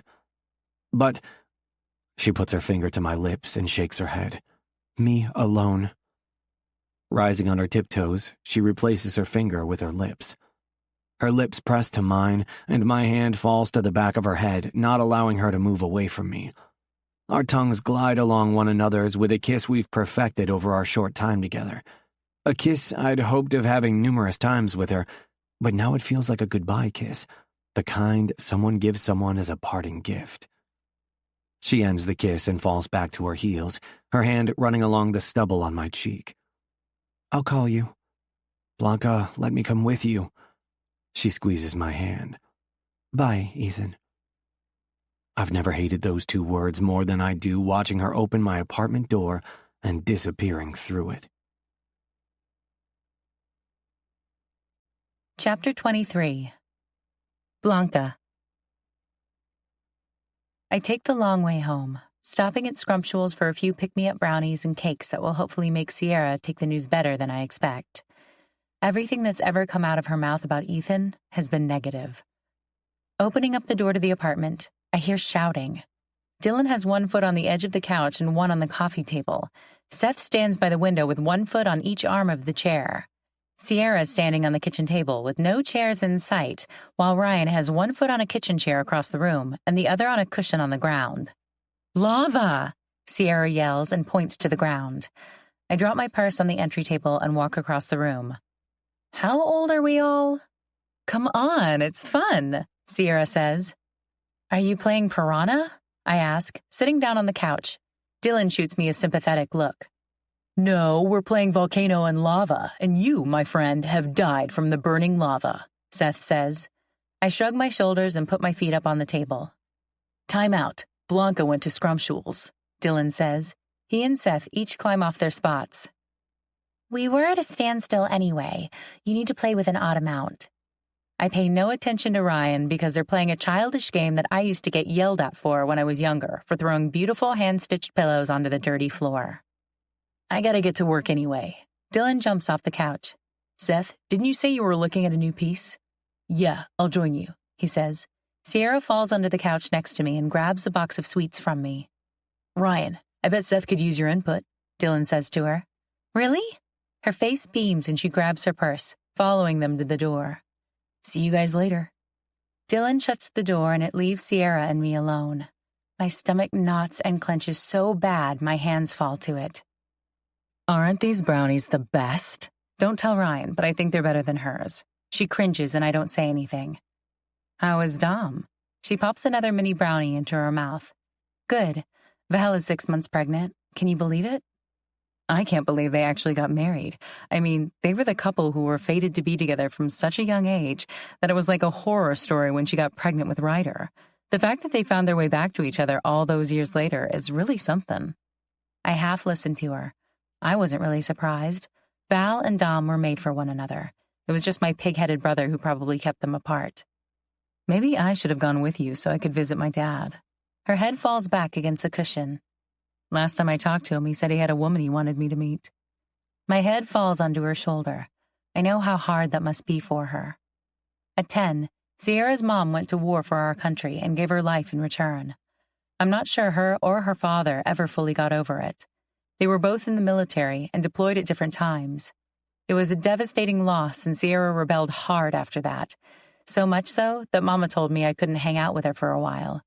She was never quite the same after that. Still awesome, but not as soft or smooth as she used to be. She had more jagged edges after losing her mom. Maybe this person will make him happy. She nods. I don't really want to find out. I find her hand between us and clench it, because what people don't understand about Sierra is how vulnerable she is when it comes to her family. I have to think that might have been a problem with her and Ethan, since he goes to see his family every Sunday. I'll go with you if you'd like. She turns to me and smiles. I'd like that, thanks. I nod, taking a deep breath. I figure it's now or never. I need to talk to you about something. I sit up straighter but don't let go of her hand.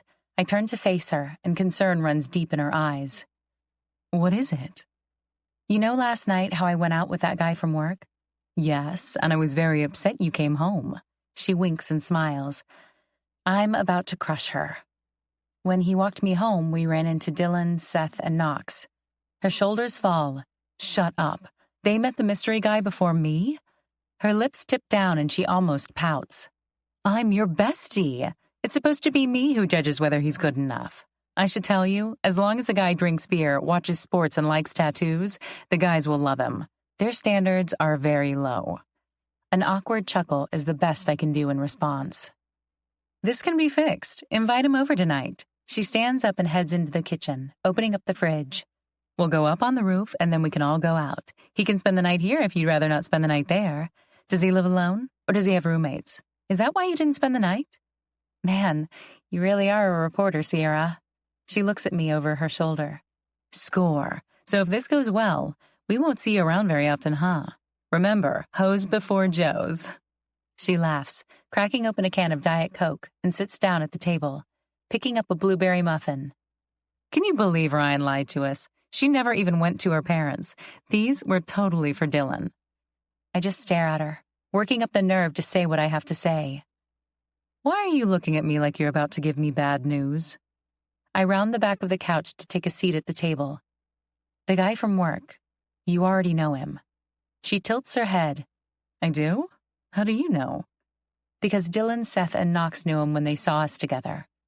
She purses her lips and surprise as well as intrigue falls over her face. Who is it? I just want you to know, I had no idea. Her face pales. She's smart, investigative smart. It doesn't take a lot because she pushes the Diet Coke aside and grabs a muffin, taking a chomp out of it. Sig?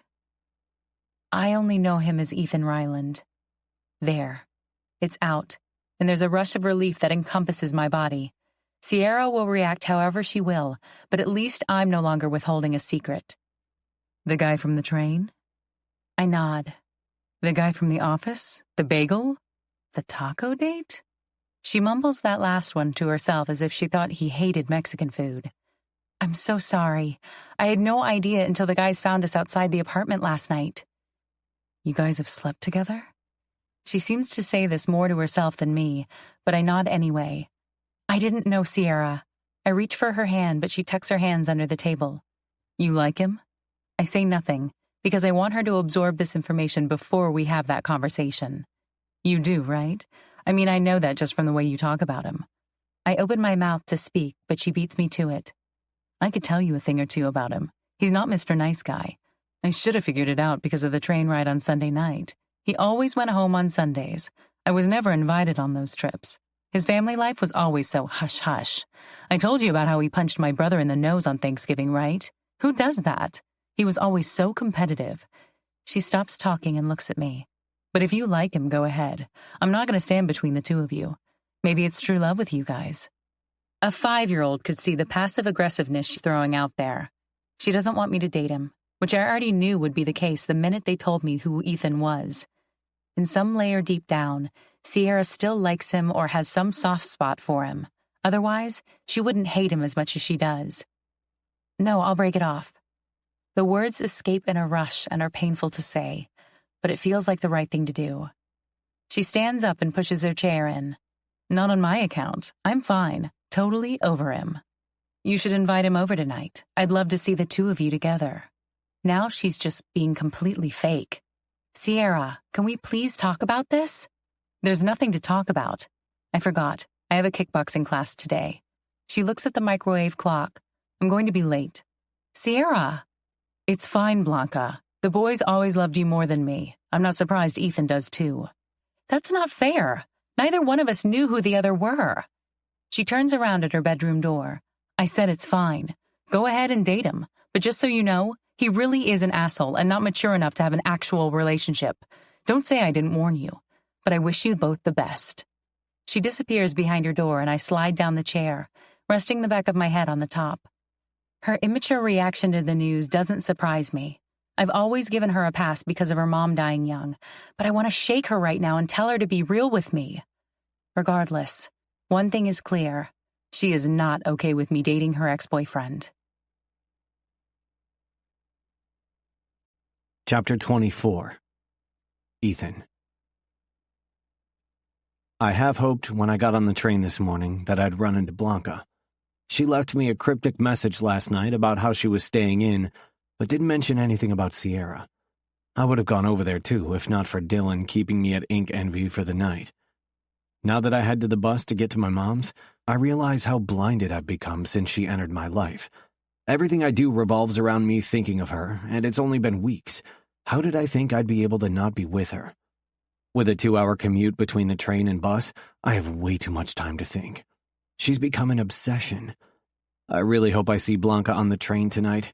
Sierra might have poisoned me in her head. I stop at the grocery store on the corner, picking up a few items to make for dinner. My cell phone rings while I'm weighing the grapes, but I take the call anyway in case it's Blanca. Hey, Mom, I answer. You've left already? Her depressed tone puts me on alert. I'm already at Berwyn's. Oh, I'm sorry. Your dad isn't doing well today, so they said visitors might not be welcome. I'm still here to see you. We refrain from communicating that she's the only reason I come home every Sunday, to leave enough food in her fridge for the week, to go through the mail and water her plants. Do you want me to meet you? I glance at my mostly empty cart. No, I'm almost done. Is Corey there yet? No, she said she'll be a little late. Okay, well, I shouldn't be more than a half hour. I should come down, pay for the groceries at least. It's fine, Mom. Relax. I'll be there shortly. Thanks. Her gratitude has much more of a deep meaning because the last thing she wants to do is come down to the grocery store, and we both know she barely has enough money to survive. On her only day off from work, she shouldn't have to spend it on her feet. I grab enough groceries for her to last the week and the ingredients to make hamburgers and a pasta salad. I even stop at the bakery and buy the Polish cookies my mom loves with a dried cherry in the middle. By the time I'm finished, I'm thankful I didn't run into anyone I know, because with people from the neighborhood come questions, and I'm not up for answering any questions about where my dad is and how come I moved so far away from home.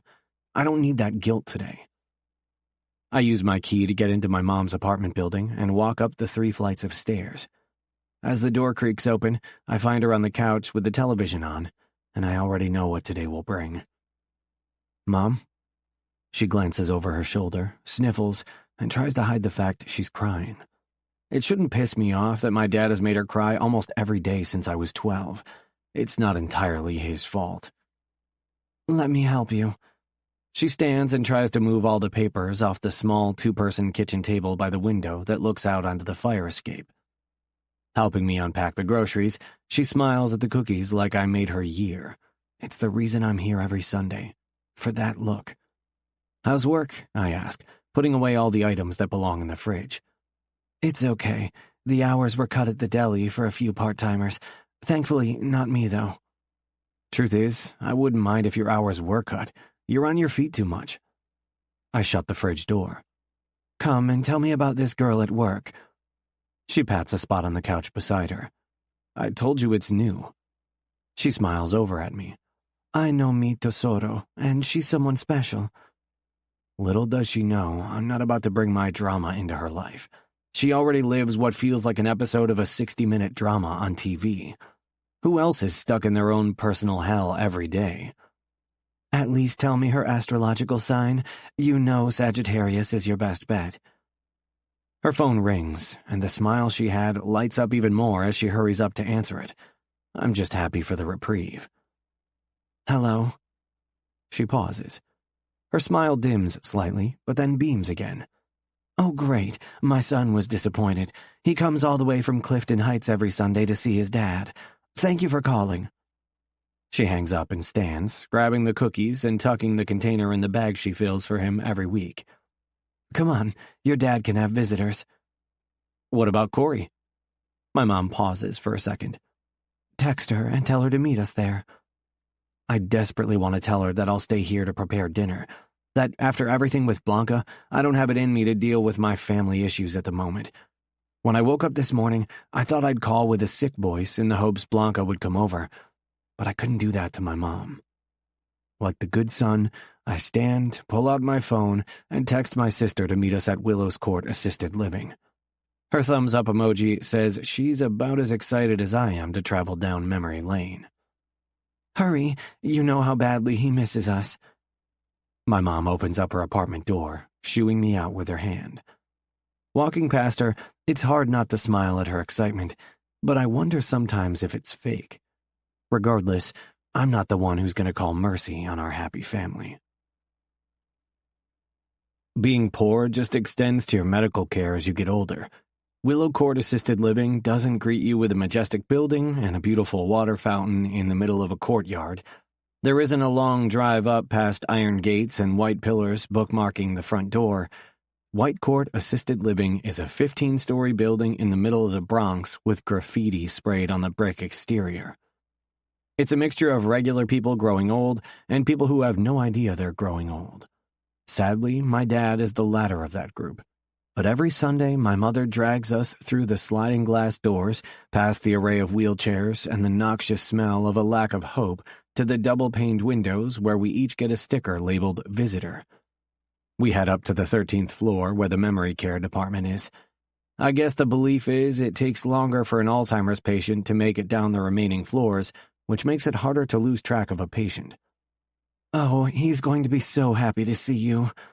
My mom beams at me as the elevator rises. I bet Corey bails. The elevator doors open, and there sit 5 older men and 1 older woman in wheelchairs in front of the nurse's station. The scent of antibacterial wipes and sterilization accosts my nostrils, and I choke on the vomit rising up my throat. Beth! My mom waves to my dad's favorite nurse, a nurse that half the time he doesn't even recognize. He's all dressed and ready for you guys in the living quarters. My mom gives me the shocked expression she does every time he's not in his room. You'd think he got his memory back from how excited she is. We navigate the path to the living quarters, which is a small space for family to spend time with their loved one. We find Dad where he usually is, at the chessboard, playing another patient. Amazing how he can't remember to go to the bathroom or feed himself, but the man can still checkmate you in 3 moves. Xavier, my mom practically screams, and I swear every other male in the room besides my dad looks up to her. Xavier, she says again, lower this time, weaving through the tables and chairs to my dad's table. He's in jeans and a t-shirt that says, I'm kind of a big dill. It's green, and the pickle has a top hat while thrusting. He wears it every day, unless the nurse says it's lost, which just means they need to wash it. I'm not even sure he understands the meaning. At first, my mom fought with him about wearing a different shirt, but as with everything, she grew tired and now compliments him on it. He moves his queen, and the opponent, who I'm not even sure knows he's playing chess, accepts defeat easily. Xavier, my mom says again, like she just ran 10 miles and is out of breath. He stares at her for a moment with a blank look. She takes out the photo when they went to the prom and then their wedding. He stares at the picture she puts in front of him. They're both labeled with marker. She points to herself. Maya. And then she points to the picture. Xavier. She points to him and then to herself again. And Maya. She holds out her hand with the ring and takes my father's hand to lay along hers. There was a point in my life when that hand scared the crap out of me. My dad smiles, but I'm not sure he understands she's his wife. His vision shifts around the room, landing on me sitting in the chair across from him, and he starts positioning the chess pieces on the table. I glance at my mom. There's no way I'm playing chess with the man. My mom's pleading eyes say different, and I already know before I straighten in my chair that I'll be playing chess. Call Corey, I tell my mom. She ignores me and puts a picture of me at age 10 in front of my dad. Ethan, tu bebe, she says. He looks at the picture, and then there's the smile. The wide smile like he's so proud to have a son. Meal? He asks, and my mom's eyes well up. I swear she gets off on this every time. Wait until Corey shows up. My mom nods, wiping a tear. My dad reaches over and touches my hand with his. It's cold and not calloused like it used to be. He moves his pawn, and my mom stands to call Corey. Did I tell you that I'm in line for a big promotion? My dad says after my mom walks away. Maybe vice president. That's where hard work will get you, Ethan. A vice presidency. I nod and don't say anything. What about Little League this year? With your arm you should play. I was telling Dick Heddle just yesterday how my hand stung when we were playing catch after dinner the other night. I move my pawn and say nothing because I'm no longer the 8-year-old boy he thinks I am, and I'm not going to play along. The worst part about having a parent with Alzheimer's isn't the fact that he doesn't remember you most of the time. The worst part is he doesn't remember all the shitty things he did to his family. All he remembers is the king he thought he was before he got fired and forgot the hard work mentality he once preached to me. Corey can't come. She said she'll meet us at home. That's nonsense, Maya. Tell your mom to bring her here. My mom stares at me for a moment. You're right, Xavier. I'll call her now. I roll my eyes and continue playing chess without recognizing I could have already checkmated him, because no matter how much I resent him, I'm not going to rob him of being the chess champion. What could be worse than this? My cell phone vibrates in my pocket, but I silence it, trying to be the dutiful son. When the voicemail notification sounds, I pick it up to listen. Hey, Ethan, it's Blanca. I'd hoped to talk to you. I told Sierra, and I'm sorry, but I just can't see you anymore. I'm with her now and thought I could call you while she talks with her dad. I'll talk to you tomorrow at work. We can still be coworker BFFs, though. I'm sorry. She's got to be kidding me. She ended us with a voicemail? I pocket my phone and move my knight. Rage is quick to overtake me. I want to stand from this table and call her and demand for her to see me. Tell her I'll deal with Sierra myself. Chess is a lot like life, Ethan. It's all about strategy, my dad says. I huff. I would have guessed my dad could still give me great advice just when I need it. Winning Blanca Mancini over will be just like a game of chess. Good thing I've been playing since I was 6. Chapter 25. Blanca. Walking into Mars and Venus on Monday morning sucks. No one knows about my short-lived affair with Ethan, because a guy has no idea how much his coworkers don't care for him. His cold shoulder toward everyone who shares the same company name on their paychecks pays off for me today, because as I smile at Mandy and head down the hall to my cubicle, I don't have to worry about knowing looks. I reach my cubicle and he's there, not at his desk, at mine, in my chair, tossing a stress ball in the shape of a money bag from hand to hand. Ethan, I say, and he spins around. I do a quick scan of what he's wearing and wonder if he upped his outfit today just to tempt me. He's in a pair of jeans and a button-down with the sleeves rolled up, his hair perfect, his smile on point. The disappointment that I only got to sleep with him a handful of times weighs heavy in on my ovaries. Did you not go home to your parents last night? He asks. I open up my drawer and drop my purse inside, then set my bagel and coffee on the desk. I went to Sierra's dad's place instead. We took a different train home. To dodge me? I blow out a breath. Of course, to dodge you. I look around and duck my head, lowering my voice. I told you in the message, we can't be together. Did she just flat out say no? I grab his arm to pull him out of my chair. He only ends up taking residence on my filing cabinet.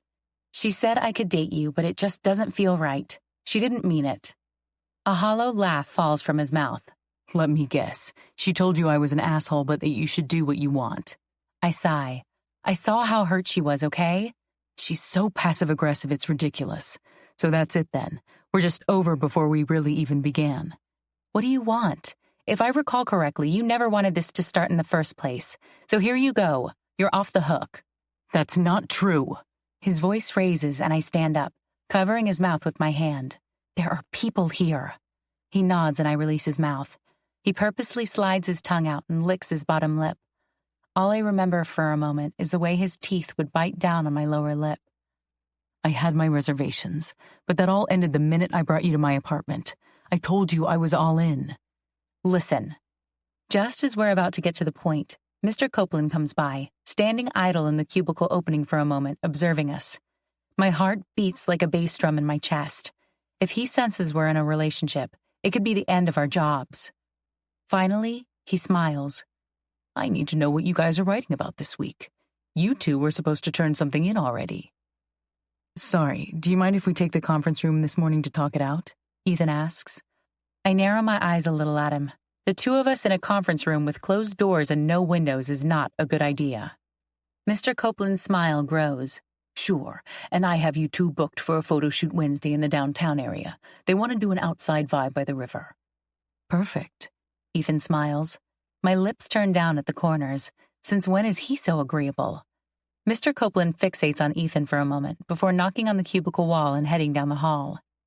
Ethan jumps down from the filing cabinet. Time to go to the conference room, I guess. He leans forward and I rear back. Now, I do hope you can keep your hands to yourself, since we're just coworkers and all. He disappears and I hear him gather his stuff before he returns to the opening of my cubicle with his notebook, coffee, and bagel. Ready? I turn around with a huff and grab my things. He waves his hand out in some grand gesture. After you, work BFF. My shoulders slump, but I go first. Halfway down the hall, he passes me. Sorry, I can't look at your ass anymore. He whispers as he passes. He opens up the conference room door, and it dawns on me how secluded we really are in here. He closes the door after I sit down. I think we can leave the door open, I say. No, we have top-secret stuff to talk about. Taking what would usually be Mr. Copeland's chair, Ethan's leg touches mine, and I retract from the contact. What are you doing? Nothing, sorry. He peeks under the table. Thought it was a table leg. Ethan. Blanca. She was my friend. Was? He raises both eyebrows. We were close, and yes, we parted ways, but she brought me here, gave me a place to live, a place to start over. We're just getting our friendship back on track, and I missed it, okay? I don't have a ton of girlfriends, and I can't go against girl code the first month of a friendship.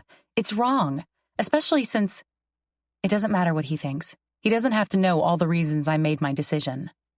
Especially? He leans back, crossing his arms, cocky and arrogant like usual. You weren't exactly doing cartwheels to get me to go out with you. I'm not going to throw away a friendship for what could be a few more dates and then you're sick of me. Huh, he says and sits up straighter in the chair, grabbing his coffee and sipping it. What? I ask with a whine in my voice. It's just that a few nights ago, we agreed we shared something special, something neither of us has felt with someone else. But now you're so quick to give it up. My hands land on the table with a thud. She's my friend. Okay, he shrugs. Okay, as in you'll stop all this ridiculous behavior? I was acting ridiculous? I was just being what you wanted me to be. Your work BFF, right? We can be friends. Okay, we'll be friends. Let's talk about the articles then. Perfect. I smile. Maybe we can overcome what's happened between us, as difficult as that seems. I say we pick our bestie's exes off the table. I slam my pen down and Ethan laughs. I'm kidding. I doubt he was. We can do how to be a good friend. I'm sure you have a lot of tips for that. He winks at me. I stare at him until he holds up his hands, laughing. You're so serious now. Is that the work BFF side of Blanca Mancini? She's all serious and I'm her funny sidekick? You know what? Let's just go to Mr. Copeland and tell him we can't do this opposing article thing anymore because you're acting like an immature jerk. I stand up and gather my stuff, but his hand lands on my wrist. I'm kidding. I mean, I'm mad and I'm not in agreement about this new classification of our relationship, but we're not going to risk our jobs over this. This opposing articles thing has the capacity to give us some credit and hopefully boost us to where we want to be. Are you telling me you're going to play nice? I really wish his hand on my wrist wasn't making my skin burn with want. Yes, Mom, I'll play nice. I sit back down. I did come up with some topics. Ethan claps his hands and runs them along one another. Let's hear 'em. Can men and women just be friends? He quirks his eyebrow. Yeah, that's stupid. I cross it off my list. Are flowers cliché? He shrugs. Great first dates? I think Copeland wants us to pick points we can each argue. Go back to the first one. I know it might not be the wisest, what with the current state of our relationship, but do you believe women and men can be friends? I lean back in my chair. Yeah, I've had guy friends. Perfect. I don't see it. The physical attraction will always be there. Maybe they aren't physically attracted to one another. Take Dylan. He's attractive, but I don't want him. But Ryan does. And imagine one night, just you and Dylan up on the rooftop. Heavy conversation about childhood traumas and you start crying. He puts his arm around you and soothes your worries. The two of you grow closer, and bam, you kiss. That's absurd. You're setting the whole thing up. I'm giving you a real example of what it could be. He links his fingers and rests his forearms on the arms of the chair. No, he could hug me and it would mean nothing. Okay, what about us? That's different. We're here late one night. Everyone is gone and it's just us. I find you in the break room getting a drink of water. My intent is to talk about the articles, but when I find you, you're drying a wet spot off your blouse. Your white blouse that is now transparent and gives me a great glimpse of your very erect nipple. Our eyes meet and bam, we end up screwing on the table. I don't say anything but stare at him. He laughs. I think men have sexual fantasies about their female friends, but it's not the same for women. Great. That's why I take the male perspective and you take the female. I'll tell Copeland we've decided on the article. I'm not so sure. What's not to be sure of? We're friends. You have no intention of sleeping with me again, so you should have no problem proving your point. I tap my pen on my notebook. There's a hidden agenda for him, I'm sure of it, but I'm going to prove him wrong. No way am I losing to him again. Chapter 26. Ethan. She's more evil than I thought. I pick up my coffee and shake my head, staring out the window. Are you really surprised? Seth asks, sitting down at our corner table in his parents' bagel shop. That she's purposely telling someone not to date me? I am. Technically, she's not telling Blanca not to. She actually told her she could date you. Dylan chimes in, eating his second bagel. How does this man stay so in shape? It's clearly passive-aggressive, I remind them. Knox says nothing because he rarely talks about anyone. Gets too much confrontation with his job as a cop, I suppose. Give it time, Dylan says. Fuck time. They all stare at me and slowly put their bagels or coffees down like they're ready to give me an intervention. I know you like Blanca. She's cool and all, but do you really want to have to deal with Sierra for the rest of your life if the two of you work out? She's constantly going to be saying things, Seth says. It probably doesn't come across, but I do have a soft spot for Sierra. They probably don't realize it, but I think I know why she's doing this to Blanca and me. She harbors a lot of not good enough for anyone issues with the death of her mom. Her dad lives in a fantasy world where he thinks his daughter has it all together. Half the reason we'd fight was because she thought I didn't like her enough or that I was already half out the door. Although I had no clue that Blanca was her friend, I'm sure she sees this as direct proof that she's not good enough. I really like Blanca, and I don't care for someone telling me whether or not I can date a certain person or not. They all sit there silent, like there's nothing I can do to stop this. How are my boys doing? Mrs. Andrews wipes down the table next to me. We're good, Dylan says. Hey, Mom, have you met Blanca yet? Seth asks. No, I heard you mention Sierra and Ryan's new roommate, but you haven't brought her around. She stops wiping and gives her full attention to her son. I refrain from mentioning that Blanca goes to their competitor. Ethan and Blanca work together, Seth says. His mom's blue eyes light up. Oh, you found a place to land, did you? Where are you now? Bring her by. I have some great topics. You know there isn't enough about menopause and how that affects the bedroom." We all laugh while Seth pounds his forehead on the table. "Mom, no one wants to hear about your sex life with Dad." She rolls her eyes like her son is being dramatic. "It's nothing these boys haven't heard before." Her hand runs along Knox's shoulder. "Right, boys?" We all agree just to piss Seth off. Then his narrowed eyes set on me, and I shake my head. "Blanca and Ethan are more than coworkers. They were dating, and now Sierra is mad. What do you think they should do?" Just like that, Seth throws me under the double-decker bus. "Just so you know, next time your mom wants to talk about sex toys, I'm setting it up where you bump into her at a sex shop," I whisper. Dylan chokes on his coffee, and Knox shakes his head, telling Seth that was uncool. Mrs. Andrews sits down at the table next to us. "You like her?" I'm polite, so of course I answer. "I do." "And what does Blanca think?" she asks.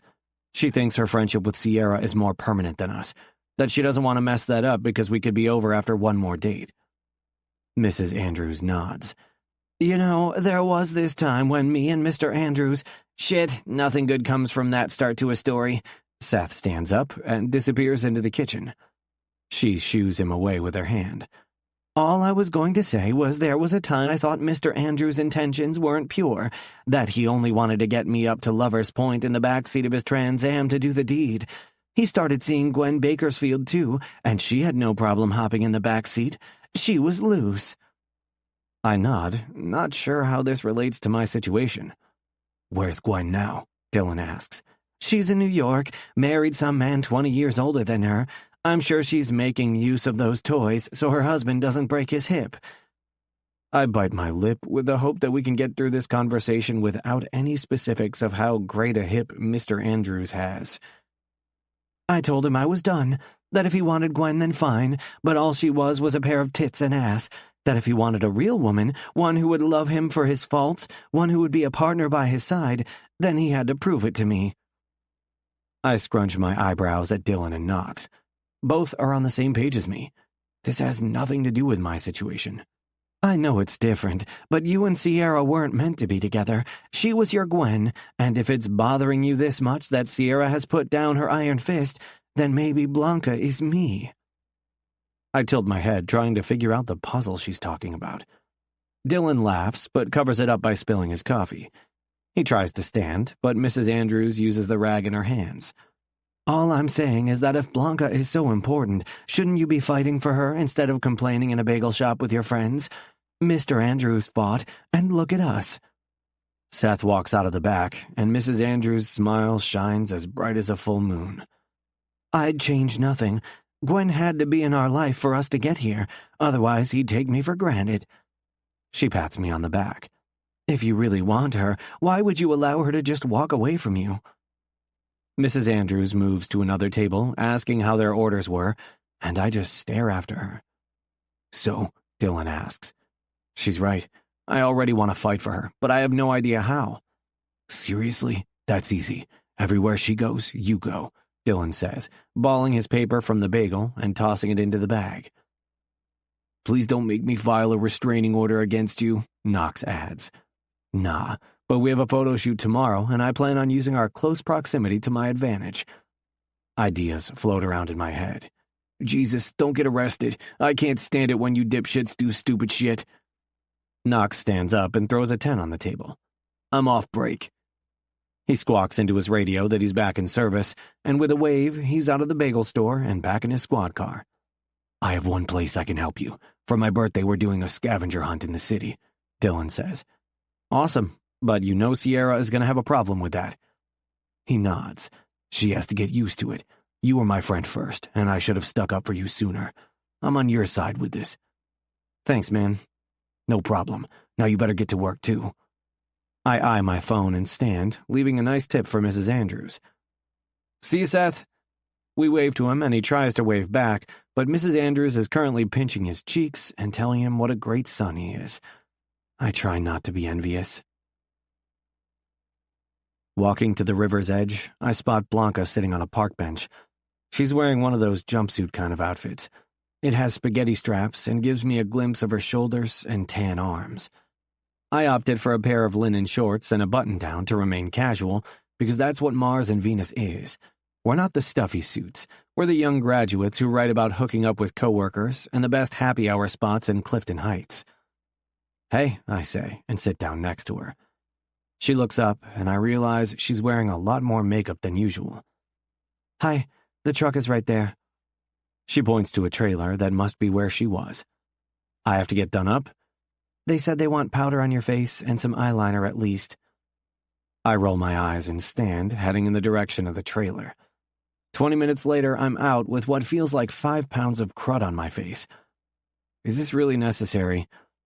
I stand in front of Blanca, and she laughs. "You look very beautiful," she says.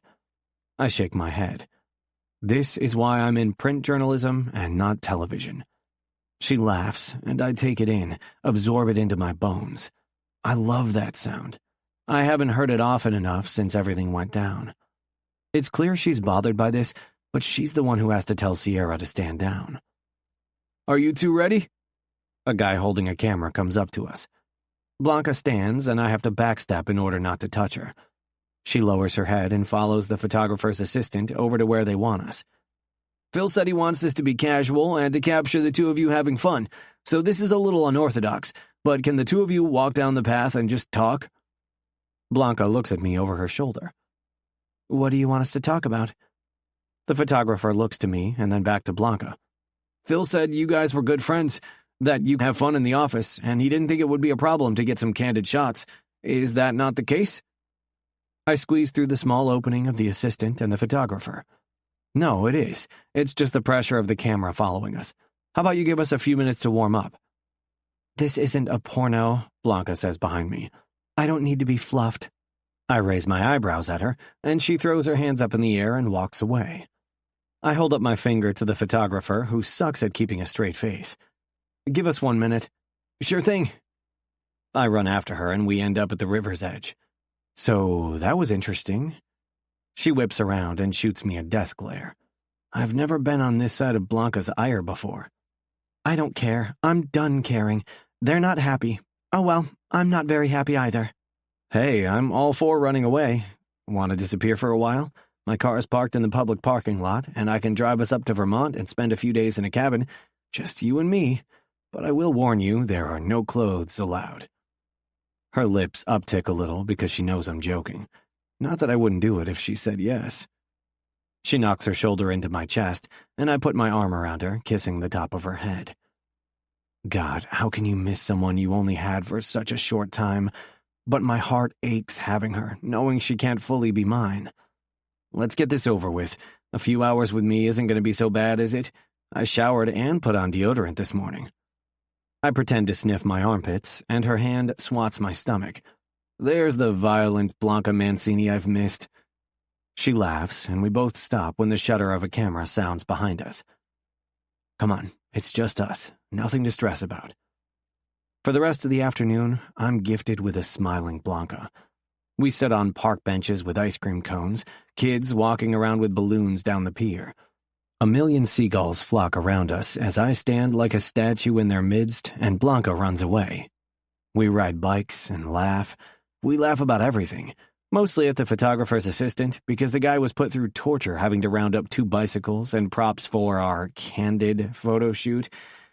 Spending an afternoon with Blanca only solidifies how perfect we are together, and that I need to figure out how I'm going to checkmate her. Chapter 27. Blanca. 2 weeks into this friendship with Ethan, and I have to admit, he's made it bearable.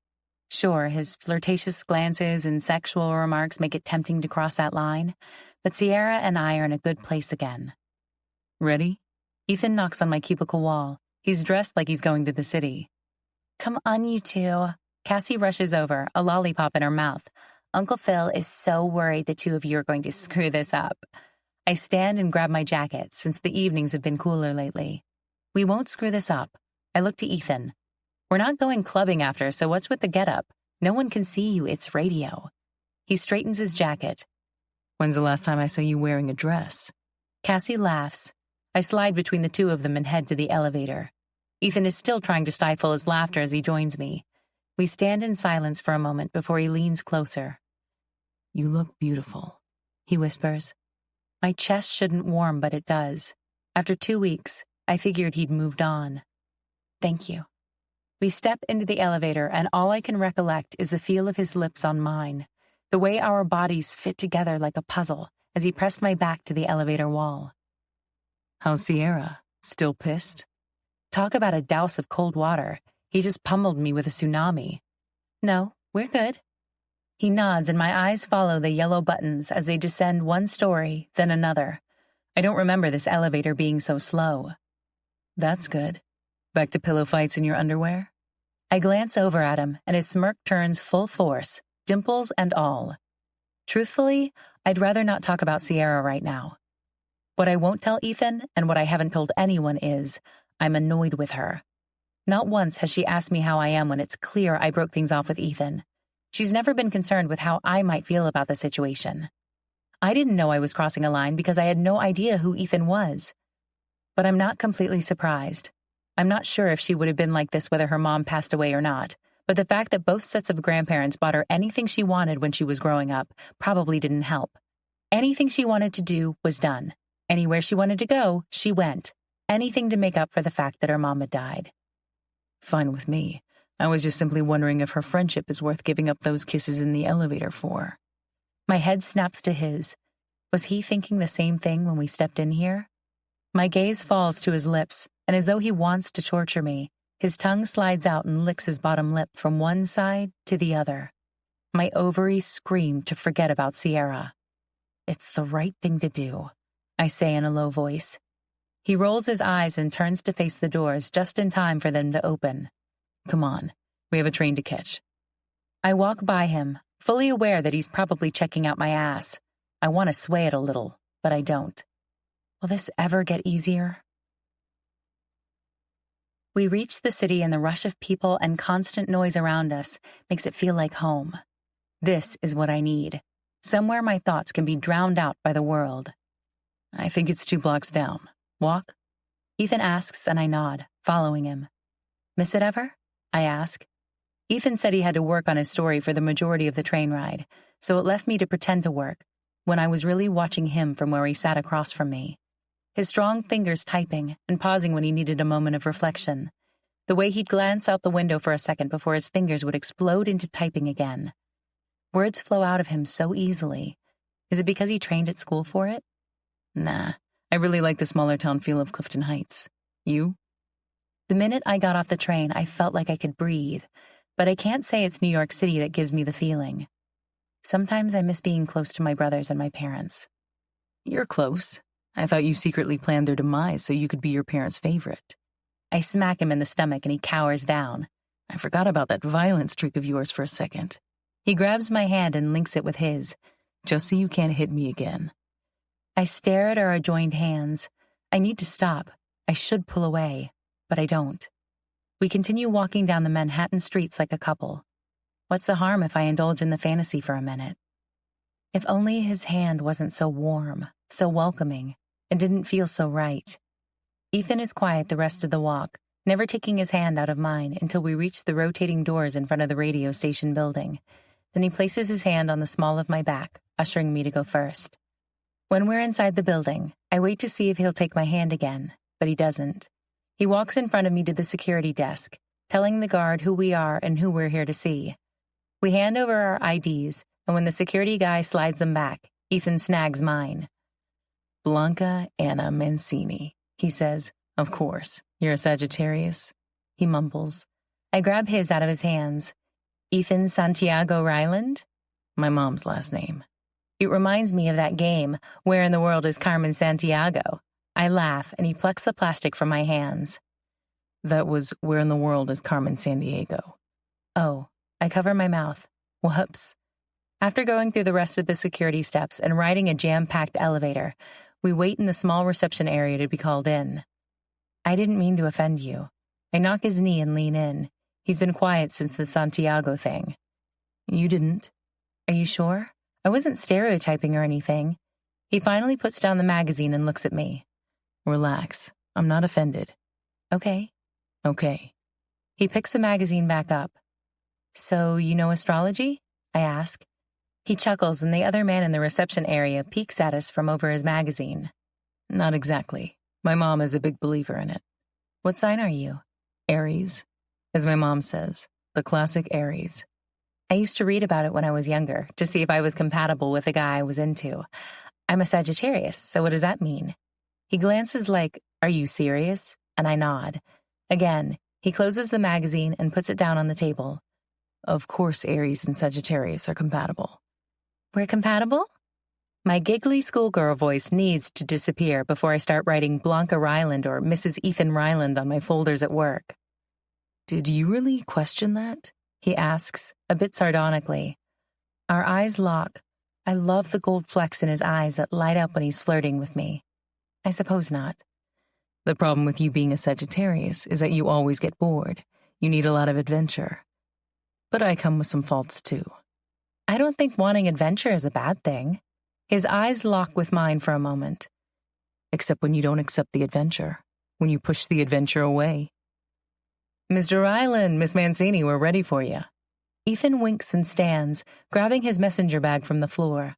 The other man tips back the corner of his magazine and smiles at me because he was eavesdropping. Blanca? Ethan calls out, and I scramble to my feet, grabbing my own bag and purse. I meet them at the door, but my mind is anywhere but on what's going to happen when we're inside. I don't even catch the guy's name we're following down the hall. By the time I'm across the table from Ethan with a pair of headphones and a man and woman's voice in my ears, I'm reminded that we're apart because of me. It's great to have you both here today. Thanks for coming in, the male host says. Ethan nudges my foot and I look up to see the interview is starting. I smack on a smile. Yeah, hi. The young DJ laughs at me but says nothing. It was Katie over here that first read the article about 5 things a male or female wants in the bedroom that their partner probably isn't delivering. Now tell me, do you guys try these things out together? Everyone in the room laughs and brings his magnetic personality up a notch. No, we actually make it a point not to read each other's articles until they release. So you two aren't a couple or anything? The guy waves his finger between us. No. Right, Blanca? Ethan asks, testing me with those intense eyes. No, we're not. I have to say, the hatred in the articles for the other ones seems so genuine. I figured it was a love-hate thing. Like you're screwing in the copy room once it's over. Everyone seems to think it's a joke and laughs. Little do they all know. Strictly professional. Ethan winks at me. In fact, I'm her best friend's ex. Whoa! The woman chimes in. So you're off limits. He can't be serious that we're going to talk about this. Why would he bring that up? Why is that? I mean, I think if I wanted to date my best friend's ex-girlfriend, it wouldn't be a huge deal, the male DJ says, and the woman laughs. You're crazy. Yes, it would be a problem, the woman says.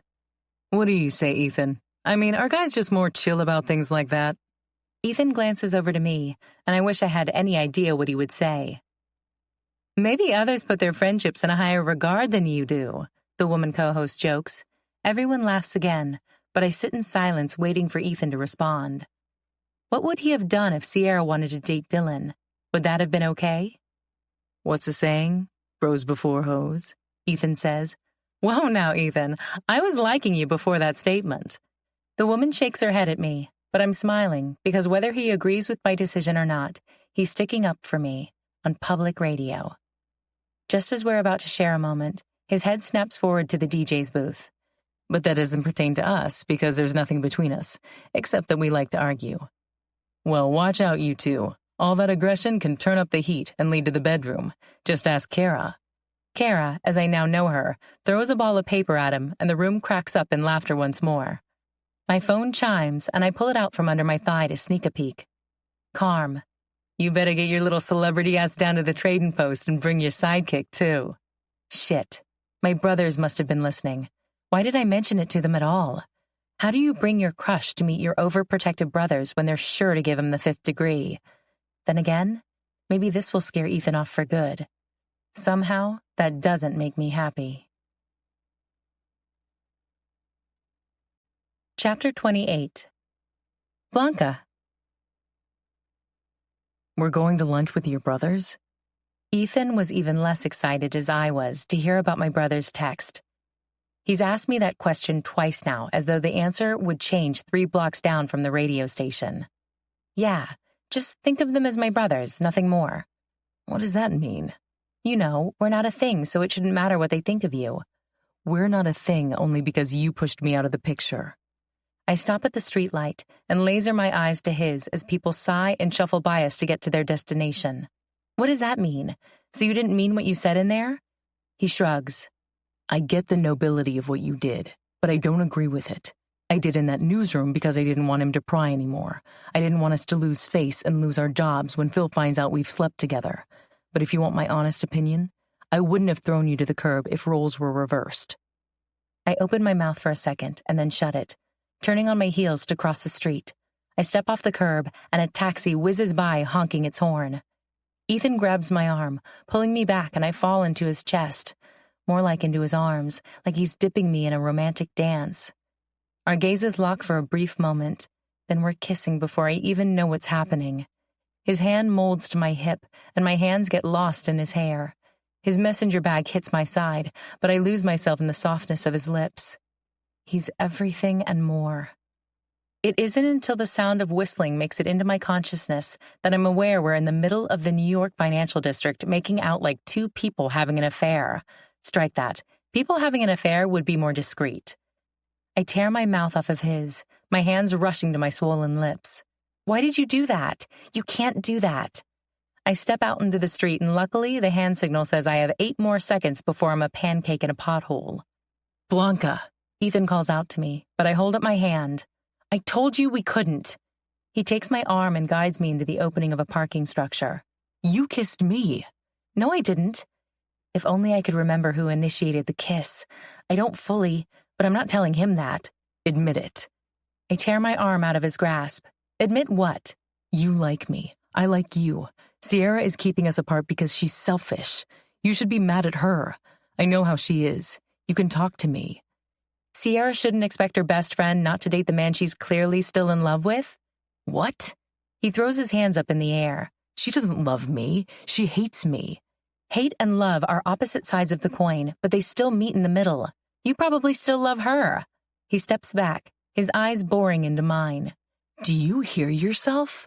I cross my arms. What? You're convincing yourself that we don't work. We were at the start of something awesome. Something not everyone gets in life, and you're here saying I love my ex-girlfriend?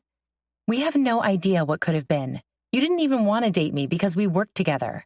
He runs his hand over his forehead, shaking his head. Was I really not clear about what I wanted? Come on, we have to go eat with my brothers. He stays in his spot. You know what? You go. I'm going to head to the train. I'll catch you tomorrow. They're expecting you, I whine, because I do not want 20 questions when I show up without him. They need to learn to live with disappointment. Ethan! He shakes his head and steps back from me again. Enzo turns the corner, spots me, and a huge smile morphs his stern face. Blanca! Ethan picks up his head and a pleading look crosses his face. Hey, Enzo! I hug him, and when he sets me down, he stares at Ethan. You're the one? When Ethan doesn't say anything, he looks down at me. He's the one? If by the one you mean my coworker, then yes. This is Ethan Ryland. Enzo leaves my side, putting his hand out to Ethan. Nice to meet you. I'm Blanca's older brother. Ethan shakes my brother's hand, and then Enzo points across the street.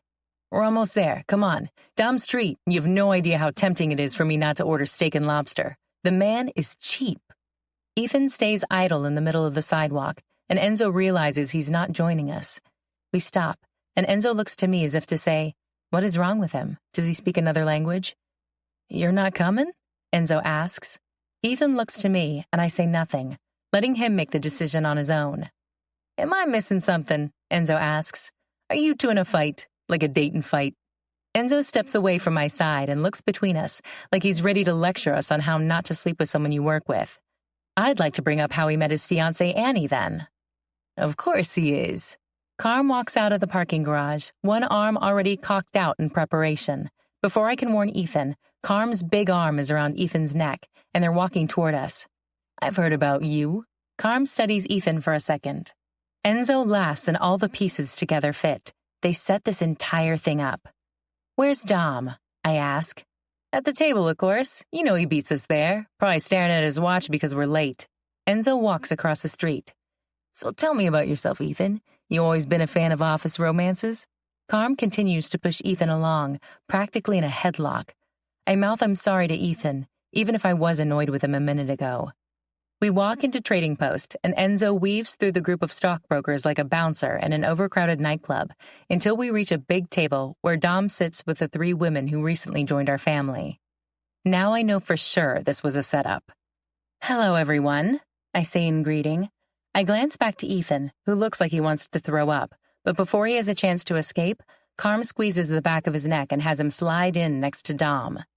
This is our oldest brother, Dom, Carm says. Dom takes his hand off his wife's leg to hold it out for Ethan. Once the two say their hellos, the girls all rush by me to welcome Ethan. Val's eyes are all dreamy as they shift from Ethan to me. Blanca, we've missed you, Annie coos, and I narrow my eyes. You just saw me Sunday. You know how hard it is to talk with Mama there. Come sit. She pats a seat on the other side of her so she can still be next to Enzo. We're splitting the table up boys and girls. I roll my eyes and slide into the seat because I need to be far away from Ethan at the moment anyway. The boys want... Ouch! Bella grabs her leg and stares at Val. It's a muscle spasm. The baby is stripping me of my minerals. Val smiles sweetly, like, feels sorry for me for having to carry this bowling ball around all day. They do know we're not together. I ask my question more to Val. I thought when you came over. Turns out Sierra isn't cool with it, so I broke things off. None of them say anything, but instead exchange looks with one another. Girl code? Annie asks. We just reconnected after all these years. She wasn't cool about it, and who knows how long it would last with him anyway, I grumble. They all nod their heads but don't offer any advice. My vision shifts down to the end of the table, where Ethan is already in heavy conversation with Carm. I knew I'd heard Mancini before. You're the billboard guy. Oh, great. Someone else to boost Carm's ego, Bella laughs. He tried to convince me to do a billboard with us in bed. I told you a cute morning in bed with a newspaper, coffee, and breakfast might work, Annie adds. Annie, I hate to break your naive heart, but that's not what Carm had in mind. Bella grins. Ew. I stop the waitress and order myself a drink. She scans the table and then heads over to my 3 brothers and Ethan. So, how serious were he and Sierra? Val whispers. The guys' attention is all on the television by the bar, their conversation shifting to football, talking fantasy leagues and how much their leagues cost. Over a year. I raise my eyebrows. That's a long time. Bella bites the inside of her mouth. But she reaches over and touches my hands. You're sacrificing your own happiness. I squeeze Bella's hands for her concern. Who knows where it would have gone with us? We were in the early stages. I think it's admirable. Annie puts her arm next to us. But he is adorable. You want in? Carm asks, and my attention shifts to the other side of the table. I think we need another to make it even, and Val won't let Ryder play. I'd rather him not gamble yet, she chimes in with a roll of her eyes. It's not really gambling, Carm says. Dom gives Carm a look to say, shut the fuck up. Knowing Dom, he's already said as much as he could to try to get his stepson to play in the fantasy football league. We'll spot him, Carm eggs him on. I said no, and my word is final, Val says. Carm holds up his hands. Whoa, mommy dearest, chill. Val's icy glare hits Carm, and he cowers like he always does. I stifle a smile. You really need to teach me that look, Bella says. Well, we've got Ethan to join our pool now. Carm recovers quickly.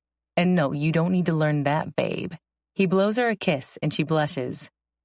I don't know, Ethan says. Come on, you said you were in a league before. If your buddies want in, we just have to make sure we have equal numbers. We have a killer draft night in a private room. It's a great group of guys. You won't regret it. Leave it to Carm, the convincer.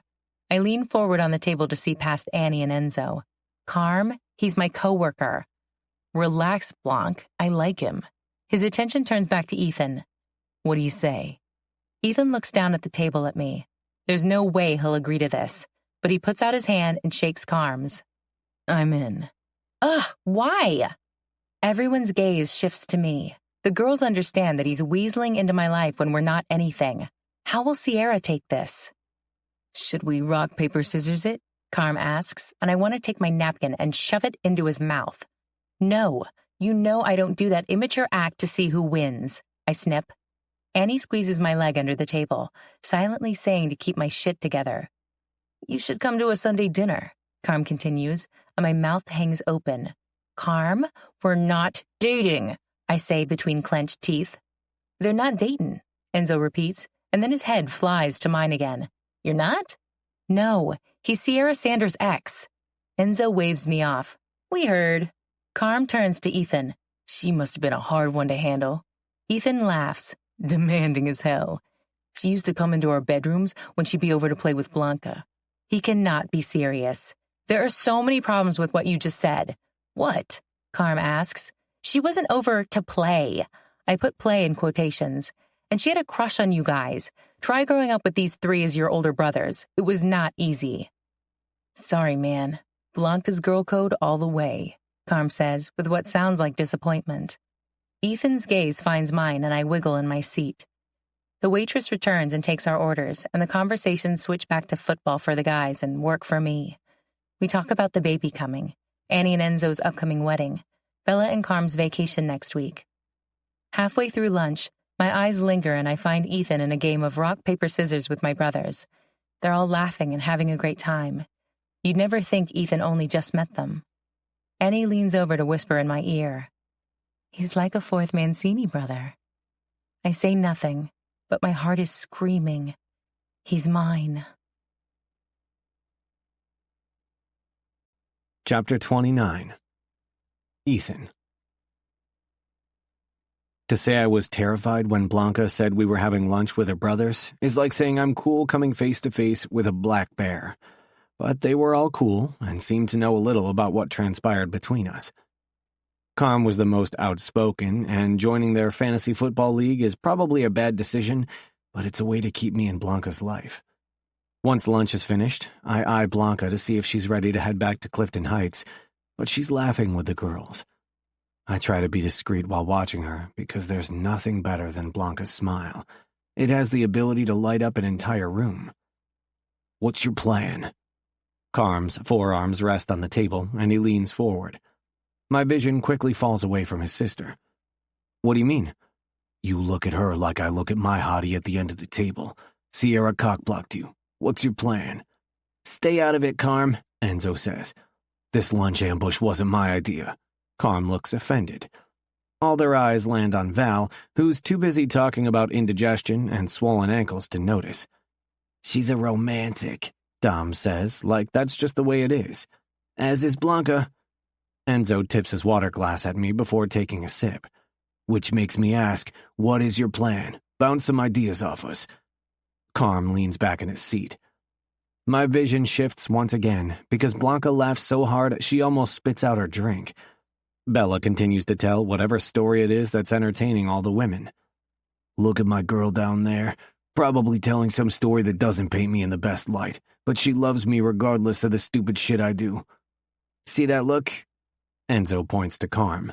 That's you right now, in case you were wondering. That's why he wants to know what your plan is, because if you don't come up with one, he will.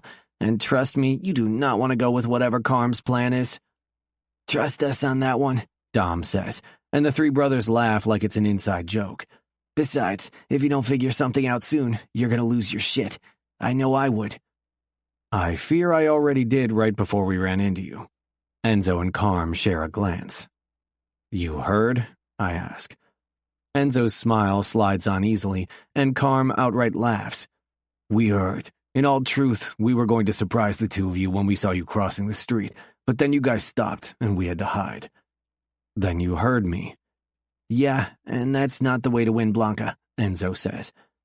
They all shake their heads, and I want to ask Dom what he's shaking his head about. He wasn't even there. Enzo glances down the table, and then back to me. Think of the cheesiest rom-com out there, something you'd hear about from someone else and think, what kind of idiot would do that?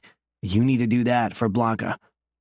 You gotta smack those feelings right on your chest and tell her what she's missing without you. Tell her about the man you are and how cut you are that you can't have her, Carm says. It's true. I'm awake most nights thinking about her, thinking about where we would be if she wasn't Sierra's best friend and I wasn't Sierra's ex, that if we met in the city before she reconnected with Sierra, things would be different.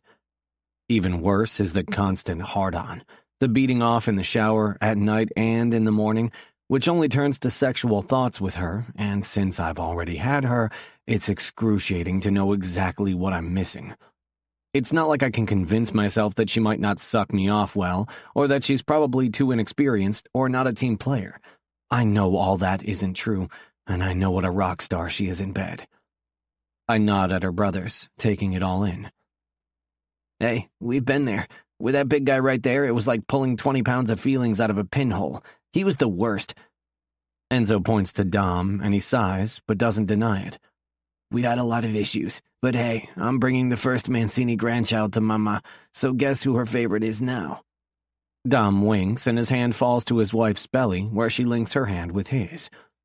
I'm not usually the jealous type, but watching them happy makes me wonder what I'm missing with Blanca. Carm's ordering another round of drinks when my phone vibrates in my pocket. Seeing my mom's name, I excuse myself from the table. Mom? Oh, good. Your dad needs you. He's acting up, and they can't calm him down. They want one of us to go over there. I told them you're in Clifton Heights. I can't get a hold of Corey, and you know I can't take off. Carol is off on maternity leave, and there's no one to cover for me. I run a hand through my hair, stepping out of the way of a man who wants to go to the restroom. I'm in the city. Oh, heavens. Thank goodness, so I'll tell them you'll be there and... I estimate the train and bus ride from downtown to the Bronx in my head. Probably an hour. That's better than if you were in Clifton Heights. I'm so glad you're close. The thick layer of guilt is clear in her tone. She's silently saying, if you lived in the city, it'd be so much easier. I'll leave now and call you after. Thank you, Ethan. I love you. Love you. I pocket my phone and turn around only to find Blanca there. Everything okay? Was it Mr. Copeland? Yeah, it's fine. No, it wasn't Phil. I have to go. Do you mind getting on the train by yourself? I'll be in the city a bit longer than we thought. I dig my wallet out and prepare to throw cash down on the table. I head to where I was sitting. Where are you off to? Carm asks. I've got something to do. It was great meeting you all. I shake all their hands and throw some cash on the table. Oh no, it's Dom's treat. Enzo winks at him and he sighs. You can't just go. We were in the middle of... I ignore Dom when Blanca comes by my side with her purse swung on her arm like she's coming too. What are you doing? For the record, that's certainly not the tone I'd use to win her over. Enzo's eyebrows raise. I'm coming with you. I grab my messenger bag and swing it over my shoulder. No, you're not. Strike two, Carm says. All the brothers' arms now crossed over their chests. Listen, Blanca, it's a family thing and you looked upset when you hung up the phone. We'll go, and if you want me to stay in the taxi, I will. I won't interfere, but it's senseless for us to take separate trains. You could take our car. We're heading to the office after this. Carm pulls out his phone. Hey, babe, Travis is off lunch by now, right? Bella lifts her wrist to check the time, probably on a watch that could pay my rent for a year. Yeah. Perfect. Carm presses a button on his phone. Hey, Trav, change of plans. You're gonna pick up my sister and her... He looks at me and smirks.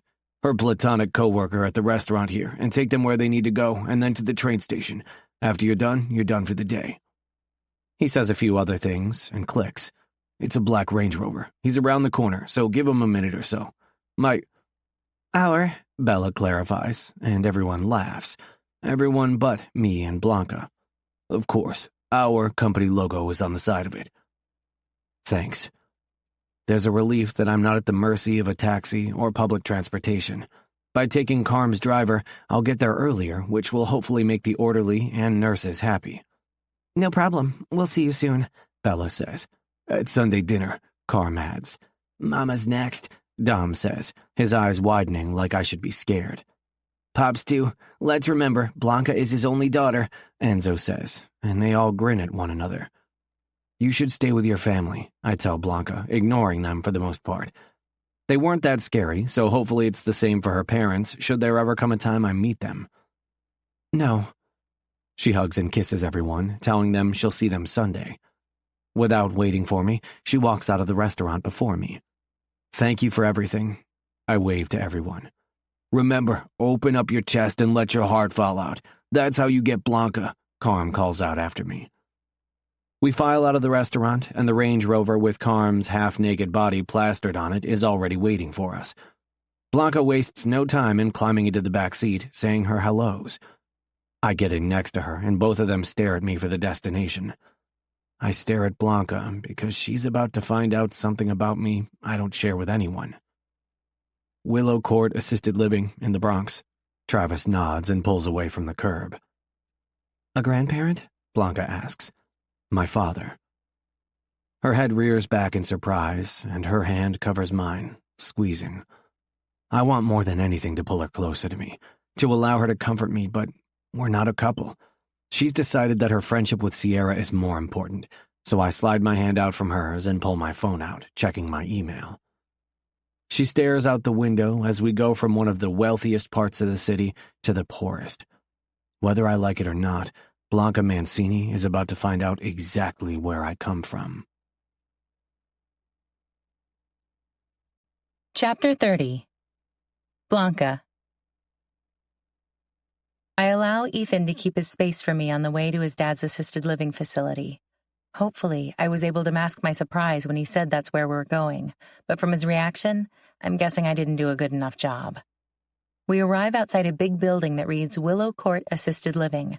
The outward appearance is nice, but dated. The letters of the name bear more rust than paint. The planters on either side of the door are unable to hide the years of use. "Thank you, Travis." Ethan attempts to hand him money for a tip, but Travis puts up his hand. "I was instructed not to take any money." Ethan tucks the cash back into his wallet, grumbling something to himself as he exits the SUV.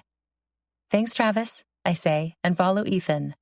My feet land on the cracked sidewalk, and Ethan's eyes drill holes into my head. He peeks his head back into the truck. "Hold up a sec, Travis." My eyebrows crinkle. "You should go." He places his hands on my shoulders and turns me back around toward the truck. I dig my heels into the ground. "No, I'm coming." I swivel around, but Ethan presses me closer to the car.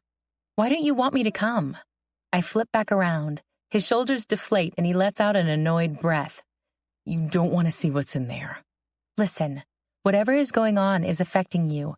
I see it in your face, in your demeanor. I know we're in this gray area right now in our friendship, but I'm here for you." I grab his hand, linking our fingers. He doesn't pull away, which I take as a good sign, stepping forward to allow Travis to leave and us to visit his father. "You can stay in the waiting room." Progress, although I have no plans of staying in the waiting room. Okay. We say goodbye to Travis, and after he turns the corner, we walk into Willow Court. "We have to sign in here. You can wait here, but I have to go up to the 13th floor. "I'll go too." I dig in my wallet for my driver's license and hand it over to the woman like Ethan did. He blows out a breath. "Blanca." He sighs and runs his hand down his face. The woman behind the glass smiles at me, handing me back my ID and giving me a visitor pass like Ethan's. "See, I've been vetted." I put the sticker on my chest. "Elevators?" He looks like he's trying to get me to vanish into thin air, but Ethan Ryland has kept the secret long enough. This is where his demons reside, and I'm going to find out what they are. I hear a ding, and a man with a woman in a wheelchair come out to the hallway. Let's go. My investigation skills are on point, because we come to the elevator. "Listen, my dad..." The elevator arrival interrupts, and we step inside, but it's crowded, and Ethan doesn't continue with whatever warning he was about to give me. I slide my hand in his, squeezing with the hope that he understands I'm here for him. As the elevator climbs, the number of people thins, and by the time we're on the 13th floor, there's one orderly left who's getting off at 15. He nods politely as we step out, and the first thing I notice are the line of wheelchairs in front of the nurses' station, as if they're the welcoming crew. Some of the people are complaining, and others are talking loudly to the others, but a sweet old lady with red tips on her gray hair smiles sweetly at me. I'm so enamored with her, I don't notice Ethan talking to the nurse for a moment.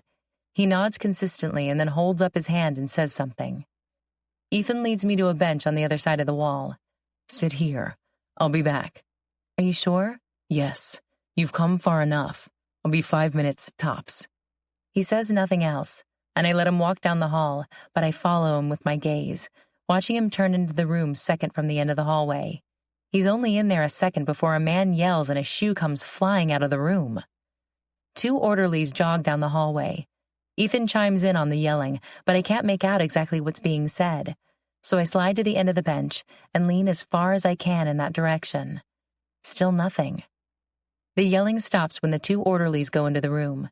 Ethan walks out, his hand in his hair, pacing back and forth.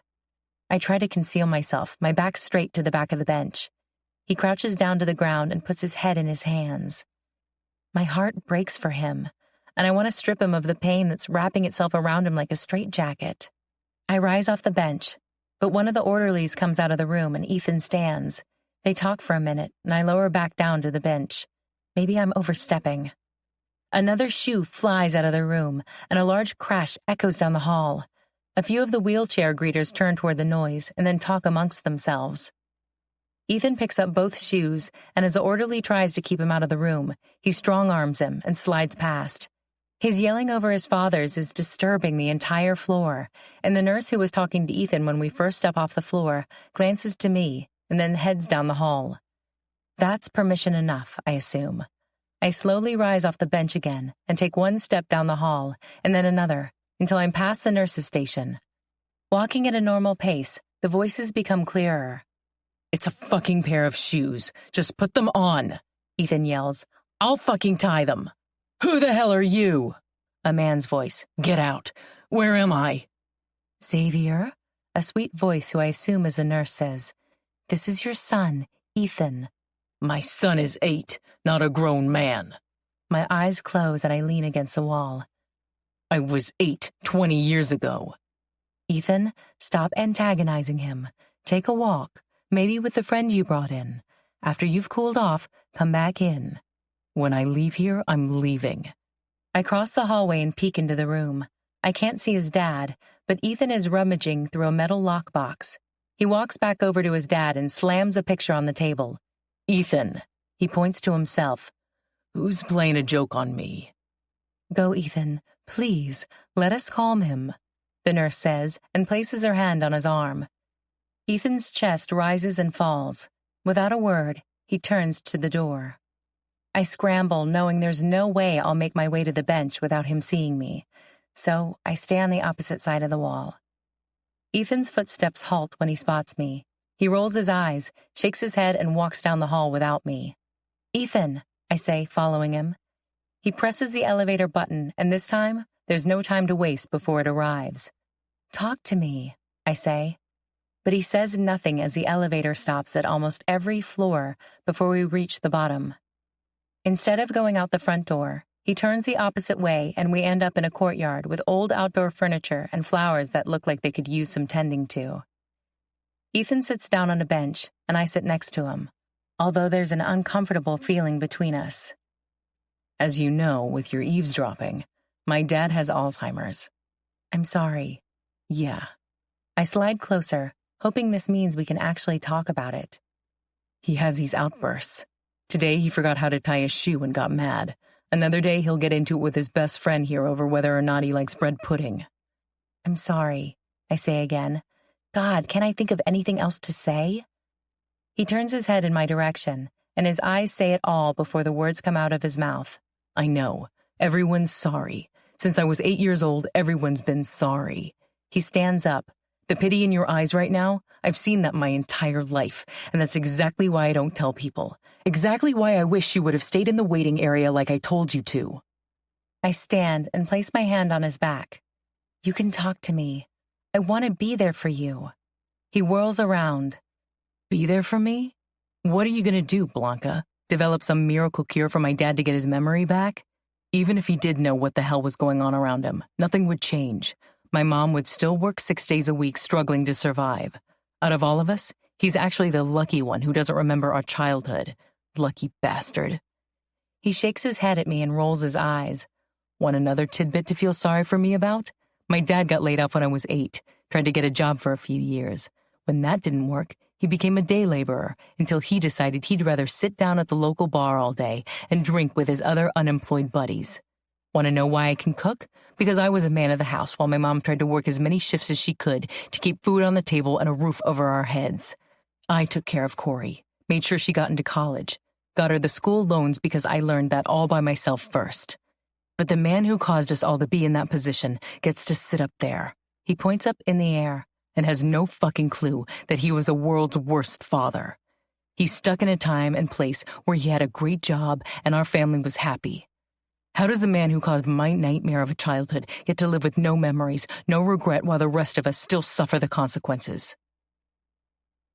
I wish I could answer that. I wrap my arms around his middle and hug him tightly.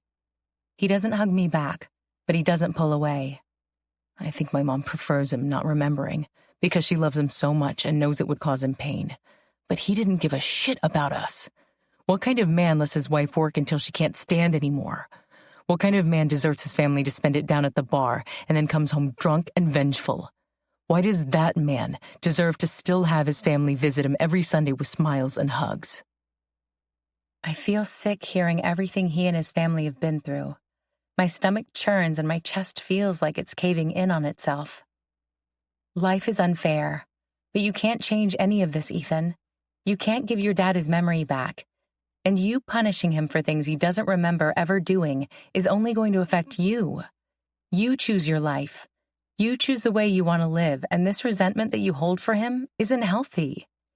He blows out a breath. You think I don't know that? I do, but I can't stop.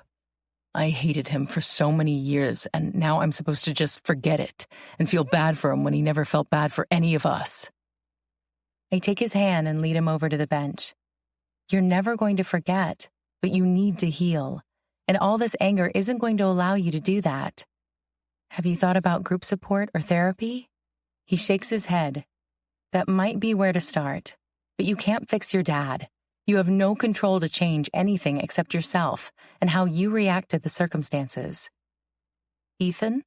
A woman opens a door and her shoulders sag in relief. Mom? He stands and she steps into the courtyard, her eyes only on me. I told you I'd handle it. I know, but you shouldn't have your day all messed up. I was able to leave a little early and thought I'd take over. Ethan hugs his mom and kisses her cheek. Mom, this is Blanca. He gestures in my direction. She puts out her hand and I stand to shake it. Nice to meet you. She smiles at Ethan and he shakes his head, but a slow smile forms on his lips. I've got to get up there. You two go. I'll call you later. She kisses his cheek. Very nice to meet you. Come by someday. I'd love to, I say. She pats her son's cheek. Love you. Love you. They share a moment I feel awkward witnessing. Then his mom walks out of the courtyard. Come on, let's get home. Do you want to say goodbye? I ask. He opens up the courtyard door. No, I don't. Chapter 31. Ethan. Our hour-and-a-half train ride leaves too much time to think, especially when the woman I want to be with is sitting next to me, so close, and yet so far away. Her small hand is tucked into mine, but I'm not naive enough to assume it will remain there as we step off the train. You're right, I mumble. She faces me. I'm what? The first real smile I've had in the last few hours creases my lips. You're right. I'm punishing him. I mean, I go every Sunday more for my mom than him, but I'm distant and half the time only engaged with Corey. I keep everything festering inside me. I think a support group would help. There's a reason they exist. I'm sure no one knows how to deal with a family member losing their memory without some help. I still have a hard time seeing the pity in her eyes. I tell no one. Talking to strangers? A shiver runs through my body at the thought, and I cringe. I cannot even imagine. Plus, they all probably love their family members, and there's a large amount of hatred for my dad that resides inside me. I'll go with you. Why? We're friends. Nothing changes that. Not even Sierra? She removes her hand from mine, crosses her legs, and shifts her body so that she's faced a little away from me. Stop it. What? I'm sorry, but she's my friend. And how do you think being friends with me would work? What, you tell her you're meeting a friend and be vague so that we can go to a meeting? Sierra is not going to allow you to be either my friend or girlfriend. I hate the fact the one woman who despises me has so much control over my happiness. It's not about allowing. We're coworkers already. She doesn't control my life. And yet here we are hiding our feelings from one another, trying to be platonic. She blows out a breath, and a message comes over the speaker announcing Clifton Heights as the next stop, so she heads to the doors. I follow her, and once we're each holding a pole waiting for the train to come to a stop, Carm's words blink in my head like a neon sign. He's right. I'm not going to win her over by arguing with her. I'm sorry, okay? I want nothing more than to take you back to my apartment, bury myself deep inside of you, and forget all this shit of today. She swivels her head in my direction, and her cheeks are pink because I know she wants it too. That doesn't change the situation. I know, but I'd feel a hell of a lot better having the woman I want, the woman I can't stop thinking about, the woman who drives me crazy. The train stops, and she walks down the stairs with the rest of the commuters and turns to head to her apartment. This time, I'm not saying goodbye. I'm walking her home. Where are you going? She asks. I'm walking you home. She stops and puts her hand on my chest. You can't. I put my hand on hers. I can do whatever I want. Please, Ethan, you're going to make this worse than it has to be. Anger still rises up inside me, but I attempt to push it back down so that I can do what Carm suggested, open up my chest and let my heart fall out. Walk with me, please. I hold out my hand. She stares at it for a moment, and then her eyes lock with mine. Just one walk. Her warm hand touches mine, and I grip it in mine, leading her through downtown instead of directly to her apartment. We'll get there eventually. We don't say much to one another. We pass both bagel shops, Scrumptuals, Las Tacos. We pass the gazebo and the barber shop where I get my hair cut. There's so much I wanted to do with you. She sighs, but doesn't say anything in response. That's my barber shop. I point to the traditional-looking shop with a red and white pole out front. And that's the newspaper I turned in an article. Then it hits me. Fuck. I forgot. What? I pull her toward my apartment, but when we get close, she tears her hand out of mine. I can't go up there. I insert my key. It's not for anything other than your blog. I completely forget. She stands there, not saying a word, and for a moment I think she's going to say no, but she eventually walks through the building door, and I follow. When we reach my apartment, she sits down on the edge of the couch cushion. Grabbing my computer from my bag, I pull out my laptop and boot up my computer. What about my blog? She asks. I did some research, and I found you a sponsor. Her face drops, and all the defensiveness she had to come up here disappears. You what? Well, your existing blog got you a sponsor. A messenger bag company is going to send you one to review. They want to gear it toward women in their 20s who have to commute. Ethan... I busy myself typing in my password and finding everything. I did some research about blogs, and although yours is great, you might be too broad. I'm not suggesting you change anything if you don't want to, but a lot of your posts are about money and exploration. I was wondering if you should concentrate on how to do things on the cheap. You could totally... She turns my computer her way. The new design I created for her is on the screen. She uses the mouse and clicks through the blog I designed. You did all this? Yeah. For me? Looking up from the computer, I see there's wetness building in her eyes. That's good, right? Why would you do that? It seemed like your passion, and I wanted it to be successful. But I don't understand. What? I brush the hair that's in front of her face and tuck it behind her ear. No one... She shakes her head, and that stray hair falls from behind her ear once again. This time, I leave it. I mean, Blanca, I care about you, a lot. I know I suck at romantic gestures and gushing on about my feelings, but I want you to be happy. This must have taken you weeks. I chuckle. I've had some spare time. When you should have been concentrating on what you want. I shrug. I'd rather spend it like this. You're talented, and at first, I wanted to just get you sponsorships to be able to monetize the blog, but then I started doing some more digging and researching. That's where this new format came from. I totally understand if I overstepped. She places her finger on my lips and leans forward. You didn't overstep. Our eyes lock, and I see it there in her eyes. Clear, transparent, and alive. This separation is killing her just as much as me. I have to go. Thank you. She grabs her bag and rushes out of my apartment. I run down my stairs and catch up to her by the mailboxes. Blanca! No, Ethan, don't follow me. We can't. I grab her arms and turn her around. Tears stream down her face, and I pull her into my chest. Stop this. Let's just go to her and talk. Make her understand what she's asking of us. She draws back and wipes her tears. I can't hurt her like that. But her hand splays on my cheek. I'm sorry, Ethan. Maybe in time things will change, when more time has passed. I grip her wrist. Give us a chance. You have no idea how badly I wish our paths had crossed at a different time. Thank you for everything. I'll see you at work. She eases up onto her tiptoes, kisses my cheek, and falls back down to her heels. Forgive him, okay? You have a bigger heart than you realize. You need to open it up to him. Tears well in her eyes again, but before they fall, she walks out of the alcove of my apartment building and into the street. She might be willing to admit defeat, but there's one thing I haven't done yet. Pulling out my phone, I scroll through 6 months' worth of missed calls until I find it. Me. We need to talk.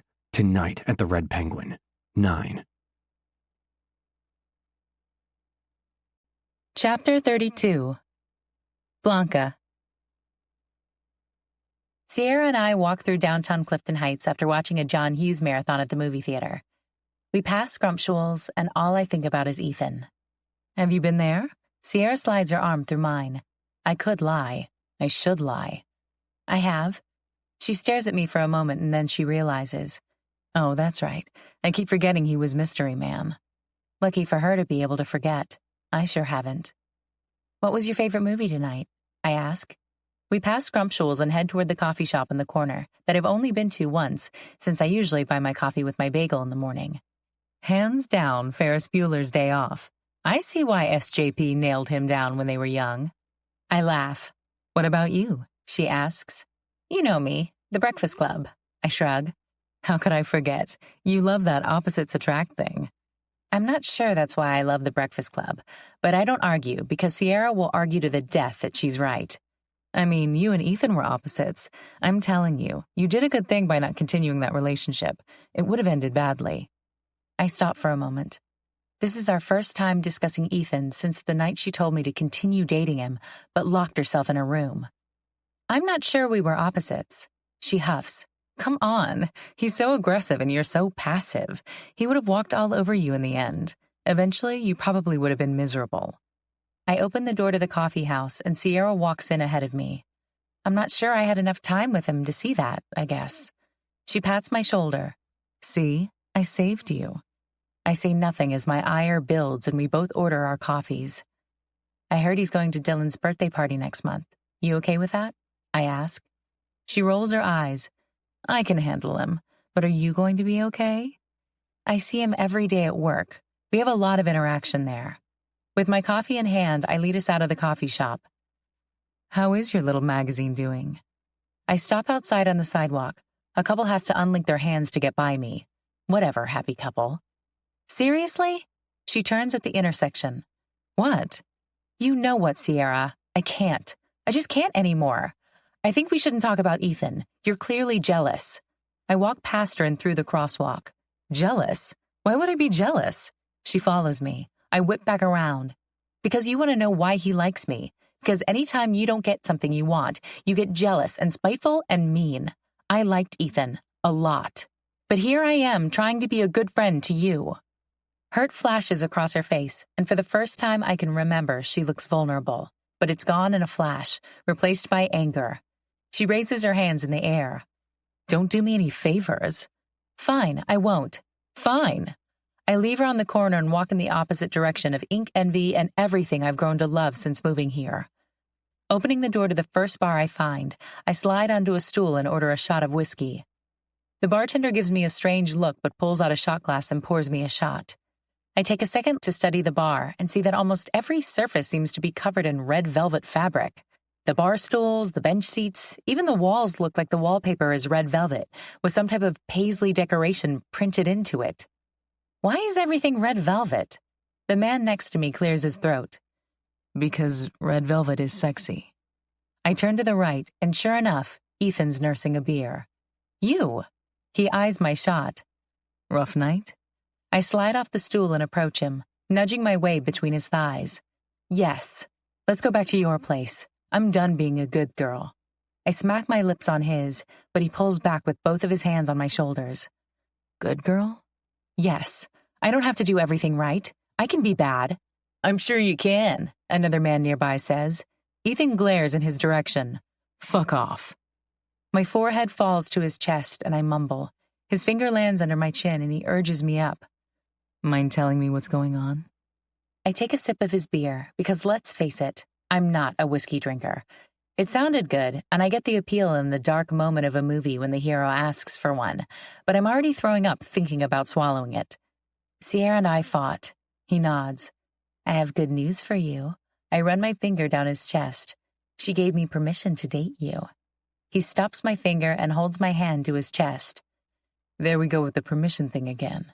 You know what I mean. I got the green light. In the heat of a fight? He asks as I try to get my hand free. Does it really matter?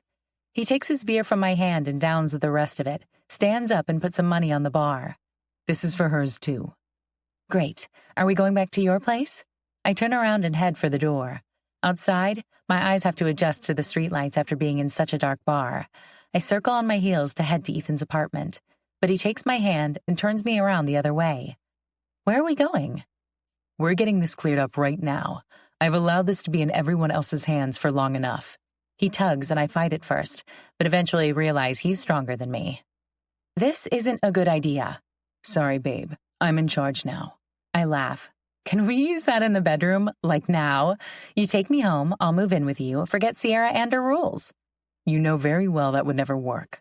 Yes, it would. He stops me and backs me up to a light post, caging me in with his body. Not long term. Maybe tonight, but not long term.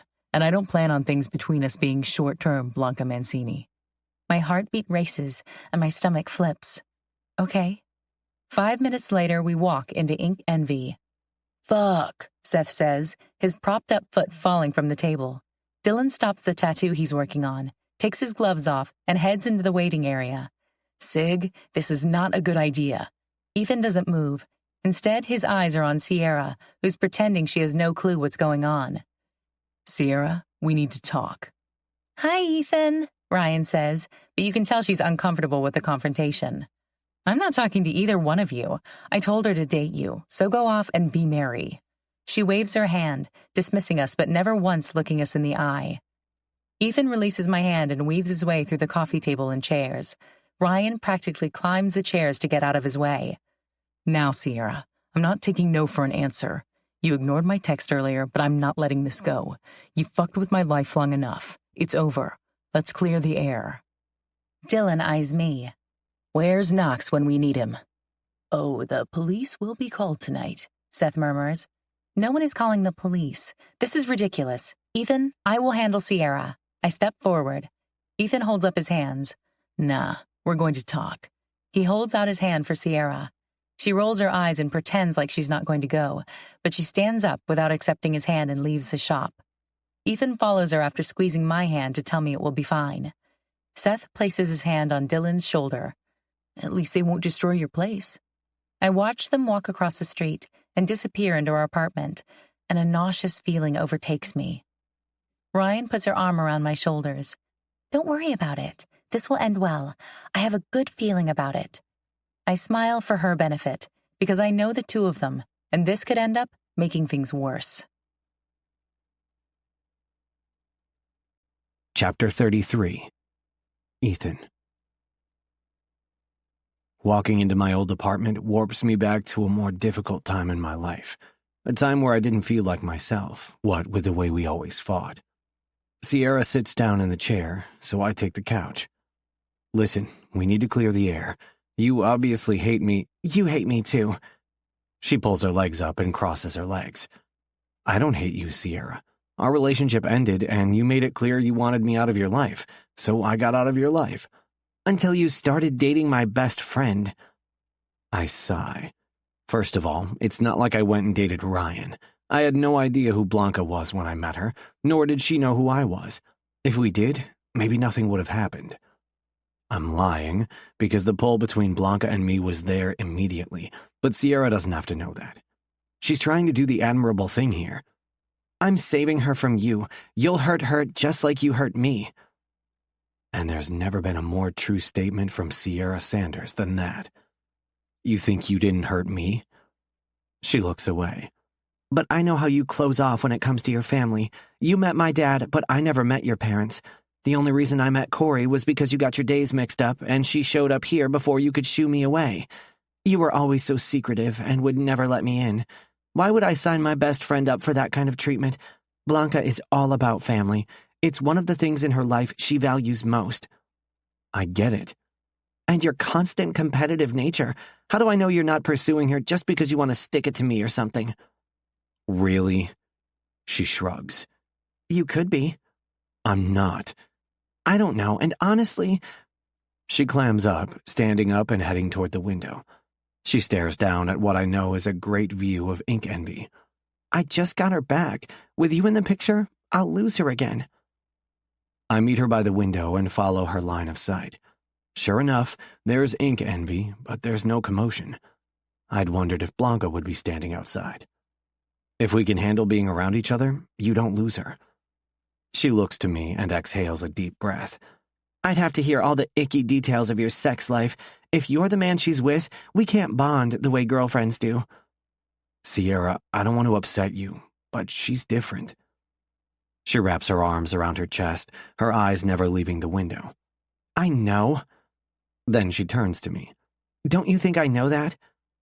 She met my mom today. Sierra guffaws.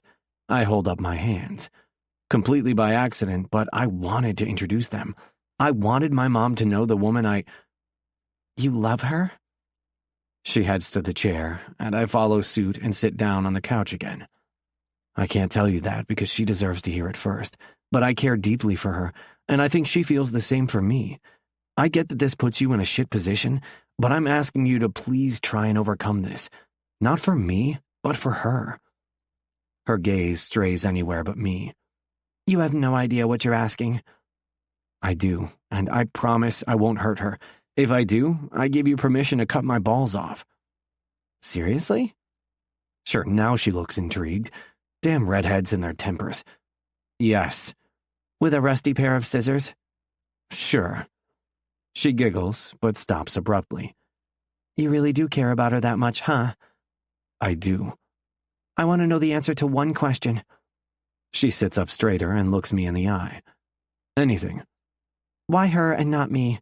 It's not like I'm still in love with you, but I can't help but wonder, what's the difference? I lean my forearms on my thighs and stare down at my intertwined fingers. I can't answer that. I have no idea. It could be because we're Aries and Sagittarius, or maybe our stars align. It could be that we're not as similar as you and I are.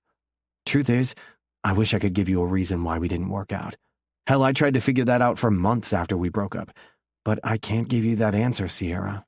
I'm sorry. She nods. I swear to God, I better not find you in your boxers slurping a bowl of Captain Crunch on my couch every morning. I stand up and open my arms. I swear you won't. So do we have a truce?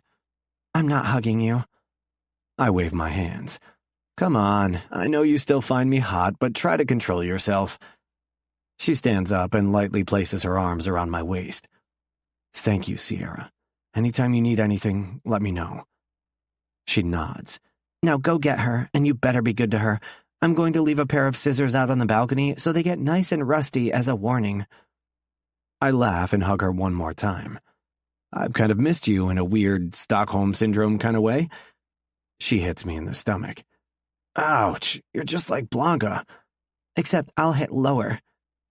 I retract a step and cover my privates. Do you mind if I call her up? She appears deflated and falls back into the chair. No, come on, let's go downstairs. I need to talk to her too. Chapter 34. Blanca. I sit in ink envy, anxiously counting each second that goes by, waiting for either Sierra or Ethan to appear. Just when I feel like I can't take it anymore and wonder if I should go make sure they're both alive, they walk through the door together. All our friends' eyes are on us. Knox is there now, standing guard in his police uniform. "Did you really call Knox?" Sierra asks. "You bet we did," Dylan says from his table as he tattoos a customer. "You two cannot be trusted." I stand up and wait for one of them to say something. "Can we chat for a minute outside?" Sierra asks. "Yeah, of course." I can't tell from the expression on either of their faces whether it went good or bad, but I say a silent prayer as I step out onto the sidewalk that this is something Sierra is willing to try and get past. "I need to apologize for the way I've been acting. I should have just come out and said how I was really feeling, rather than being a passive-aggressive bitch." She's staring down at her fidgeting hands in front of her. "And how are you feeling?" I ask and hold my breath, waiting for her response. Her chin lifts and her watery gaze meets mine. "I can tell that he really cares about you, more than he ever cared for me." I open my mouth to say something, but she holds her hand up. "It's true. And that's good. That's great, actually. It means you have a much better chance of making it than we did. When you first told me, I was shocked. I didn't see it coming, and I wasn't really sure how I felt. And the more I thought about it, the more it made me feel like I did when I was a kid." She swipes at her eyes, and I take a step forward, reaching for her hands. "When your mom died?" I ask. She nods, her lips pressed together like she needs a minute to gain her composure. "I've never told anyone this, but before my mom re-enlisted, I asked her not to. I saw the scared faces of the other children of soldiers who got deployed. I was old enough to realize how much she'd be gone, and I begged her." A tear slips from her eye and lands on linked hands. I'd cry myself to sleep in her arms night after night, asking her why she couldn't just be one of those moms who stays home with her child, like your mom. I drop her hands and wrap my arms around her, pulling her in for a hug. "She didn't choose me," she whispers. "She didn't choose me, and then she died." I squeeze her tight until she pulls away, sniffling and wiping the tears from her cheeks. "I guess when it felt like Ethan chose you over me, even though I know that's not how it went down, it brought up some old wounds." "I'm sorry, Sierra. I had no idea." I'm not exactly an open book. We both chuckle and meet one another's gaze. "I never should have taken it out on you or kept you away from Ethan. I'm sorry." "I'm here for you whenever you need to talk. I hope you know that." I reach for her hand again and squeeze it. "I do." She squeezes my hand back.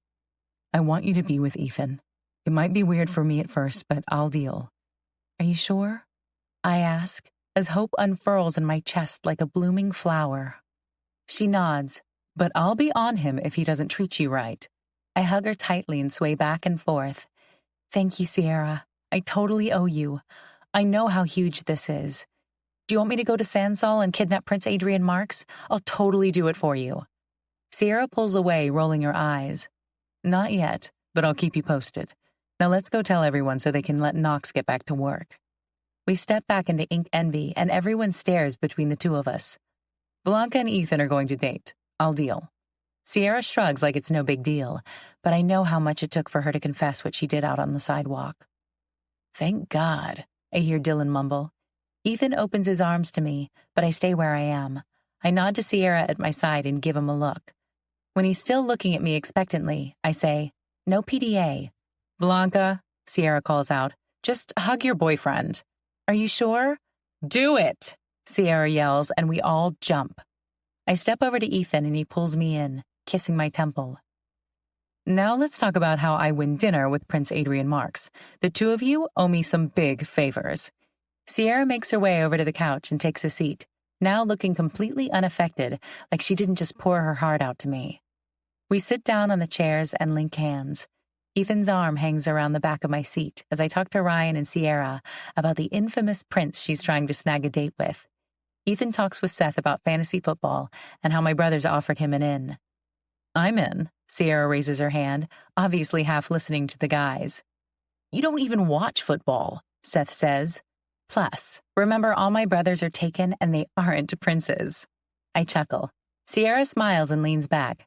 Yeah, the Mancini men don't have anything on Prince Adrian Marks.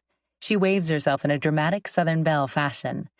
Ethan's hands slide along my back when I lean forward to grab a piece of pizza, and I turn to find him staring at me. For a moment, I let my mind wander about whether it would have been this way from the start, had he not been my bestie's ex. I guess it doesn't matter, because we're here now, and here is a great place. When I lean back, he leans forward and takes a huge bite of my pizza.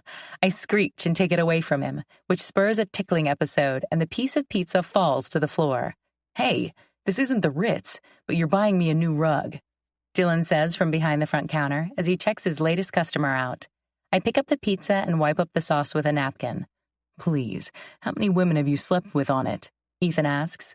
My eyes instantly glance at Ryan, but she has her act perfected. She's laughing with everyone else. But I do notice that her fingernails are digging into the arms of the chair. I have a strict no-fucking rule, except in my office. Dylan smiles and hands a card to the guy leaving.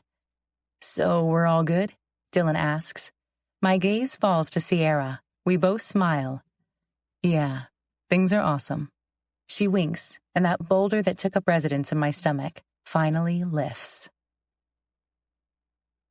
The next Sunday. I woke up in Ethan's arms this morning with gratitude rather than the guilt I'd grown accustomed to. Morning. He rests a tray with bagels from Andrew's Bagel Company on the bed. FYI, Mrs. Andrews demands you come in on Monday. But I like seeing Evan. Evan?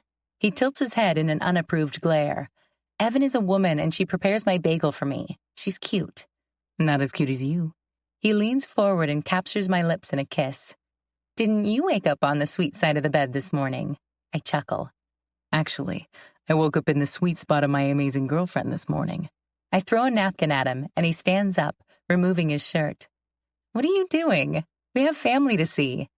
He takes away my bagel, but I snag half of it, continuing to eat as he lowers me down to my back. Not for a few hours. His lips cast kisses along my neck as I bite off a piece of the bagel. Babe? Mm-hmm. I mumble over chewing. Can the bagel wait? He picks up his head, taking the bagel from my hands and placing it on the table next to the bed. But I'm hungry, I pout. Don't worry, this won't take that long. I frown. That is not what a girl likes to hear. If you think just because we're girlfriend and boyfriend now you can lack effort in that department, you have another think coming. He shuts me up with a kiss, and his body weight lands on top of me. I wrap my arms around him, ready to get lost in Ethan land again. Just as we're getting comfortable, he pops his head back up. What? I inhale a deep breath. One more thing.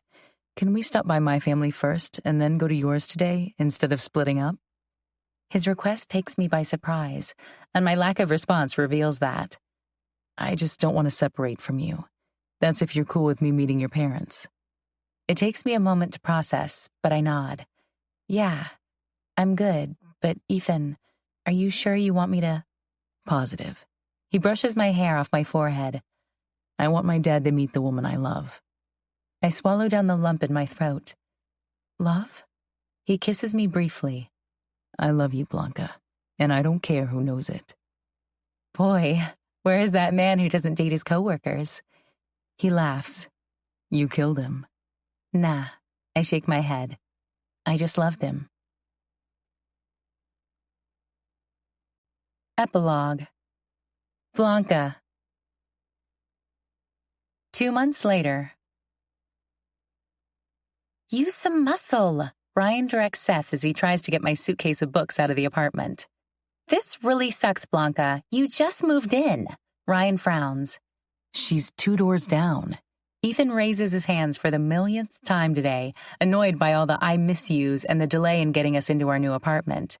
He and the guys already did his whole apartment this morning. Shouldn't it be a plus to have 3 strong brothers? Where are they? Seth asks. Right here. Dom walks in with Carm and Enzo behind him. Who's a moron? That would be Seth. I grin and give each of my brothers a hug. I'm not naive enough to think they're only here to help me move a few things. They didn't even help Ethan this morning move all the big furniture. Where are the girls? I ask. They stopped at some bakery place. And Val? I eye my oldest brother because Val is in her last month of pregnancy. I tell you this, if she goes into labor while I'm in buttfuck nowhere, I'm gonna lose my shit. I mean, is there even modern medicine out here? Seth laughs and slaps him on the back. I like this one. Again, who is this? Dom thumbs in his direction. Let's go, Seth, Ethan says, but Enzo helps him with the other side of my bookcase instead. Do you need help? Carm asks Seth. Looks like you're struggling there. Seth mocks offense even though he was just complaining. I'm fine, thank you. Suit yourself. Carm falls onto the couch and presses power on the television. Football blares in my ears seconds later. Carm, this isn't social time. I'm moving. And Mama said you better not be pregnant. He points to me, but waits until I actually confirm I'm not. You guys all live in sin, I say. We're guys. It's different. I pick up a magazine and throw it at him. It opens in his lap to the spot Sierra has reread 1,000,000 times. The prince. I'm so sick of hearing about the prince. He rolls his eyes. He's in town. Sierra went to dinner with him. I'm just as excited as my friend. Carm apparently is not. Don't tell Bella. I mean, look at me. Why am I competing with this guy? He flips over the magazine and points to the prince. He's heir to an entire country, Ryan chimes in, sitting down in the chair. I guess this is break time. Who are you? Carm asks. Ryan. She holds out her hand. He leans forward, shakes it. I'm Carmelo Mancini, multi-million-dollar realtor. I don't have to compete for my girlfriend's attention. Ryan looks him up and down and shrugs. What was that? Carm asks, forehead creased. What? She asks. You shrugged. No, I didn't. You did. I allow them to argue and walk Dom down the hall to my new apartment. We have an alley view, but we're close to the stairs leading to the rooftop, which sold it for us. That and being close to our friends. Dylan is setting up the television when we walk in, the same football game Carm is watching blares from mine. Ethan's living room has just shifted from his apartment to ours, but we'll need to purchase a bigger kitchen table. Ethan. Dom holds out his hand. Hey, Dom. They shake, and then Ethan opens up our fridge, where all the beer he bought yesterday is, and starts passing them around. Oh, no. I walk around, taking them out of their hands. Who invited Buzzkill? Dylan asks, and then winks at me. We have a few more boxes, and then it's beer and game time. Just as we step into the hallway, the 3 women in my brother's lives are getting off the elevator. I love this town. Let's move, Annie says to Enzo, her small box from Scrumptuals open in her hands. They have the cutest little gazebo here. Enzo stares at me like he's blaming me for her falling in love with Clifton Heights. It'd be a great place to raise a baby. I mean, Ryder barely learned how to ride a bike without getting hit by a taxi. Maybe we need to move, Val says. Dom puts his arm around his wife's shoulder and looks into her box from the bakery. What'd you get? He's like a pro at changing the topic, Seth remarks. I think I want to be your brother when I grow up. So intimidating, and he makes his presence known. He puffs out his chest and walks with his arms out from his sides. Ethan laughs, his hand falling down and squeezing my ass. We'll be right there. I have to show Blanca something. Ethan shuts our door and locks it. Hey, my brother's like you, but that can change. His hand molds to my hip, and he presses his body to mine. I just want you to know, today is the happiest day of my life so far, and I'm so excited to see your bedhead, smell your stinky morning breath, and feel you drool on my chest. I hit him in the stomach. Hey! Believe it or not, it's a good thing, because I also can't wait for morning showers together, breakfast in bed, and making love until dawn. I sigh and my head falls back to the door. I love the sound of that. I love you. He kisses me, and as his tongue slides into my mouth, it's Sierra's voice I hear on the other side of the door, her fist pounding, demanding entry. What, Sierra? I ask. Ethan's still not willing to accept defeat on our private moment. You're not taking your bed, right? Mind leaving it for Adrian? Maybe your dresser too? Ethan groans and steps back. I swing open the door. What?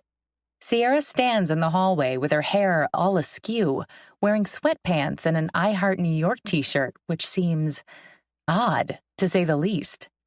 Oh, my God. She rushes into my apartment and shuts the door. He wants to live with us, she whispers. I'm sorry, who does? I whisper back. Adrian! Her smile is gigantic, and although whatever is making her this happy is awesome, I'm still not following. Holy shit! Carm, grab your camera. It's Prince Adrian Marks! I hear Bella yell in the hallway. I'm not getting shit. He's not that great, you know. Running a country isn't any harder than selling an overpriced penthouse in Manhattan. I run back down the hall, Sierra and Ethan following, and when I reach my old apartment, sure enough, there he is. Bella's mouth is hanging open. Val is searching the pantry, uncaring. Annie is sitting down, watching everything go down with rapt attention. All the guys are on the couch watching the football game. Ryan raises her eyebrows at me. The broad-shouldered guy wearing a pair of sweatpants and an I Heart New York t-shirt that matches Sierra's turns around, and yeah, maybe his teeth do gleam a little like in those princess movies. But what's with the matching outfits? Hello, I'm Adrian Marks. He has a slight accent, though I'm not sure what it is. French, maybe? Bella leans forward. Prince Adrian Marks! He chuckles at her and puts out his hand. Where do I sleep? In your bed? He asks, looking at me. Ethan's arm quickly hangs over my shoulder. Not happening. Sierra mentioned I could borrow a bed while I stay here. Temporarily, of course. Would you like compensation? That accent, Bella sighs. I have an accent, too. A New York accent, Carm yells. No, that's okay. So you're moving in here? I clarify because I'm so confused right now. Yes, Sierra said yes. I turn in her direction and she's giggling. Can you believe it? I shake my head. No, I can't. You've been listening to My Bestie's Ex, The Rooftop Crew, Book 1. Written by Piper